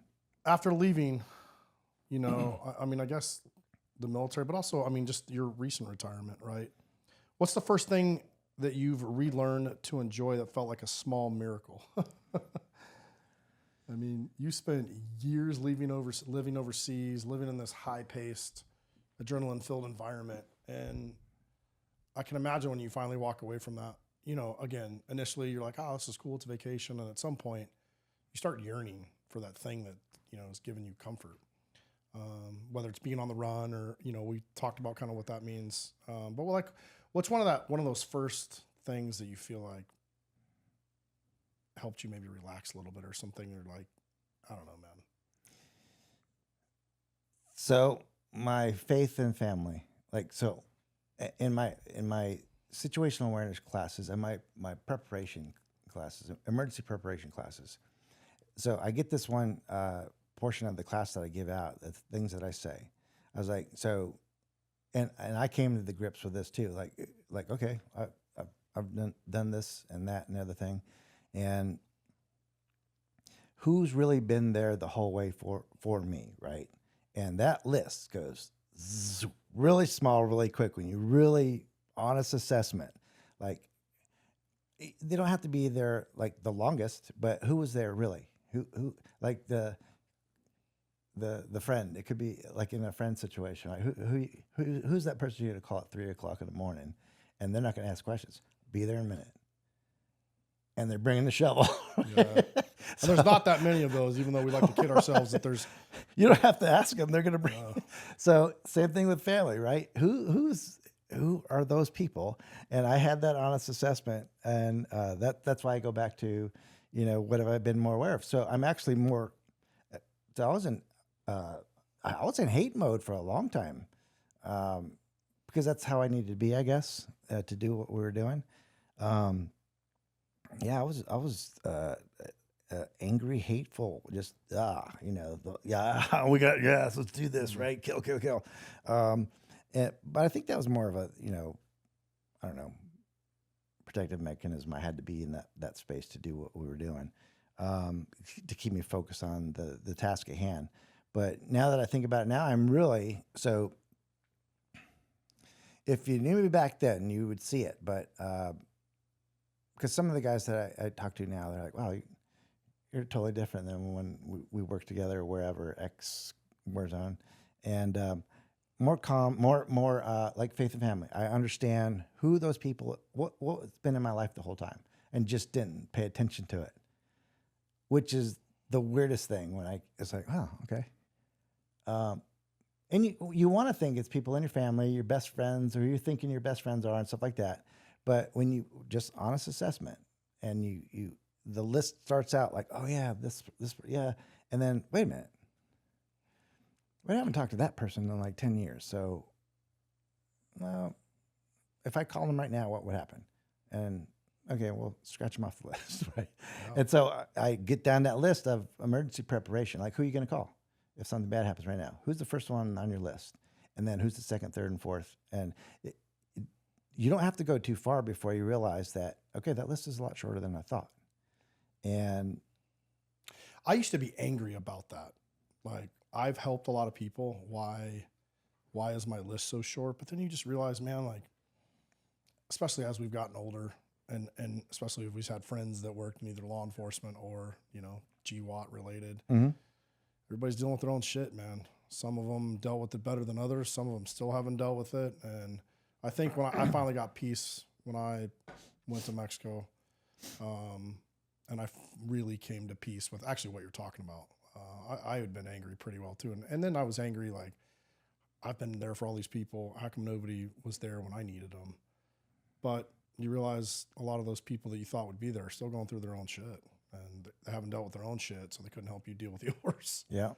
And that was hard for me, but I did find peace when I kindly came to that realization. Yeah. And when I came back from Mexico, I deleted a lot of phone numbers out of my phone, man. There's very, I did kind of, to your point, make peace with the whole fact that exactly what you're talking about, man. Like that, you want to believe this list is 10 feet long. That list is probably like 3 inches, dude. Yeah. And that's just the reality of life. I tell my kids that all the time. You're always going to be able to count your real friends on one hand. I still think that's true. Yeah. Prayer versus therapy. Where do you land and why? Oh, both, and maybe hand in hand, sure. Right? So absolutely. And they always say that too in combat environments. There's no atheist in combat. It's like, well, I've worked with some non-believers in bad situations, so that's not true. But for me, that's what helped me. Either at the time I realized it, or later back when I looked at it, because a lot of times, and you guys will ask me, well, how did you even know what to do? I was like, I just did what I thought was the best, and it turned out right. And then I reflect back on that too. Now I was like, well, I don't know what made me decide that. It's not my proficiency and my all that stuff. It's like, okay, so I'm getting help from somewhere. So I do believe, so my mother's been since I was 10, 63 now. Yep, we got angels watching over us, right? Totally believe that. So when I look back at faith and family again too, those are one of the things like, well, I can only attribute that to one thing, my faith or family. Back to that list again too, like what contributed to that? Well, now that I look at it, there's the people that were there helping. I wasn't ever doing my own thing. There was always other people there, and I understand that, realize it, comfortable with that. It wasn't just me. And I might tell a story, and I'm the only person I'm talking about because I don't want to like put people out there that need or they deserve the recognition, but they're not asking for it, and I'm not going to throw their name out there because some of them are still doing work. But it's back to that list again. It's like even when I was at my worst, who's still there now? Who during that time frame, I was ugly, but guess what? They're still here. So time, think about it, reflect. That list starts shrinking. Right. And so for now, I'm okay with that. I'm fine with that. I'm comfortable with that. There's I'm at peace with all this stuff. Sure. That, okay, I was not good to this person, but they dealt with me, didn't complain about it, and they're still here. So yeah, that's huge for those. And now I think more about those people too, because they just are elevated now in my thought process, like who they are as a person. Yeah. It's like, oh my God, you're still here, after all that crap I was throwing your way. Or you could say that about faith too, God, right? He's been there the whole time. But at times I was like, whatever. I don't got time for you. Same thing with family. I did the same thing with family, kids. Hey, I don't got time for you right now. I got to do this. So, but guess what? They're still here. Wow. Great way to put it. Yeah. As we transition into the kind of the final topic, I really want to talk about kind of what you're doing now. And kind of how you got into it, where you're at, what you're doing, kind of where that's headed, because I know you haven't stopped. Training. Yeah. So you've got a training company. What's it called? Ninja Bob Solutions. So these are all based off of actual ways to do things. Because shooting any gun, and when we're talking firearms, it's there's keep the sight still while you press the trigger. That's all. It's not hard. But easier said than done in a lot of cases, right? So there's a lot more to it, but don't make it too complicated. So it's explaining these details to people, and survival, emergency preparation, situational awareness, and mindset are really huge things. And I put a little bit of that in all the classes I teach, whatever it is, because it really applies across the board. Why are you going to do anything? The more aware of situations you are, the better prepared you're going to be. Like, is this possible? I don't need to think the world's going to end or shit hits the fan, right? In my emergency preparation classes, it's not like shit hits the fan. Okay, if that's what motivates you. But guess what? Natural disasters and all that stuff. People are isolated without stuff, right? And instantly they go into survival mode. They don't have electricity, don't have running water, and they don't have food anymore, and those kind of things. So it happens real time, and we're not paying attention to that stuff. Yeah, everybody wants to talk about like when the Koreans shoot an EMP at us, the North Koreans, but it's like you're more likely to get hit with a tornado or a blizzard, dude. You know what I mean? A flood. Or right? A flood, yeah. That's a great point. So what courses what courses are you teaching? So pretty much everything's on the plate, and I've heard guys get harassed for like, hey man, just focus on one thing or two things, and you're not a master at everything, but I feel value in the stuff that I have in a lot of aspects. So between my military life, personal life, and then my agency life, and it's interesting. It's interesting to me to hear stories of people and why they come to me for training, and it's not because they're in Iraq or Afghanistan, and that's the excuse people give them. It's like, well, I'm never going to be in Iraq. Why do I need to know that, right? And we're not at war in Afghanistan anymore. So why is that important to me, right? And they don't see the value and the actual messages in the stories, and a lot of people do though, and that's why they come to me and they tell me their story and the reason they're here. It could be self-defense if it's firearms training, or it's a flood. They knew somebody in a hurricane, tornado, or something that bad happened, natural disaster, and it wasn't a shit hits the fan thing, but it was. Before they knew it, they should have saw it coming. They can shit hit the fan for them. You know yeah, what I mean? you can see, weather is forecasted, and you have apps on your phone. You don't have no excuse for not knowing what's happening with the weather these days. You don't have to rely on a weatherman, 5 o'clock news or anything. It's right there in your hands. Yeah, one thing I really liked about you when we were talking about it is you really have kind of cracked that thing where you're starting to train, civilians, man, that have a mind for it, right? I think like the entire tier 1 industry is geared towards military and law enforcement, and they've got the massive training budgets. But what about the Joe Bob, the civilian, man, that just wants to take care of his family and be prepared for, the world's spiraling. If you watch the news for longer than 2 days, dude, it'll make you stressed out. So other things that people get into, yes, absolutely. I saw that during the BLM riots in Northern Virginia and DC, right? There was a limousine service who actually was called to pick up some protesters and bring them into DC. And they ended up running and getting guns pushed in their face because they don't know who's in their car. They're just like Uber or whatever it was. It was a limousine service. So it was a sedan that was rolling up to their protest. And that's not reported a lot either, that they actually had guns and people protecting their protesters, other protesters that had guns that are keeping everybody out. He got a gun shoved in his face, and he said, "Oh, I got you guys in my back seat here. I'm just bringing them to you. I'm friendly." And so that guy got in touch with me and said, "Hey, I need to know what I can do to protect myself." So it wasn't just a gun; it was what he's going to do with his car and everything else, and all these other things. So, oh man, it's just fascinating to me how people are applying some of these things. Do you already have a bunch of POIs written, or do you? Oh yeah. Okay. Yeah, there's and it's based off of there's and some people have asked me, "Hey, can you make me a commando in 2 days?" I was like, "No." It's gonna take a little bit more than that. It took me 20 years. Yeah. So to your point too, though, it's like, okay, I can shoot this well because I've been doing it for like 40 years. So practice, and these are standards that you can achieve. It's going to take a while, so be patient. But it's going to take you to keep going back and going to the firearms training. Go to other trainers too, because there are guys that are out there who are they still got the knife hand and drills. You do this way, and it's like I'm not that way at all. It's like, this is how I stand. This is how I present pistols and rifles, and this is how I do CQB. And I don't get it. You like it? So I've had trolls already, hit me up and stuff like that. I was like, yeah, whatever. I don't feel obligated to respond to those kind of things. And because there's enough people who are seeing it, it's like somehow that just looks smooth. Like you look like you're not wasting any effort to do what you're doing. It's like, well, that's hopefully what you get to at one point. It's just so easy, it just flows.